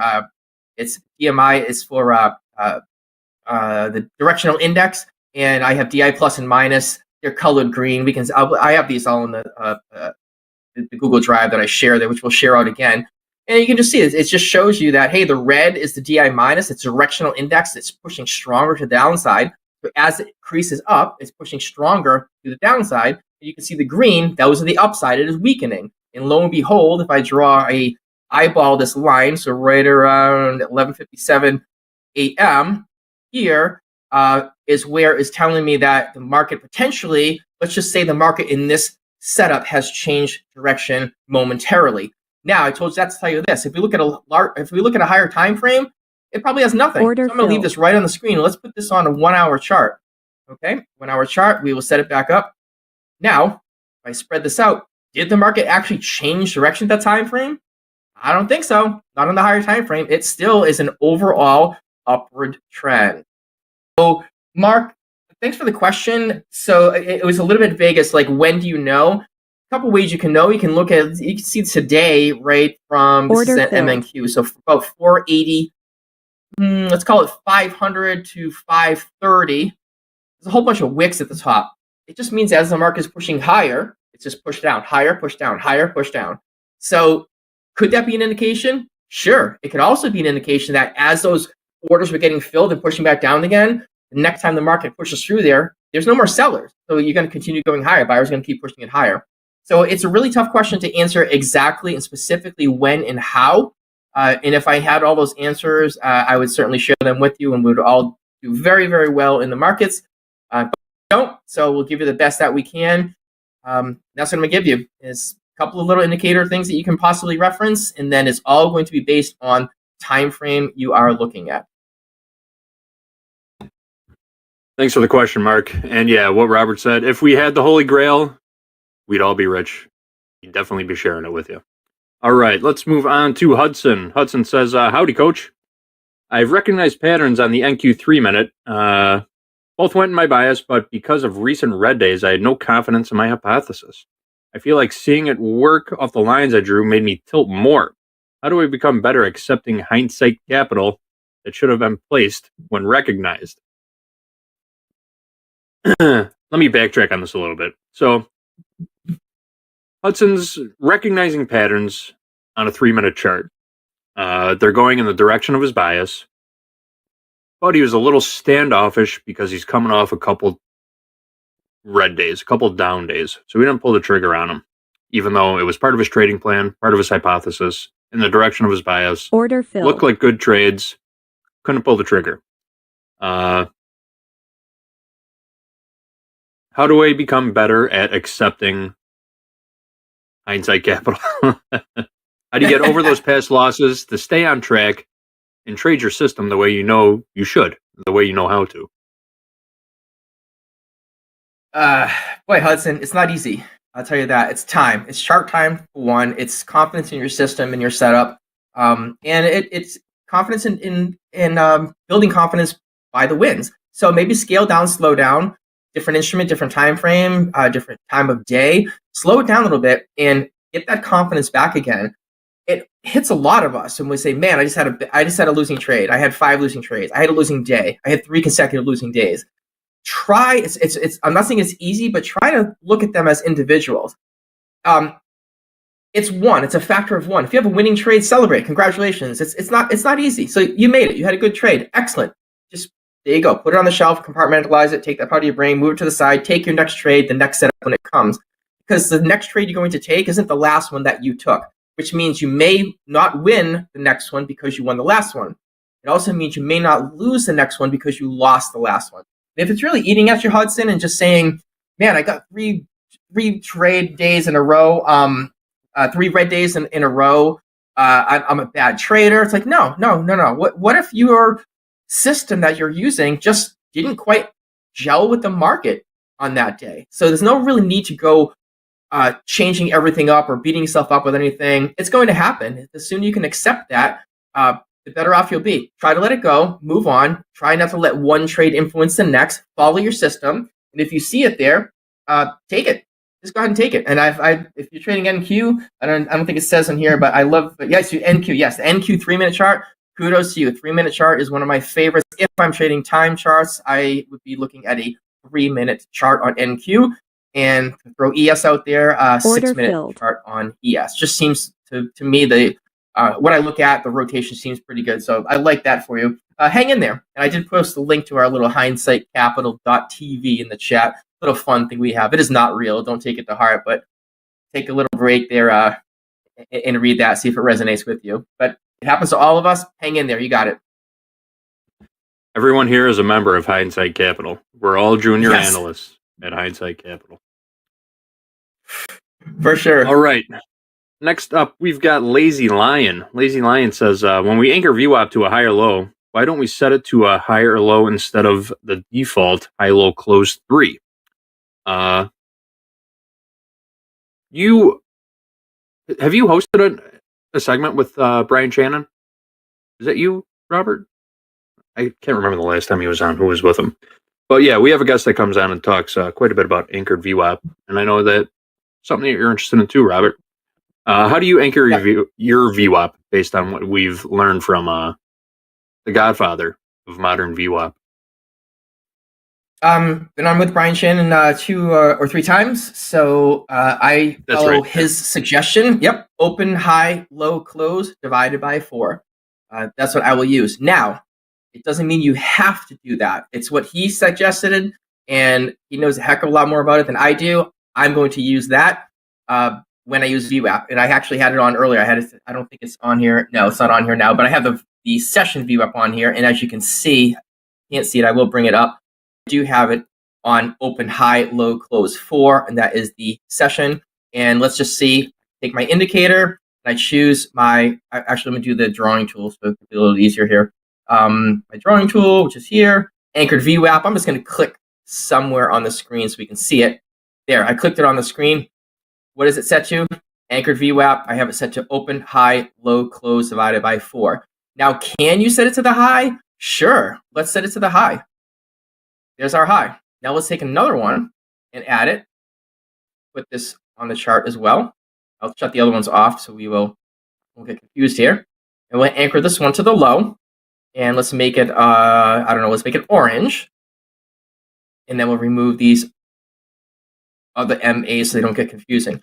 So there are 2 of them. The yellow one is anchored to the high, which will calculate on the highs of the candles, and the other one is anchored to the low. Now we can move this to the high of a different area and then a low of another area, like this, if you want to see the reaction on those. So you can do that. There's nothing wrong with doing that, and it's going to depend on what your style is.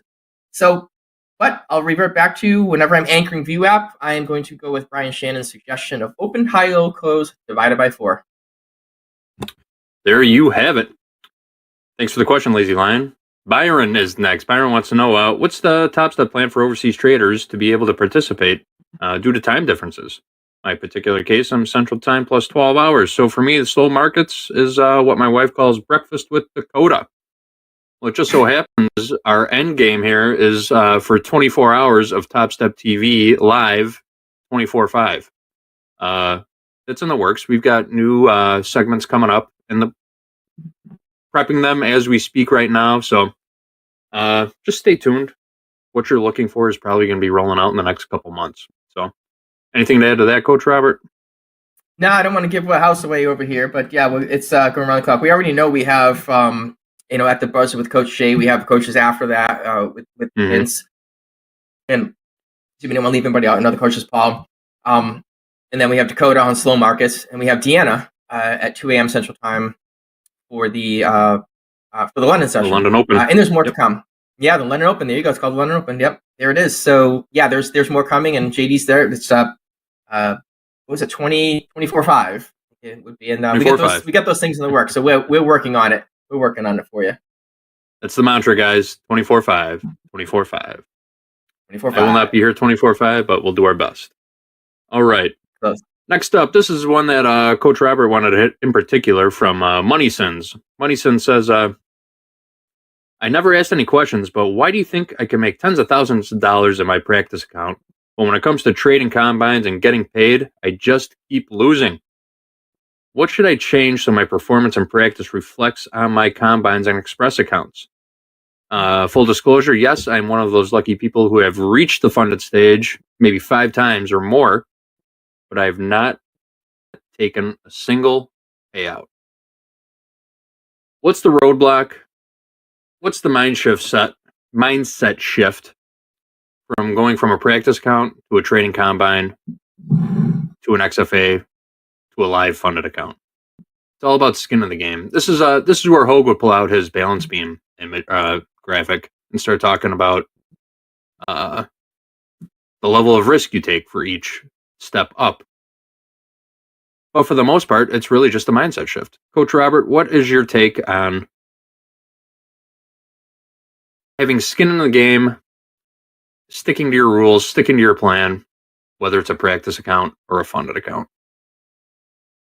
Yeah, that's great, JD. I'm glad you brought that up. It's a great graphic that Hogue has. There were 3 things I was going to talk about this one, and thanks for jumping down to it. I appreciate it. I really want to talk about this. That one of them was the Hogue with the balance beams and the combine XFA funded. The balance beam gets higher and higher, but nothing. It's the same beam, still 4 inches wide. Walk across it, but your risk is more if you fail or if you fall.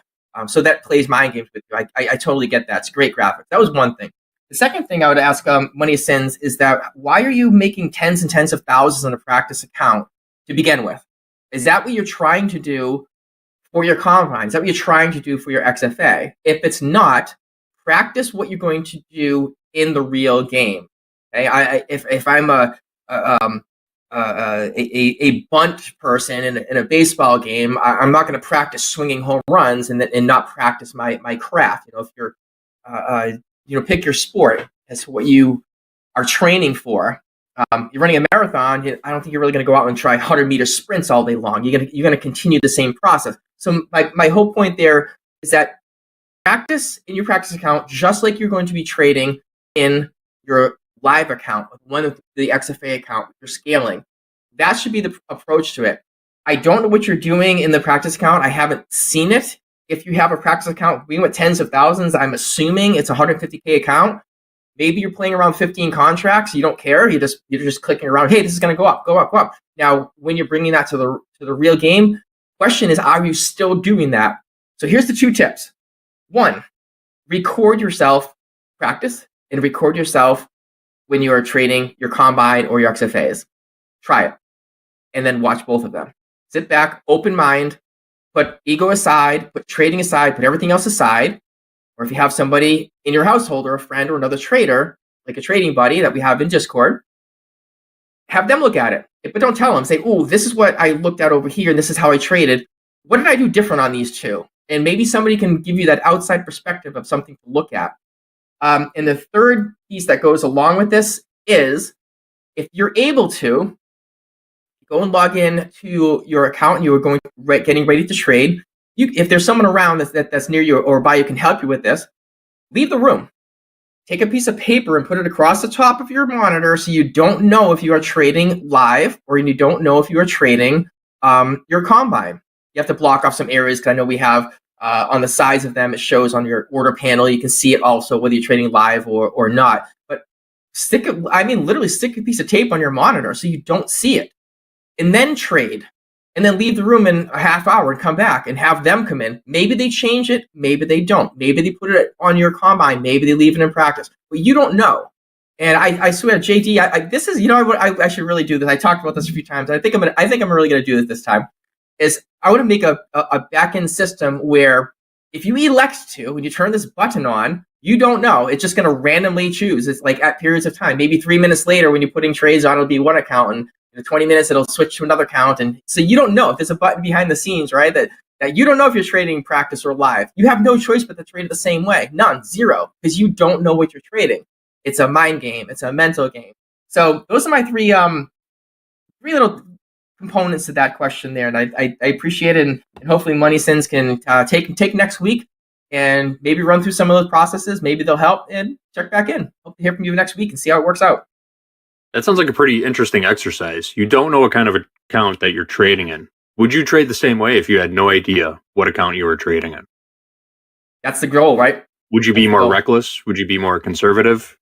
What do you think you would do? Yeah, I kind of like that idea. I think that too. I think you'd be more conservative because a lot of us I don't know I don't know if this is live or real or a combine or XFA. I don't know. So they're gonna hold on to that risk. When you're in practice, you're in practice. We do it. I do it. I literally to this day. I'm the same thing. I want to try this out. What does this look like? Let me give it a shot. If you're trying something, that's one thing. If you're practicing in a practice account so you can get screen time and read the market, but then you are not trading like you usually do in a combine, meaning maybe you're scaled way the heck up. If you're in a 50K combine, use 2 contracts. You can only use 2 contracts because the scaling plan at XFA. Don't go with 5 to start with. You can't do that later on. You get really good scaling 5 or 10 in a 100K account, and you're stacking them up, and that's working well for you. Guess what? You can't do that when you get to the next level. You can later on. So you want to work within the parameters of with the most restrictions on it. Start there, and you'll be much better off. Order filled. There you have it. All right, we got time for one or two more quick ones. We got one TopstepX functionality question. Dakota Bison says, the Topstep daily levels indicator, is there a way to label the levels on the screen? There most certainly is. You can do it straight from the price scale. You want to pull up the daily levels real quick and walk through that? Should only take a second. Sure. Absolutely. We take Topstep daily levels, you throw them on the chart, and there they are on the chart. You can see they show on the right-hand side. It just shows the numbers, but we don't have the labels on here. I'm going to right-click on it on the price scale. I'm going to go down to where it says labels, and then see it says indicator name labels. So I'm going to click on that. Okay. Now watch what happens though. I went. See, I already took them off. But what if I wanted? Here's the labels like this. Here, I'm going to add these on here just so you can see. I already shut them off, so we'll talk through this backwards. Style, show labels. Okay. So what if I only want to see those, and I only want to see the Topstep labels, right? The Topstep levels labels on the screen. This is showing my WMAs. This is showing my ADX at the bottom. This is showing my DI. I'll move this up. You can see a little bit better. Okay? It's showing all these labels. I don't want all this stuff on the screen. So I can go to each one of these and shut them off, just like I did here. I don't want to see these on the screen. I'm going to go to the settings of it. I'll go to my style, and I'm going to see the labels on the price scale right here. These are the labels on the right. I'm going to uncheck it. Great. There we go. All done.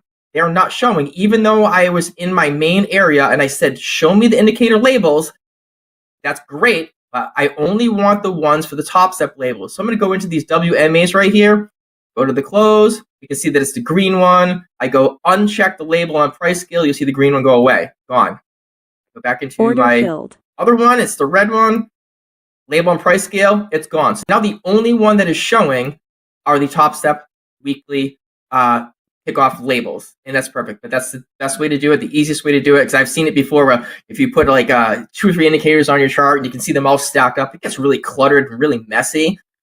These are super good. Turn the labels on, go into each one of your indicators, shut them off, and then you'll only see this nice and clear. Perfect. Thank you. A couple questions from the chat. Can you make daily levels for the Dow Jones? We're working on it. It's on our radar. I know not everybody. People want daily levels for more markets. It's on our radar. Don't worry about it. And another one scrolled past asking about how you set up your indicator, and I can't find it now. 1 second. Oh, here it is. Losing trades every day. What a name. Can you show us how to make our DMI indicator look like yours on TopstepX? Can you walk through that real quick? You know what I'm... Sure. What I'll do is really simple. Here we go. DMI. We'll show you exactly what it looks like. You take screenshots of it. So here's the inputs that I'm using. There it is. Called DMI. Length of 10, smoothing of 20. Okay. Screenshot. And then under the style, I have this set to green for my plus, and I have it set to these things right here. These are called columns.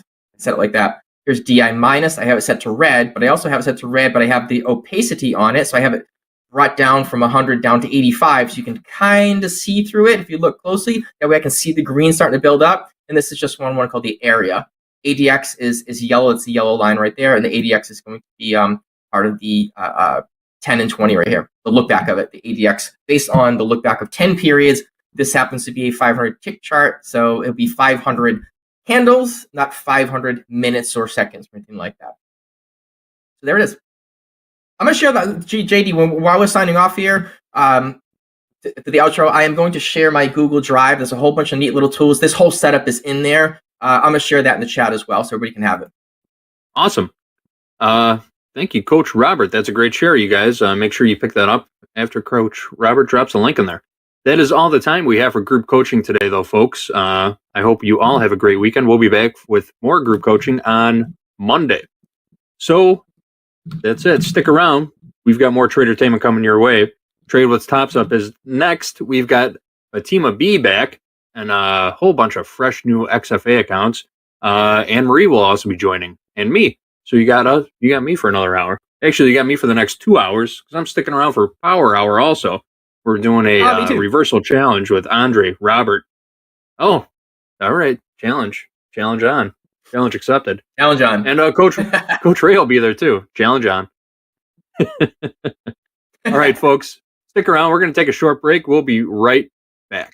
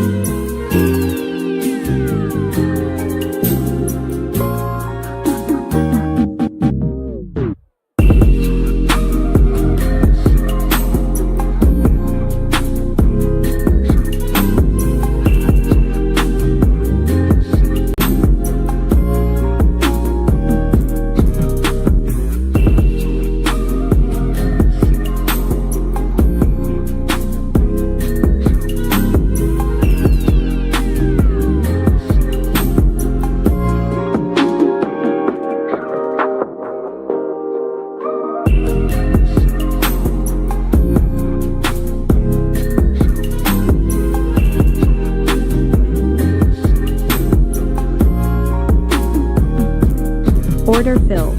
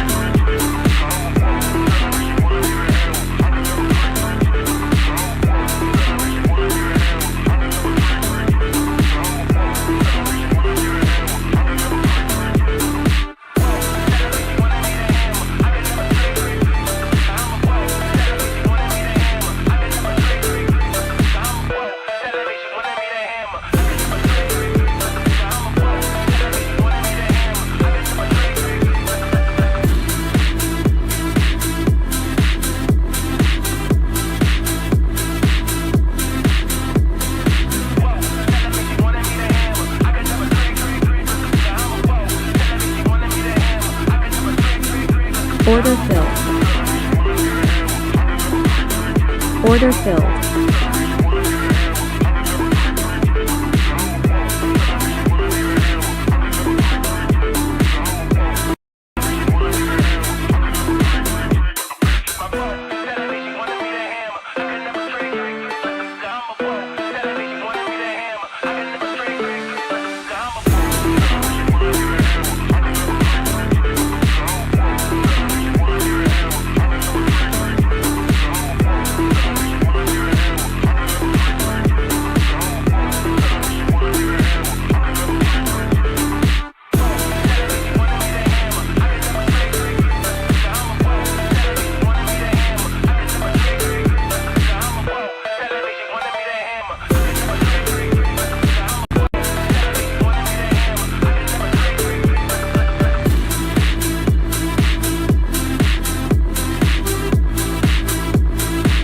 Order filled. Order filled. Order filled.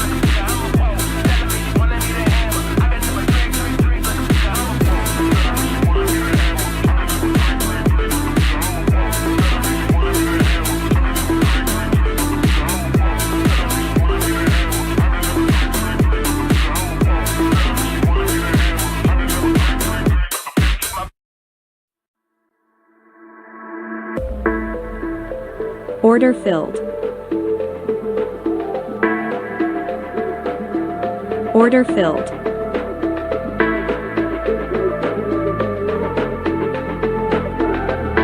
Order filled.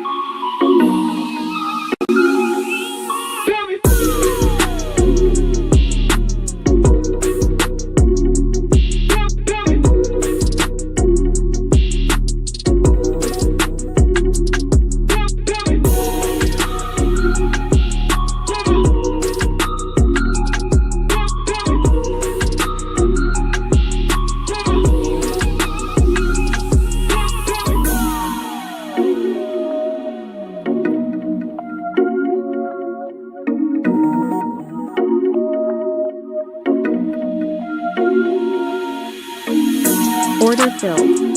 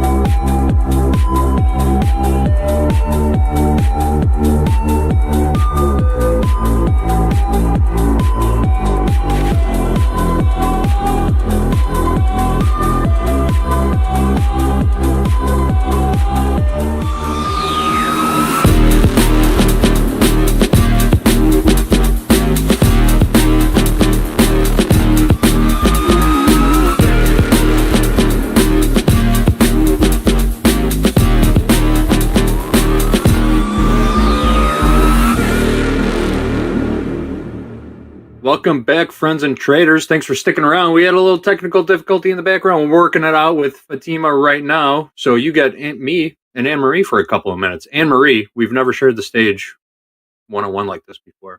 What are we going to do? I know. I'm excited. I'm a big fan of yours. I love the way you set your trades up. I do. Oh, think through them really aggressively, and I like that.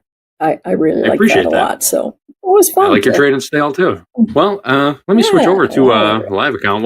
We'll pull up a house account, and can't find a trade. Maybe. What are you looking at today? You put anything on? I have. It's been sort of a rinse and repeat. Some are good, and then I go backwards, and it's just been a pretty sideways day today.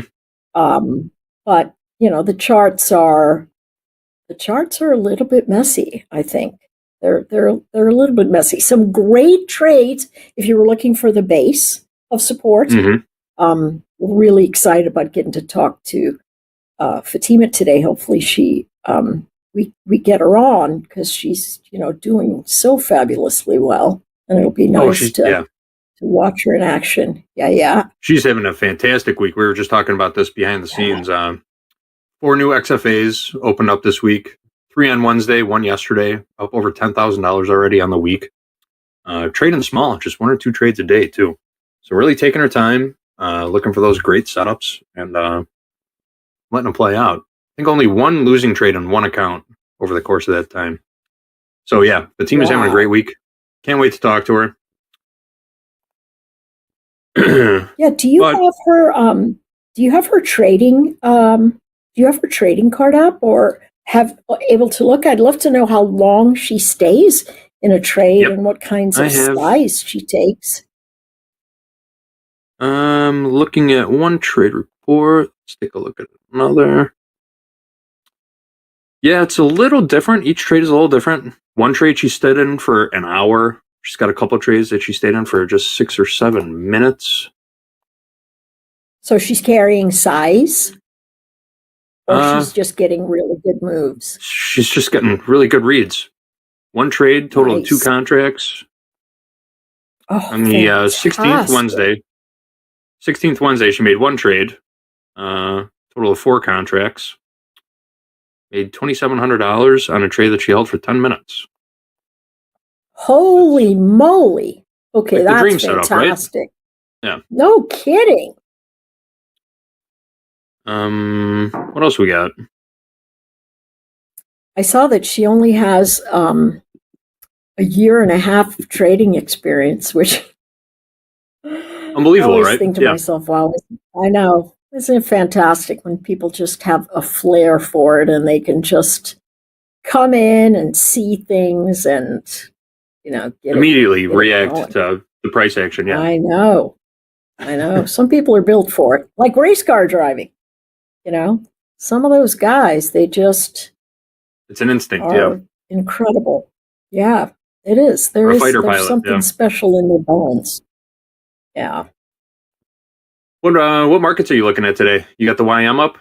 So, yeah, I have the YM and the ES and the NQ. Ooh, do I hear James saying we have lift off? Yeah. Oh, I saw her and she went away. There and gone. There she is. Hello. We'll get her on in a minute. Fantastic.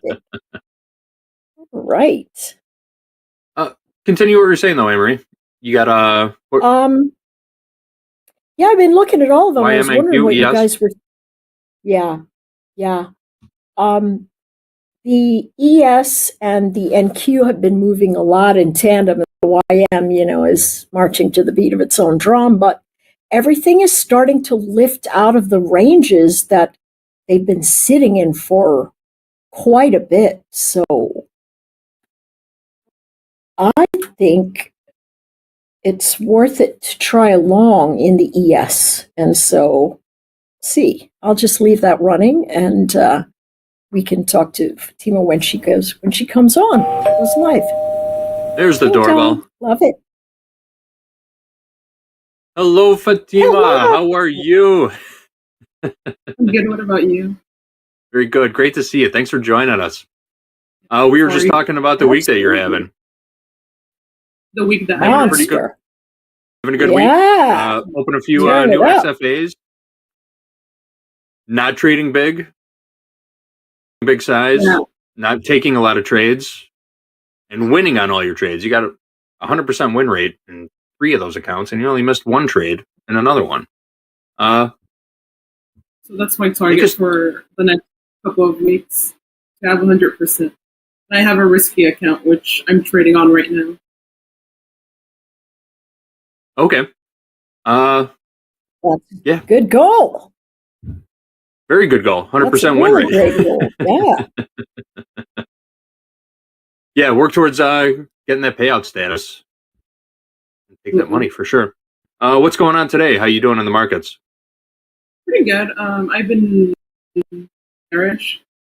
I believe it's going to hit the 380 level. That's what I'm waiting for my risky account. It's been on and off, so I'm not sure, but I'm okay with it with whatever happens for now. My other 3 accounts, I hit my goal, my profits, my target goal, and locked myself out, which once again, Awesome. a great feature. Yeah. What kind of target do you shoot for every day? What's the target you shoot for every day? Yeah. Today, it's a Friday. I hate Fridays. Haven't been very good. So whatever I was happy with, I wanted to make, of course, that's my minimum. So I got that on 2 accounts, locked myself out, and the 150K account that I'm going pretty big on. But I made, I think, 1,400, and I was like, that's good enough for me. So I stopped. And then for this one, probably aiming for 2K. But let's see how that goes. Awesome. Yeah. Love hearing these kinds Question of stories. for you. Yeah. When you said you have a risky account, you said you have a risky account. Tell us how you look at that differently versus your other accounts. Okay. What makes that one risky? Okay, yeah. So previously, I'm not proud of this, but my last risky account, higher contracts. So I go with 5, which I used to go with before with my other accounts, which was a good idea. So now I just have a risky account for my FOMO or whatever. So I use that as a risky account, higher contracts, bigger risks. Go big or go home. If I lose it, I lose it. It's okay. I have my other safe accounts. It's just for me to deal with some. So, for example, if I do bad in a different account, I would go and buy, and I would go 15 lots, and that would be awful because I would have to keep resetting. So now I have that I just do. If I need that feeling or whatever it is, the stupidity, I would just go to that and go to try to go big. I would also hold longer. So my last risky account, I had about 20K on it, and then I lost maybe in the next 5 days with like the 3K daily loss limits. But that was okay. I was okay. That's what it's for. But just for my. So it's to get your wiggles out. Yeah. It's a great idea. It really is. I like it. Yeah, instead of blowing out 5 accounts, you just the blow out 1 wiggles account. out. I know. Exactly. For this one, I'm not being very risky because it's 1 contract. Because I'm trying. So what I did with my previous risky accounts was I went big as soon as I got it. So 5 contracts with a daily loss of 3K for the 150K account. This one is a 50K account. So I'm trying to go slowly. If I lose it now, it's fine. I don't think it's going to go 100 points up. I think it's more likely it's going to go 100 points down. But yeah, I'm trying to grow it slowly. And when I'm at the 10K mark, then I'll add more contracts. But for now, I'm just like, it's an account that if I lose, it's okay. I have the other accounts with 100% everything. So yeah. Very good. Very good. Very good. Yeah, absolutely. I was Take us through your I was process a little bit. Yeah. Oh, go ahead, Oh, Emery. yeah. Go. No. I was going to ask Sorry? her about that. Yeah, that Yeah. very My same what? thing. Like, your process. Yeah, we're taking a look at your bio right now. Structure and indicators when making trades. What kind of structure do you look when you talk about structure? What kind of structure are you looking for before you put a trade on? It's mostly so for today. I was looking at today's chart and today's chart, and I saw maybe the same pattern where what is it called? What's before market, pre-market? It was going up. Oh yeah, it went about 150, 200 points, and I felt confident because I have VWAP as some of my indicators, and it was on VWAP. So I felt confident that it would go down, and it's been going down this whole week. So I look at also the week pattern, and I noticed that as well last week. The patterns were very similar every day. So it would go down, and then it would go up, maybe 100 points, but then at 11 and 12, it would make it shift down again. So that's what I'm looking at for this week. A new strategy this week where I wasn't looking at anything. Today was my first day looking at the indicator. Yeah, resistant areas, the ranges, consolidate out all that. So that's what I'm doing. So right now, let me see. Yeah, so it's still consolidating, and it hasn't broke 520 in a while. And I have a resistance area at 529, so it's not breaking that. So I'm still pretty confident that it's going to go down. I've been holding this one since 7 a.m. So Pacific time. So yeah, it's been over hours and it's in confluence with our guy, Mr. Hoagland. 5:30 weekly kickoff high in the NQ. It's held there for the last 2 days, right? Yeah. So my target is either going to be at 4. I'm going to see how well, if it happens, how well that's broken, and if I'm just going to hold it until 380 and get out and call it a day. Excellent. So you are indeed in a short position right now. Yeah. Okay. Perfect. All right. And so what's your risk on that? Yeah. What's your risk on that position? My risk, so it's going to be 60. So I'm at 493. So if it hits 553, I'm out. So $1,000 loss. Okay. Yeah. Okay. And I'm not even thinking about risk. I'm mostly thinking about the reward, because this is how another thing with my risky account about the risk. If I lose, I lose. That's it. It's fine. But for now, because I've been doing pretty good, I would say 1,000. But I don't have a stop loss or anything, so I'm gonna be the one who stops it, because it might hit 550 and then plummet down. So I'm watching it and seeing how it goes. But for now, yeah, no stop losses or anything. So it's really a risky. Is this where we put the disclaimer? Only if you're Fatima. Yeah, only if you're Fatima. Shooting lights out with your current no stop. XFAs. Blind. Here we go. Yeah. We were talking about the hold times on your trades before you got here too, and you're not really holding for extended periods of time. 10 minutes. I think I saw only one trade that you held for over 40 minutes.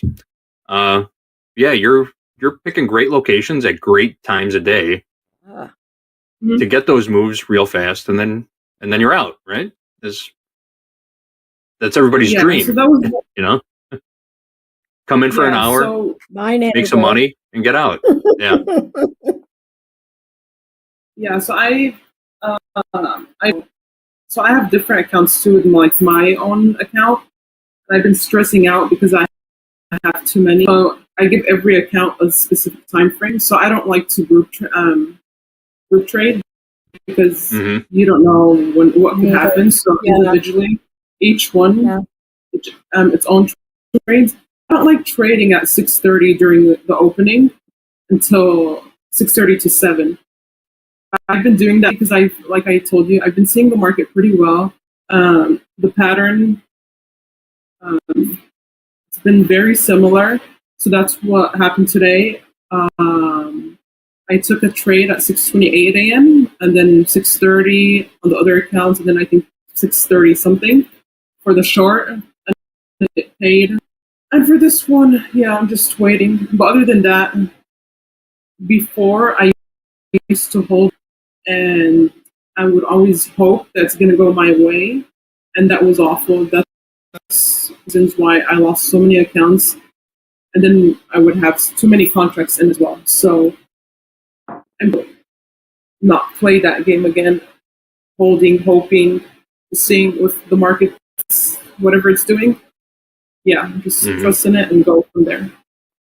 What made you choose? What made you look at yourself at that particular time and say, you know what, you got to stop doing that? What happened to evolve in you that made you go, I got to change what I'm doing? What did you? How did you get there? For sure. So at that point, I'm not gonna lie or fake it. I was gambling. I was just going in. I was like, okay, this seems like a good area. Hit my indicators, whatever. Okay, so I would make, let's say, 2K, 15, 75 points, whatever. I would be happy because 2K is amazing. But then I'm like, you know what? I'm just gonna go. Like, it's gonna go all the way, and I would have nothing to for that.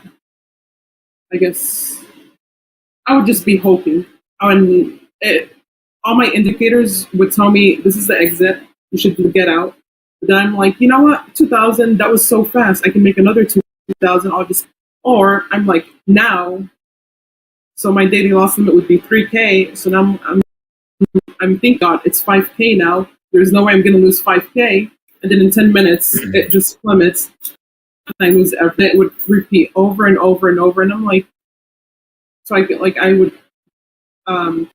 talk to my buddies, Kevin and Russ. Like, they told me I have to go slow. Like, you have to get out. $500 you're out, you get out. Go back in. You know how to make money, but you're excellent at losing it. So that was my problem. I kept doing it. It was gambling at that point. All my indicators to do it, and I kept doing it. So yeah, I had to change to be profitable again, to get a live account again, to have payouts again. So yeah. Team, is it true that you've only been trading for a year and a half? Oh, another thing I'm jealous about. You have learned and absorbed more information in a year and a half than most people do in a decade of trading. Yeah, for sure. The maturity level that you display, just looking at your trade reports, I mean, it's incredible. Thank you so much. I've been doing this for over 20 years, and I feel like you're well more advanced than I am. You know, very unique. Yeah, unique, for sure. You guys are very unique. I'm just learning. You know, I didn't believe that in myself that I'm that greedy, because I'm not towards people, but like towards this, I saw how much I could make in one day. I said before, I made 20K on one account one day, and that absolutely destroyed me. I contacted a friend. I'm like, I'm gonna make $1 million next year. I'm gonna make $2 million. I was so confident, and after that, I was on a 5-day winning streak of like 20K, 10K, 8K, and then it went downhill. And I spent thousands of dollars on resets in one day, and I was ashamed of myself. I was at that point. I'm like, it's basically gambling, and I can't do that. Especially, yeah. I want to be successful, so I can buy my mom a house or whatever she wants. So I have to get it together, and like, I know I could do it. I can make money, but I can also lose money easier. So yeah, that's why I have goals for myself. 1K. I have the crazy account, and then I have the other account, which is also just aim higher than 1K. But yeah. That reminds me of a Jerry Jones quote.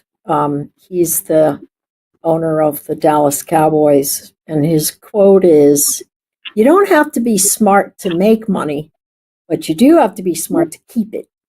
And so that is, coming to that, I think is really real. If you were to take a look at the steps that you made, that was a place where you hit a brand new plateau, right? Mm-hmm. All of a sudden you went from I'm changing that. And it's great that you have people that you can talk to, and that's, a lot of the things that we try to do in Topstep Discord and on Topstep TV. It's super that you had those friends and they went, "Hey, listen, you got to take it slow." And then you took that in and changed. A lot of people can't change. And so it's just really, it's fantastic. So I wonder if we could go back to your trade execution again. And you mentioned something about looking at the weekly forms and how you noticed the patterns. I hope it's not hard for you to answer this, because I think maybe it's a little bit of a hard question. How do you look at a chart and go, "Oh, I see a pattern"? How do you do it? I believe it's just screen time. So, so I've been doing this for a year and a half. So from 6:30 a.m. to 1 p.m. looking at it. Even when I'm working, I'm just like looking at the screen on my phone and just recognizing the patterns. So it's mostly. So show us a pattern. It might be easier. It might be easier to show us the pattern that said, "You know what? I'm going short at 20,497." Would that be okay? I don't. Do we have a screen share for Fatima? No. Let me try. Oh, okay. Yeah, that's the problem. But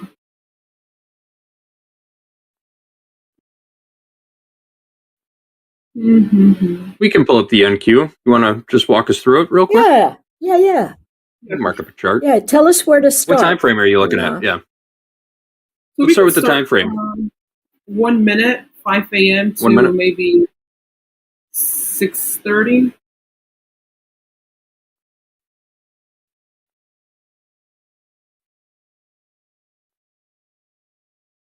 So you're on East Coast, aren't you?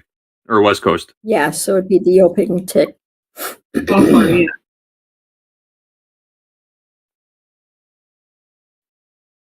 All right, here's our 1 minute chart. Okay. So when I was checking yesterday's chart, it was pretty similar. So during after hours, it was going up 100 points to 100. So I had a VWAP at 507.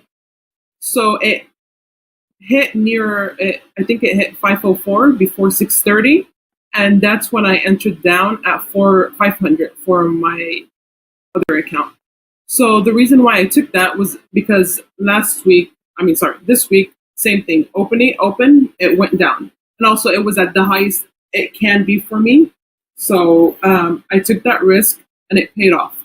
Other than that, what's it called? That area is very difficult. What I've noticed, 500, 520.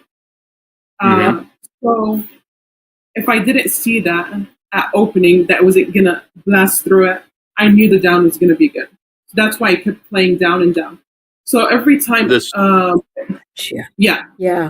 Okay. And so let's see the other previous high. So right next to it, so over right here? there. Yeah, so I think that one, it broke it by maybe 5 points, went down, and then it broke it by, let's say, I think it went to 515 here. So I was pretty confident if that one was not going to go at least to 530 and break that level, it was going to go back down, and it might be a range day. But I'm still, after that, it's not breaking it very high. So that's the pattern I'm seeing. It is making higher highs, but it's not making higher highs, if that makes sense. It's not holding them. Yes. So from previous sessions, what I've seen, when that happens, it usually goes down at 11 at 12, which it's not really doing right now. It's still consolidating, but I still believe it might go down. But it is a Friday, so that's what I'm worried about, because other days it wouldn't be a Friday and it would go down to my target level or even break London lows. I'm not sure if it's going to break London lows because that would be a lot. But yeah, that's like the pattern I see for today, if that makes sense. Yeah, for sure. Excellent. Mm-hmm. All right, that's very good. Some folks are asking quite a few questions about the types of indicators that you use. I do want to say, somebody said, "Oh, she's great for a gambler." She's not a gambler anymore. That's used to be the a gambler. Point. Yeah, she's not a gambler anymore. That had to have been tough, though. Recognizing that you just keep clicking that reset button and knowing that you're doing something wrong and just stopping it immediately. It takes a lot of willpower. It's fine. I'm happy. Like, I'm happy. I was, I guess, what a gambler or whatever. That's how I learned. That's how I'm going to be better. That's how I'm pretty sure I have more payouts than that person who's talking bad about me. So it's all good. I'm learning. The chat squeakers, yeah. Yeah, I'm very happy. Love it. Like I said, I spent. I love your confidence. I do. I love your confidence. It's fantastic. I wouldn't even say it's confidence. It's just like I'm proud of myself. I did a lot of stupid things. I still do it to this day. I'm not going to be like, I'm amazing. I'm not. I'm still learning every day. I sometimes have those things. I had a live account. They gave it to me on Friday or last week, and I did lose it. And I'm not proud of that. I wouldn't say I get just bad trades that I didn't believe in because, like I said, I had a lot of accounts and I was feeling pressure. I felt very much pressured. So I'm like, here, let me get 1K really fast. And I would enter a trade I'm not very confident of, and then I would hit my daily loss limit. So I wouldn't say that's also gambling because I believed in that trade somehow. It was like a 60%, but now I'm just taking 80 to 100% trades that I'm very confident in. And like I said, I'm proud of my journey. Yeah, you should be. Yeah, that's how I learned. Yeah. This wasn't your first live account either, was it? You've been called up to live a couple of times, correct? Yeah. My first live account I did really good at, and then my second and third, not very, very proud of those. The fourth time, I'm gonna keep it for a long time. Nice. It's because so this was in September when I was doing really good, and I did get a little greedy. I started. I think I had a 2 week on one account, the one that got transferred to live. I had 2 weeks of just winning trades. I kept taking payouts out of it, and I just got a little too confident and maybe increased my contract size when I shouldn't. But yeah, like I said, just everything's a learning experience. So I have that in the back of my head now, and I can just do better next account, hopefully. And for the people in the back, don't give us a dollar amount, but how many payouts have you taken since you've been at Topstep? More than 10?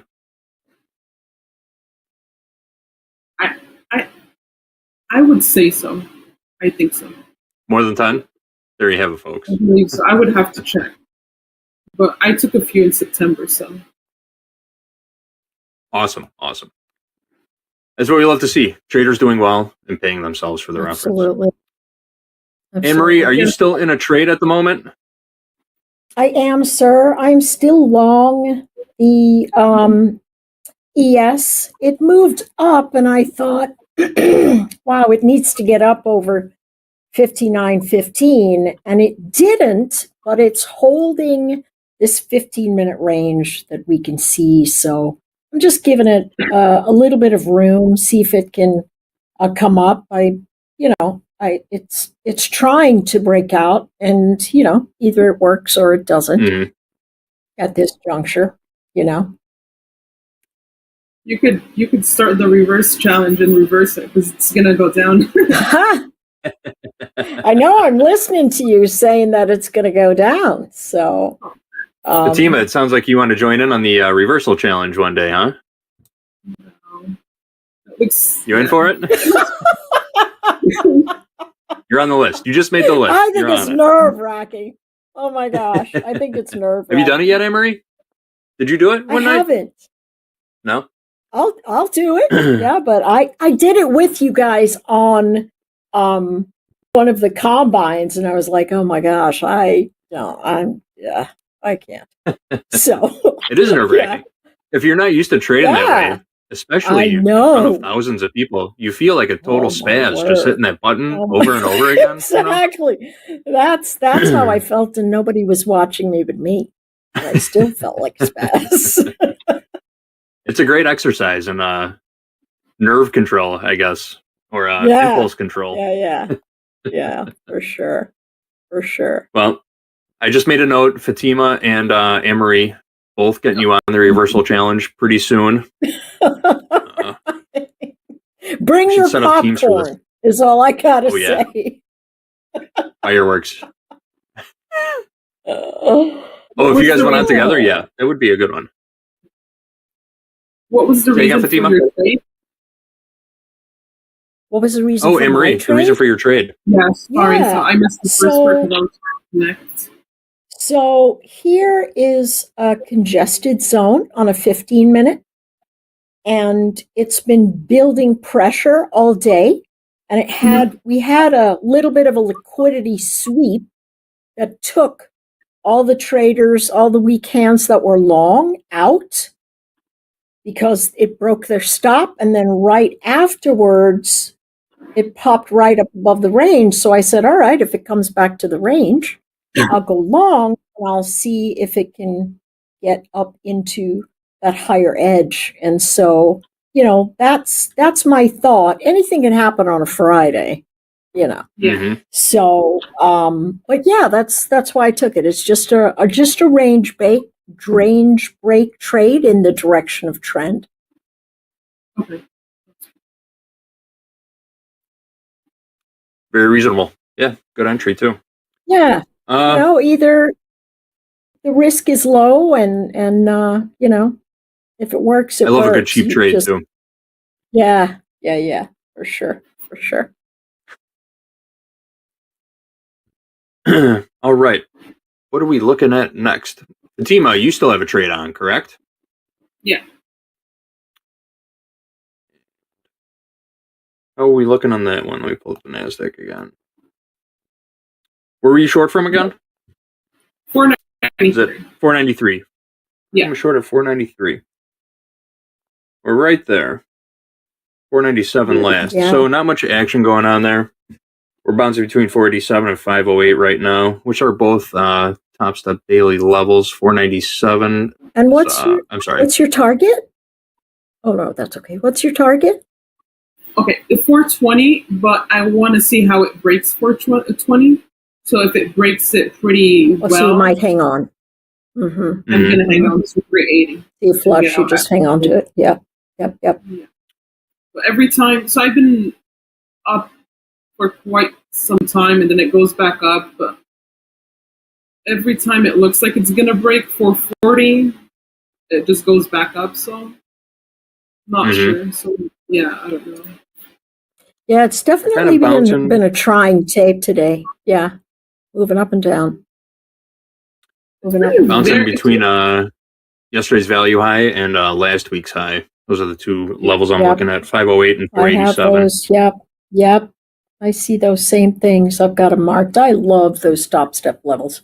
Just big shout out to John and Jay, whose name I just learned today was actually Jason, but I guess it's more Jay there, yeah.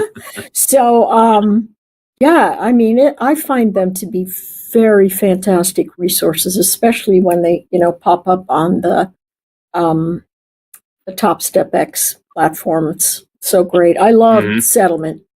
Love the settlement line. It's just such a beautiful thing. Perfect having it right there for you. Price always seems to find a way to return there. Unless you're in a super hyper trending day, you're always going to see settlement price a couple times. For sure. What's your favorite environment to trade, Fatima? Do you like the sideways? Do you like the trend? You'll take anything that sets up nicely? Where's your sweet spot? Range you days. hate trending? I hate trending days. I always Me too. trade against the trend. I think I've had one successful trend day. Range days, amazing. Trend days, I'm like, I can't go higher. I can't go. There's no way. So that's when I was saying I would hold on to trades. I would always be on trend days, and I would hold on to the opposite of the trend. I hate it. That's exactly the thought process too. It can't go any higher. Exactly. There's no reason for it to get any lower. Exactly. You know, it's got to stop right here. I'm picking the bottom, and then you do it 10 times, and you're done for the day. Yep. Try to pick a bottom, blow it out. Pick a bottom, blow it out. Yeah. Only real home run hitters love the trend day because, well, I'm not a home run hitter either. I love a nice sideways ranging I love trade ranging day. days. Yeah. Those are the better bread and butter days. Me too. Trend days, if you can get in early enough, they're great. Otherwise, I know I stepping love out of the watching way. Dakota when he trends. I love watching Dakota when he gets into a trend trade. It's just holding I it say to the moon. myself, Yeah. man, I want to be able to hold that, but don't have You got to take the patience. trade every single time, and you got to wait forever. Exactly.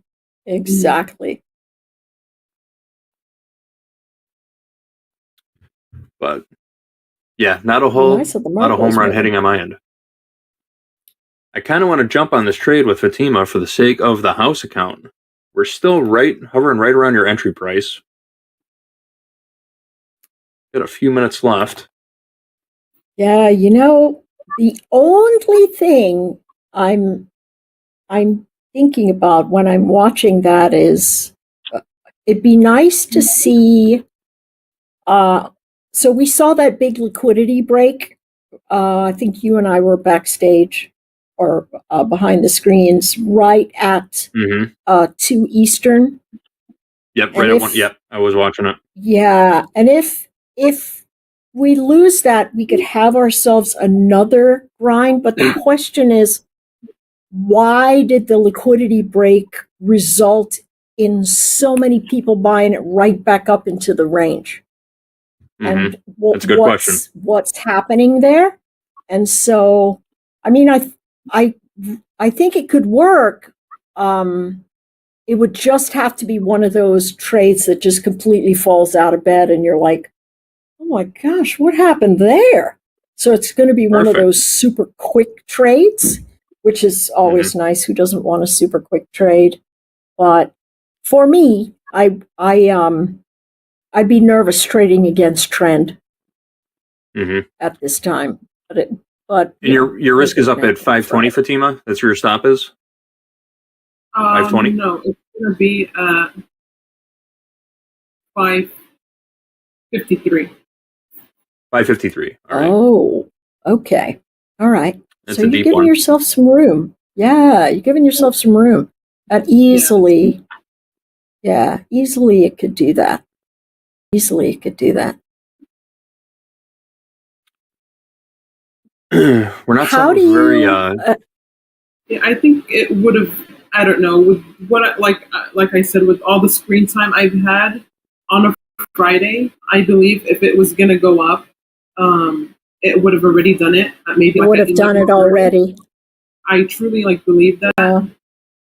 And then if you can see like on the chart that's on the screen, it didn't make a new higher high, so that looks good for shorts.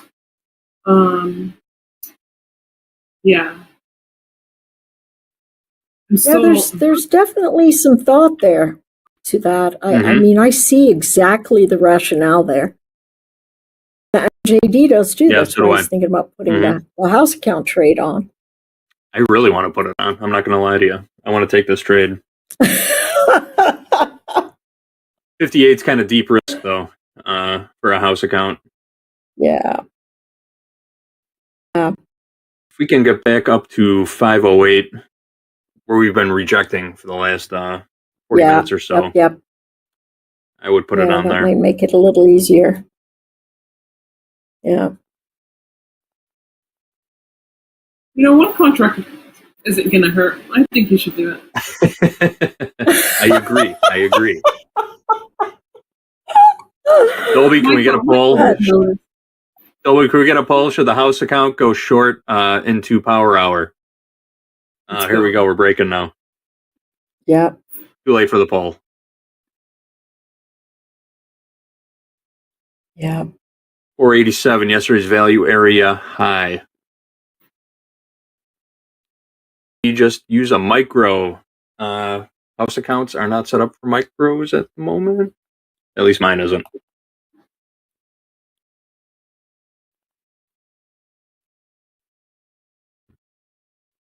There it goes. Yep. There it goes. See if they'll pick it up on that edge. Just watching it tick by tick. Here we go. I know it. I have a session VWAP at 478. 473. Approaching that now. Oh, yeah. The 4 hour, the 4 to 5 hour Europe area that I watch is just above at 470. And they've been holding that range. I see the 440. I mean, I think the trade's set up really nicely. It's just got to really break and stay.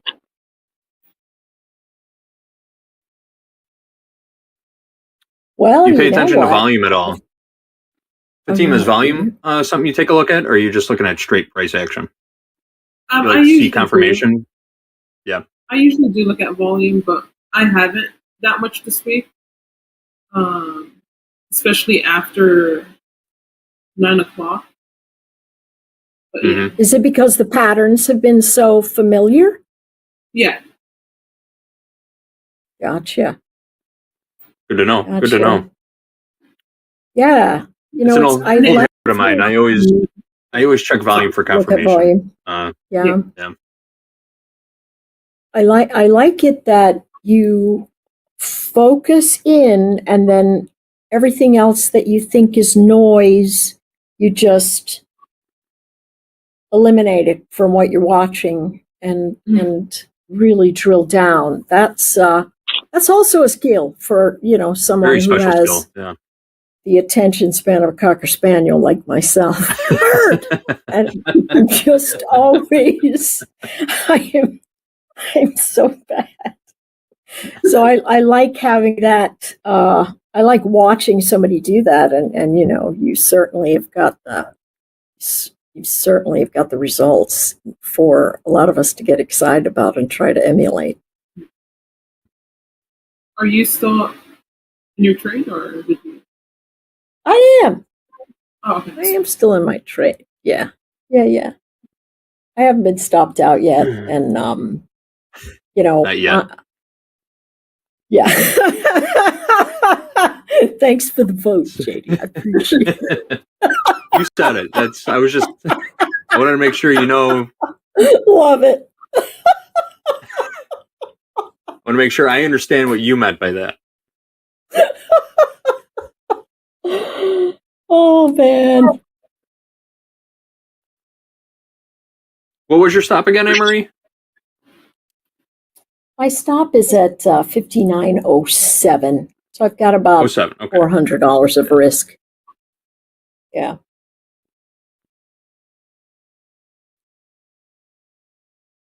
Yeah, we'll see what happens.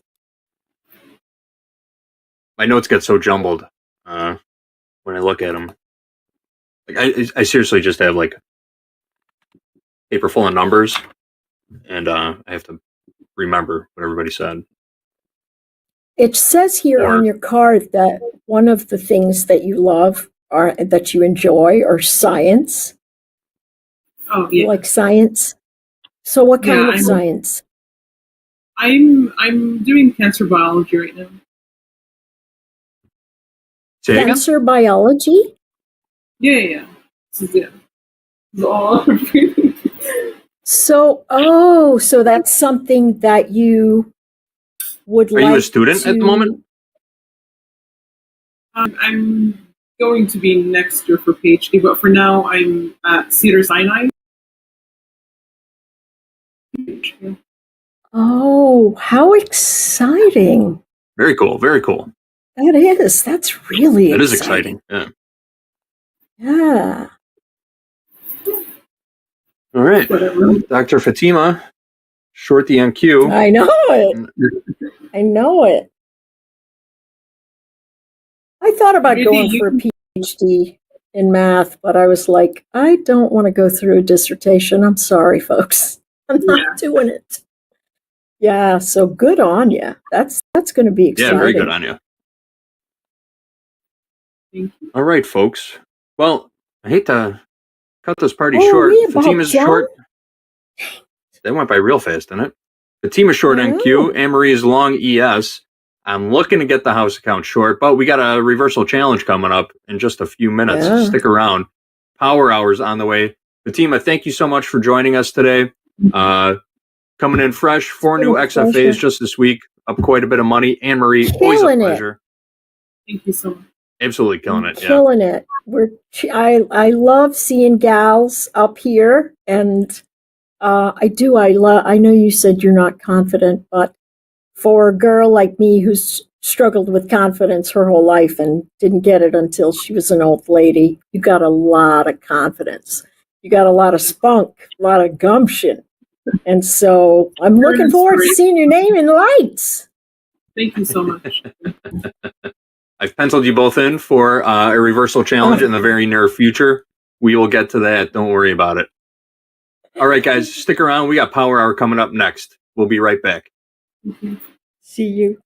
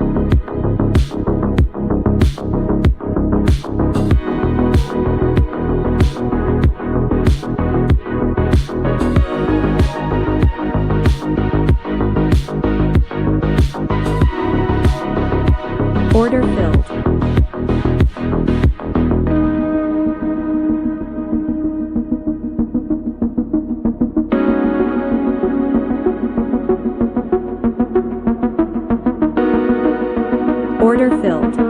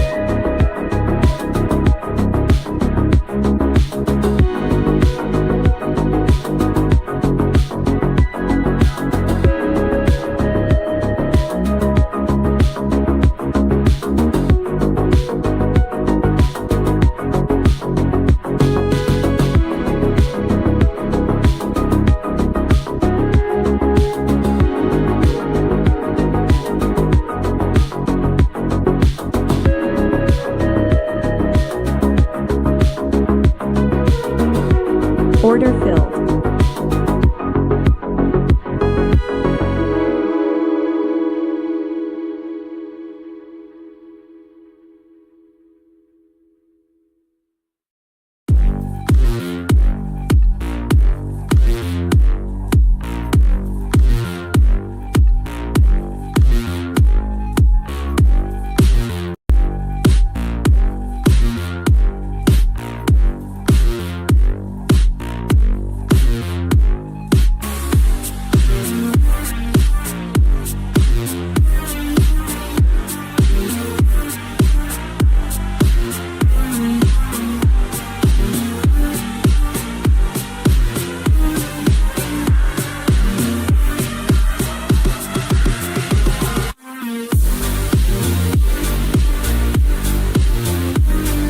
Order filled.